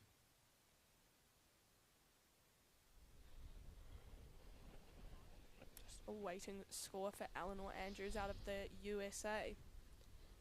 currently sitting in 8th position. Well, that went in race 4 formation. Rail down in the right Nora's 39.75. So an improvement from run number 1, but not going to improve position. Skiers, 17 years old. Taylor Breen coming out of New Zealand. She's a Kiwi girl. Awesome to see Taylor in this final here today as well. She really killed it in the qualifications yesterday, surprising I think a few people. She's dropping in right now though on the right hand side, doing a front side 270. Looking mellow, coming in switch. She's been doing a little swerve off this second rail feature. She's coming in. Coming in forwards to the first jump for a right side 540. Getting nice and tidy on that first jump into a switch right side 540. Forwards into that third jump for a big right side cork 7, stomping it. Let's see this cork 5 on the last jump. Into the left side cork 5. Oh, going down again. Down again on that one. Going big. Looked like she was going to have it that run. She over-rotated a little bit on her first run, so yeah, shame to see her kind of undercook that one and go down on her side. Agonizingly close, wasn't it? How frustrating. So close.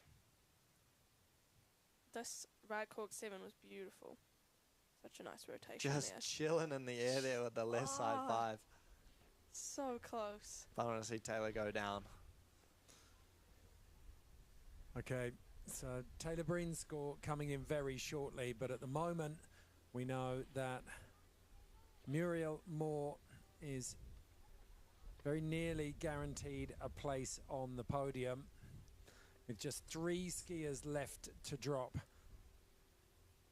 So both Muriel and Flora are already on the podium. So we've just got a couple more riders that can shake up this podium. So it's going to be a scary wait for Misha. We've got Yang Rui out of China dropping next. Then we've got Catherine Gray, who's always a threat. And then Flora Tabanelli, first place qualifier, currently sat in 3rd. Catherine Gray down at the bottom. But right now, Yang Rui coming in and doing a front side 270 off of that right hand side flat bar into the switch disaster 2. Going big off that one, standing up straight, looking over the switch right shoulder and doing a switch right side 540 off that first jump. Grabbing the safety grab there, going for a tail grab on the right side 540 off the second jump. Third jump right now with a switch left 9, spinning that one up. Currently coming into the last jump and going to go for the left side cork 720 blunt. She's looking stoked coming out of that landing. That's going to be an improvement. That's going to be a big improvement, I think. It was a muted celebration, but it was a celebration nonetheless. Switch left side 2, going huge on that one. Sticking line. Just getting that mute grab for a split second there. And just looking back for that tail grab, giving him a little tickle. It was real fingertip control, wasn't it? Yeah. What do we think? Is it going to slide into that podium? Right now, you got Flora Tabanelli on 74.75 in the 3rd place spot. Just based off the execution that we've been watching, you know, those top 3 girls were really clean top to bottom. I think just with missing a few of those grabs there for Yang Rui, I'm not sure if she's going to be able to jump up into that top 3 spot. Yeah, I don't think she's given them enough reasons to put her in the podium spots there. Yeah, unfortunately, she's coming at 62.50 as her score coming through for run number 2.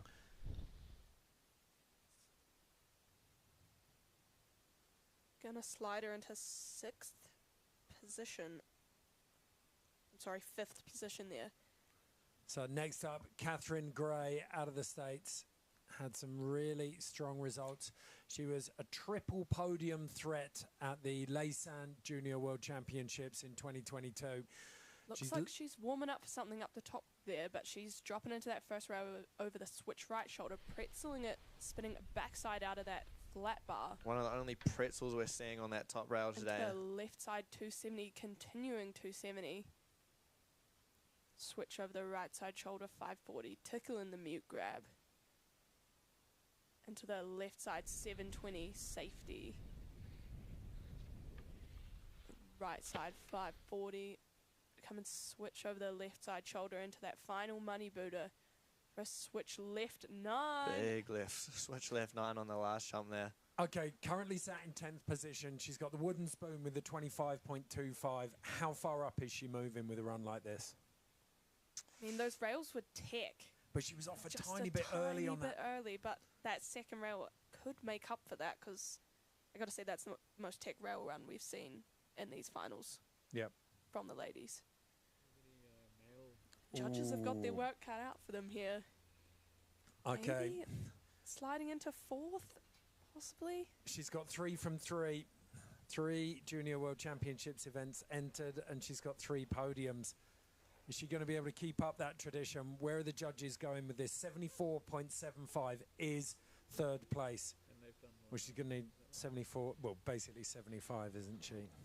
So, judges working on overall impression and using progression, amplitude, variety, execution, and difficulty as the criteria which they look at the runs through.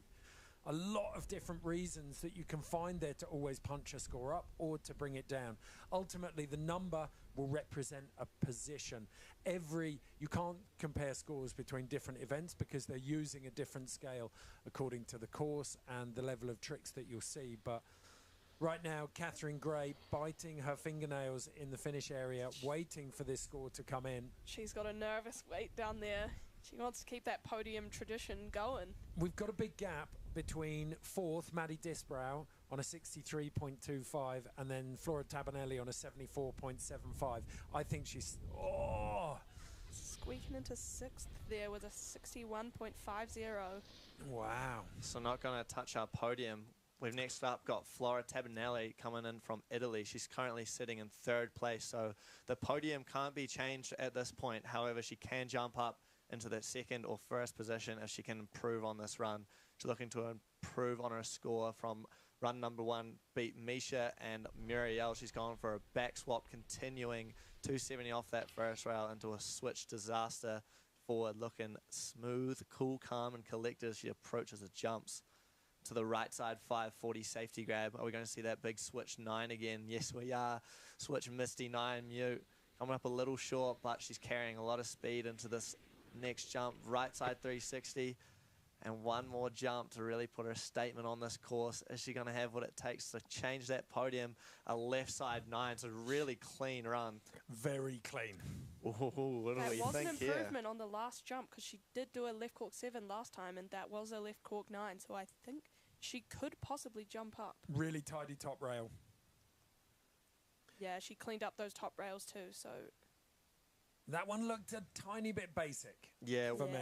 If there was one hole in the run, but then that, as you said, that makes up for it. She stepped it up on the last jump. Yeah, so quite a lot of variety through those jumps, doing a switch Misty 9 into the right 3 and then left side 9, showing that she's more comfortable on that switch left side. Interested to see what the judges do with that. Well, as you said earlier, though, Finn, New Zealand is guaranteed yet another medal at these Junior World Championships. We saw Lucia Georgiali claim gold for the slopestyle snowboarding this morning. Misha Thomas is guaranteed a spot on the podium, currently sat in second, 1 spot ahead of Flora Tabanelli, 1 spot behind Germany's Muriel Moore. The score we're waiting on from Flora Tabanelli will decide the final podium positions. And it is a nerve-wracking wait. So almost a 10-point difference on the podium there for Flora down to Madeline Disbrown in the 4th position. So a bit of a cut between the podium that we can see today. Those girls really pushing the runs in the top 3 positions. You made an interesting point earlier, Finn, about how as much as you're representing your country for the first time here... Oh, wait a second. I think we've got a score coming in before I wander off on a tangent. 81.25, so jumping Dropping up. into second, pushing Misha Thomas back into third, but she's still going to stick on the podium for New Zealand. So that's a 3rd and 4th place for New Zealand there, with Misha Thomas coming in 3rd and Madeline Disbrown in 4th. But it's going to be Muriel Moore from Germany taking the top spot with an 86.25, and Flora Tabanelli following up with that last run there of an 81.25. So what's fascinating about that is that we talked about it, but you said this is the first time you get to represent your country, so there's that kind of expectation and pride.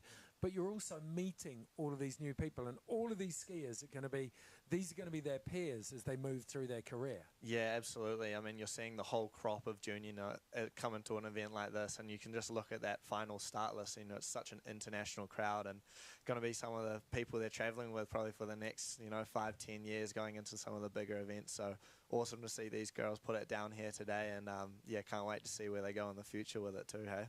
Some brilliant friendly rivalries building up, Ruby. They're all going to be in with you pretty soon. Absolutely. Some of them already are. And I mean, it's so awesome to see Muriel Moore take that top spot. I'm super proud of her. She killed it on the World Cup circuit this year. And to finish it off with a win here at the Junior World Champs, she's still going to be hungry for that big air next week, though. Yeah, I know she is. Okay, so Muriel Moore takes out the top spot for Germany. Flora Tabanelli, the Italian, in second. And then, as Finn said earlier, a double bill for New Zealand with Misha Thomas in bronze and Madeline Disprow in fourth. Yang Rui, the Chinese, in fifth, and Catherine Gray, disappointment for her, missing out on another Junior World Championships podium in sixth. And then Daisy Thomas in seventh, Han Linshan in eighth, Eleanor Andrews in ninth, and Taylor Breen in 10th. That was the women's FIS Freeski Slopestyle Junior World Championships finals. Now it is time to move on to Run 2 for the men. And this battle is just starting to get going. We have Run 2 and 12 of the best young free skiers in the world. Amo Mandlin, the 17-year-old Finn, is going to be the first man to drop. He's currently sat in fourth position there, coming from Finland. This is going to be a heated second round here for the boys in the finals. Fourth place, he's got that 83 on the board. He came out swinging, didn't he? He looked so smooth in that first run. Really found his groove straight off the bat. So if he can do the same thing again, he just needs a couple of points to tidy it up. It's tight up the top there. And he's dropping in right now to the Harry Potter rail on a back 450 off. Similar to his last run, switch right side two, back two, squeaking that round. Coming into the first jump here, he's going to do that right side 720 we saw in the first run. Yeah, he is. And he's grabbing nose grab right up top there. And then into the left side, Bio 900 Japan.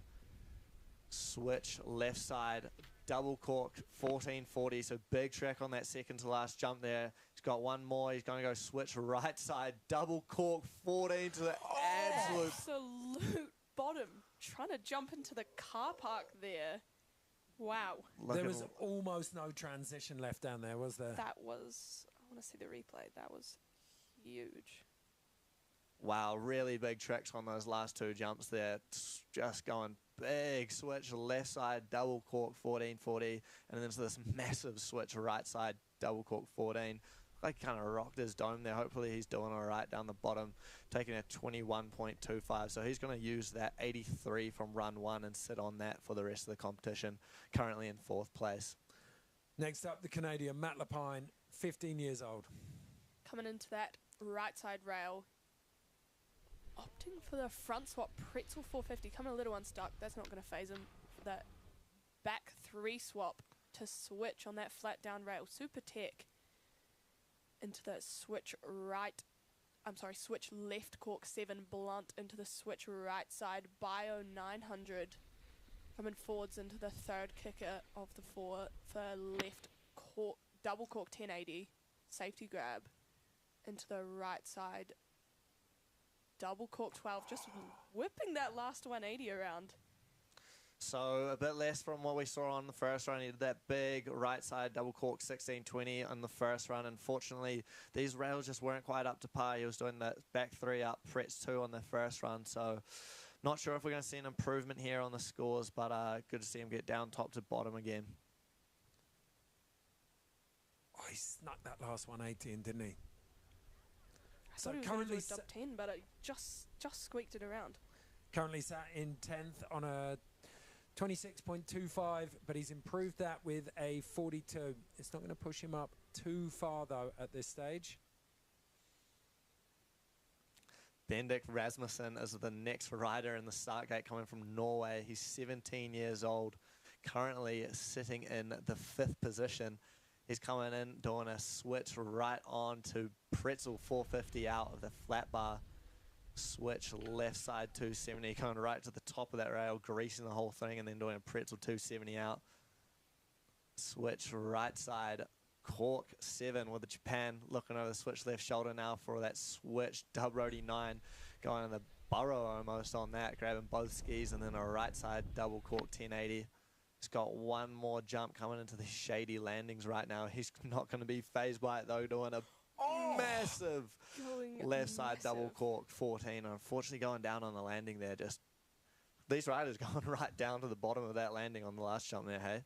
They're speeding up with that shade just coming into those jumps. It's getting fast. There's zero self-preservation going into jump 3. Like, if we're doing it on the card, it's called 0, 1, 2, 3. The speed he was traveling, 25.25, so he'll sit on that 76.25. But the speed he was going in and how hard he threw for that last kicker, you knew it was either going to go really big or really deep or both. So our current leader, Fadri Reiner, is on an 87.5. The 18-year-old has one run to better that score and cement his position at the top of the table. Can he do it? He's going to drop in forwards to that banana rail. Boink. Doing a misty 450 out of that first rail. Switch over the right side shoulder. 270, pretzel 270. Switch. Right side, cork 7, tweaking the mute grab out. Switch other direction, bio 900 to the left. Tweaking out that safety into a right side double cork 1440, wrapping it out into the left side double cork 16, just not sticking it again on that fourth landing. I think that last landing might be getting pretty shady and icy down there, looking like it's causing a bit of trouble for our riders out here today. You've got to be perfect there, haven't you? Yeah, absolutely. Getting a huge pop off that first rail though, doing the misty 450 out of the banana, and then the right side double cork 14 on that second to last jump, and this is where he had trouble just putting this down. You see, he landed pretty clean there, actually over the top, but I wonder just how much of the vision's playing in with the shade at this time of the day. So he's going to stick with an 87.50 from his first run as we look back to the top now. Leo Landro, coming out of Norway, 18 years of age. So Leo's definitely got what it takes to jump up into the top spot. He played it a bit safer, but he's not this run, doing a switch right to Pretz 4 on that top rail, and then into the back swap continuing to. So clean through the rail section as he approaches the jumps here.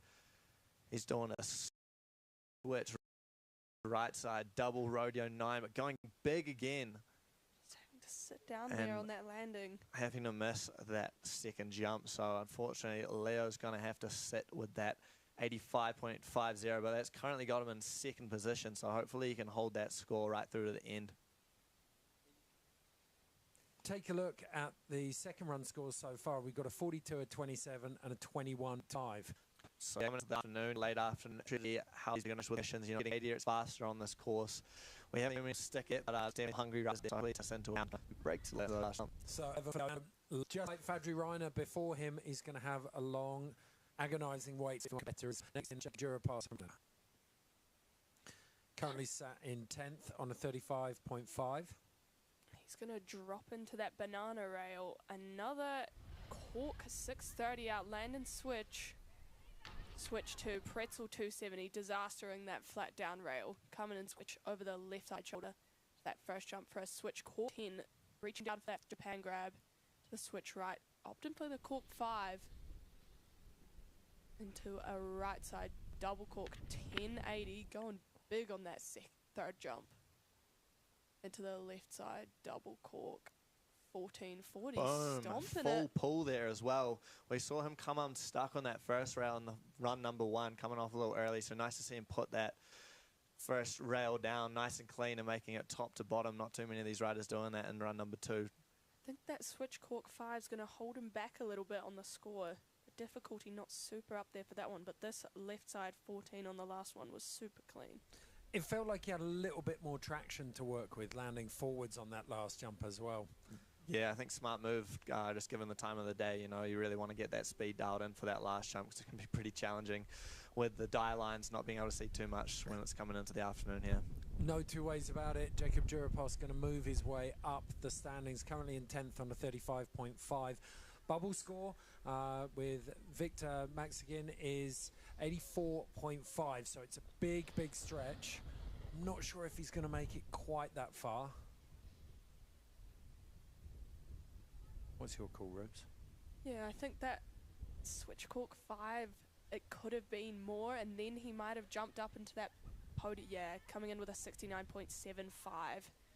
Yeah, little soft spot in the run there, but it has moved him up substantially. So we'll come up into fly with 7th caution position, just ahead of Hugh McMenamin. Now, though, it's Lars Ruckti out of Switzerland. Doing a left side 2-7 on, continuing 2 out of that first rail, coming in now for the second with a switch right side 2, pretzel 270 out, coming in. He's currently in 11th place, so he's looking to land this run and get up into the higher positions with a switch left side. Cork 720 blunt grab into a switch right side double rodeo 9, carrying lots of speed now into this jump as he's going to need it for a right side double cork 1440, tweaking out the safety and then finishing it, going back to back with a left side dub 12 and ninjaing his way into that last landing there. Well, I talked about how much easier it was to land forwards, and then he goes and does that. That was immense. He looked like he was going to land forwards and then just duped us at the last minute there with the little 180, pulling it around to 1260. Pulled the switch rabbit out of the hat. This is a super impressive, though, just wrenching out that safety on the right side, double cork 14, and then just squeaking that last 180 around. Oh, yeah. An optical illusion as he came in. So Lars Ruckti currently in 11th. He's on 20.75. The only man behind him is our first place qualifier. So we're going to have, which means he'll be the last person to drop. So we're going to have jeopardy right to the end here. Run down at the moment. Fadri Reiner in first on an 87.5. Leo Landro in second on an 85.5. And then Victor Maxigin on 84.5. Imo Mandolin dropped his second run, but his 83 from the first run is still standing him in good stead. Interestingly, all of those top 4 runs were first runs. No one yet in their second run has managed to step up. You guys have talked about a bit of course deterioration there. Could be a factor. Yeah, I think just as we're coming into the later afternoon, you know, the shade will be playing in, so just for the vision and also the speed will be getting faster, and it's kind of hard to tell this time of the day just how much that's really going to vary with these riders' runs and the capacity to put the runs down. I think it's one of the most unique skill sets that you guys have and you develop is that internal speedometer, which tells you when you're going too fast, you're just right, or a bit slow for a jump. Takes years to build up, but the problem is the consequences if you don't get it right are just, they can be career ending. Yeah, you want to learn that one pretty quickly, Ed, because you'll find out about it pretty fast. Okay, so Lars Ruckti coming with a 67.25 for his second run. Moves him up slightly, but only into 9th place. Starting to get a really good arc of scores. Big news now, though. It is the turn of the sole New Zealander in the Freeski Junior World Champs Slopestyle final, Finlay Melville Ives. Finn's going to drop into this first rail, doing a switch 2, continuing backside 270 out of that flat bar, into the left side 270, continuing 630. Super tech rail run from Finn here. Coming in, switch over the right side shoulder for a switch cork 9, locking in that tail grab. Into the right side double 1080. This run's shaping up to be a good one. To the left side double cork 16. Wow, big trick there from Finlay. Ripping that mute grab into the switch dub 12, boning it out there, Finn. Finn showing his familiarity on these jumps, just getting perfect speed right through into that final jump there. Huge left side double cork 16 on the second to last jump. That's a good run for Finlay. They did dock him pretty hard on the first one, we thought, with a 71.75. Interested to see what he gets for this, because it looked like he definitely grabbed that first jump a bit better, hey? For me, like, get this guy a black hood and an axe. He's the executioner. That was perfect. Like, there were very few holes in it. It's going to come down to trick selection, technicality, the difficulty in there, but there were it didn't feel like there were any holes in the execution. And it's just that comfort level. I mean, Finn is really just skiing on this course like he's at home, and it is, because this is his home. You know, he skis at this resort here all the time. He's looking to improve it. 84.50 would be the current third place position, but he's going to come in at a 73.75. So judges not sitting with Finn on that one today, unfortunately, but a great run nevertheless, and definitely showing a lot of promise in the slopestyle course. Well, three skiers left to drop. One is still above him. Scaring to Tait finish. Koskinen and Finland being in. Super fed on the Harry Potter tech rail trick off, and then the switch 4, just chilling off of that one. Coming in, no problem. And a right side 900 starting off on the jump section, coming in for a right side cork 7 dub Japan grab there. He's doing a switch left side double cork 1260, holding on to it, going pretty deep in that landing. Can he hold this last one? And he's going massive. Whoa! Stop the damage. He's gone to the bottom line there, mate. Sliding his way right down into the flags. That was huge. Get that man a wingsuit. That was free fall. Scary one coming out of a bio. Going big is a scary one. You got to be careful. Okay down there. Got to be careful with those bio misty tricks. Jumping forward off the takeoff, you know, you get a couple extra meters and really showing it there. He definitely got a couple of extra meters there. Glad he's all right. He had one too many Wheat Bix for breakfast this morning, that's for sure. 19.25 for Jarkko Koskinen. The Finn just missing out. He'll end up in, right now he's in 10th, but Hugh McMenamin still to drop. McMenamin sat in 8th position on a 68.25. Getting some props from the coach up top there. Hugh McMenamin coming in right now for his second and final run, doing a upward cork 630 off the first rail on the banana. Super nice rail trick there into the switch left 4, continuing to tech rail run to start things off, spinning both directions. Into the right, switch right side, cork 900, sit tucking into that next jump for a right T. Got the last line, cork 60 just going out here. It's a yard sail. Hugh going massive on that second to last jump. He's all done. Looks like it was picking up a little bit there. He's going to brush that one off, no worries, mate. Chuck some duct tape on that ski and get back up there. This is super nice though, corking out that 630, and then the switch left side 4, going big on the disaster there, and then continuing to. So let's see what happened here. Just went too big. Too big. Kind of showing some influence from Valentin Morel, having some similar stees there on that left side, double cork 1260. Yeah, absolutely. So at 16, he will be leaning into that 68.25 for an 8th place. We have 2 skiers left to drop, and the first of those is Victor Maxigan. He is currently sat in 3rd place. Can he bump that up? No doubt he's got the skill. No doubt he's got the repertoire. It's just a question of whether he can lay it down over the course of the next minute.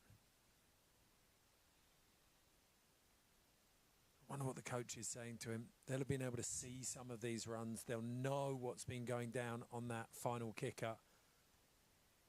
Coming out of Switzerland, 15 years of age, so one of our younger athletes in this Junior World Championships. He's going to come and switch over the right side shoulder for a switch lip 2, continuing backside 270 out of that top flat bar for a left side 450, locking into that rail, landing switch over the right side for a big switch cork 7, tweaking the mute grab out, switch left side bio 900, tweaking this Japan as well.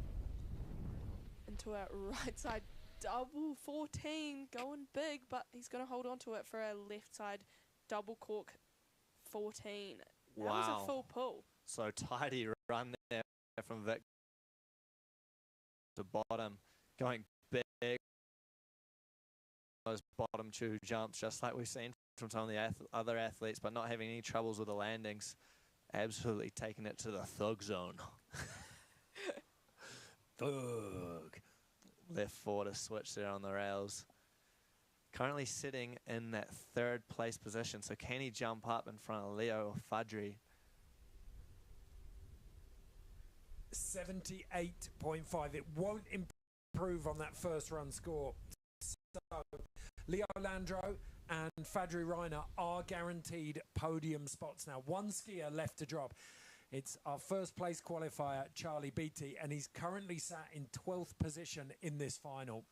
Final run of the day here in the Junior World Championships final for the men's, and he's starting off with a bang, a 2.7 on, continuing cork 450 out into the left side 450, pretzel 270.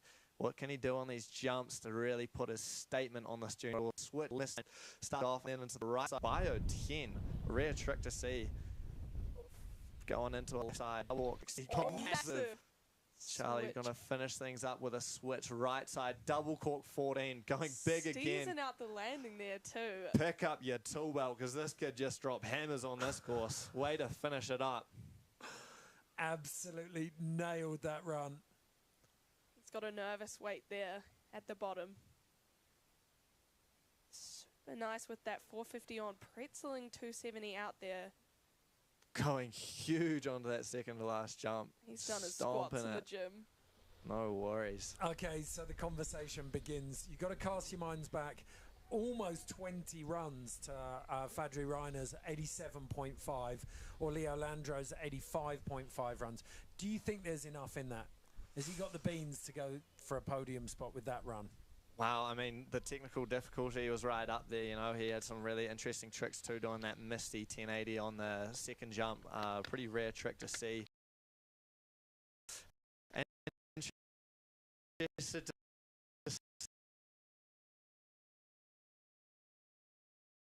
judges do with it, though. I'm not going to put a number out there, but we've got a top 3 riders, you know, sitting in those 80s positions. So, yeah, let's see if Charlie Beattie can jump up and shake up that podium right now. Well, it's a testament to just how much quality we've got here, that in the top 4 skiers, we've got less than 5 points between all of them. Yeah, wow, I think Charlie's run definitely has the ability to jump into that 80s range, but we'll see from the judges in a moment here. Really tech rail line as well, you know, that 2 on continuing cork 4 out of the banana rail. Pretty risky one to start it off, but he having no problems on that one. And that's maxing out that progression category. Absolutely, I think he should be rewarded for those rails. I think they were some of the best rails of the day in the men's category, for sure. Okay, let's walk through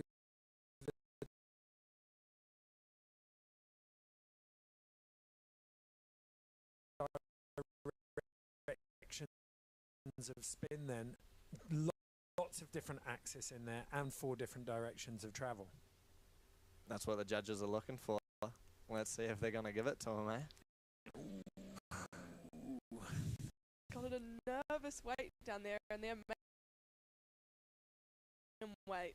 Well, we've said many times today, whenever the judges are deliberating like this, it's in the athlete's best interest. 92.25 coming through for Charlie Beattie. First place position. There you go. For Charlie Beattie out of Canada. He's going to be happy with that one. We'll chuck in some air horns on that one. Yeah, Charlie taking out the top spot today.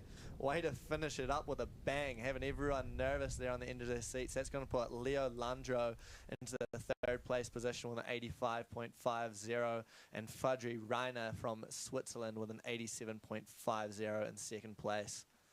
Oh, holy guacamole. That's good TV there, Ed.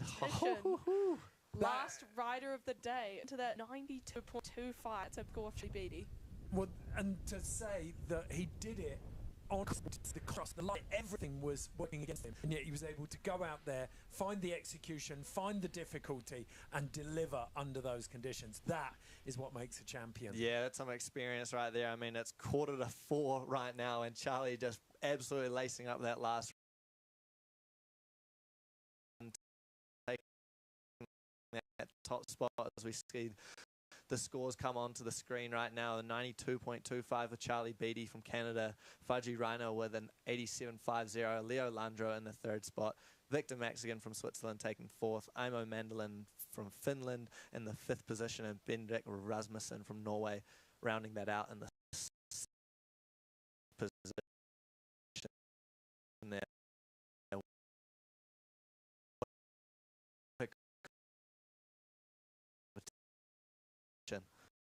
Yeah, absolutely brilliant. Interesting to note that from fourth up to second there, you've got less than 4 points, but an outstanding run that sees almost 5 points of daylight between second place Fadri Reiner and Charlie Beattie. Wow, take a breath, everyone. Whew. A fantastic competition. Thank you all so much for joining us.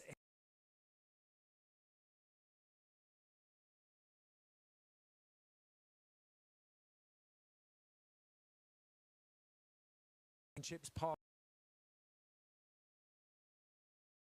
of the Big Air Free. Please come back and join us then on all of the FIS channels, on the Winter Games channels, and you can find us if you're in New Zealand on TVNZ+. Thank you so much for joining us. Congratulations to all of our winners today. We will see you on Sunday.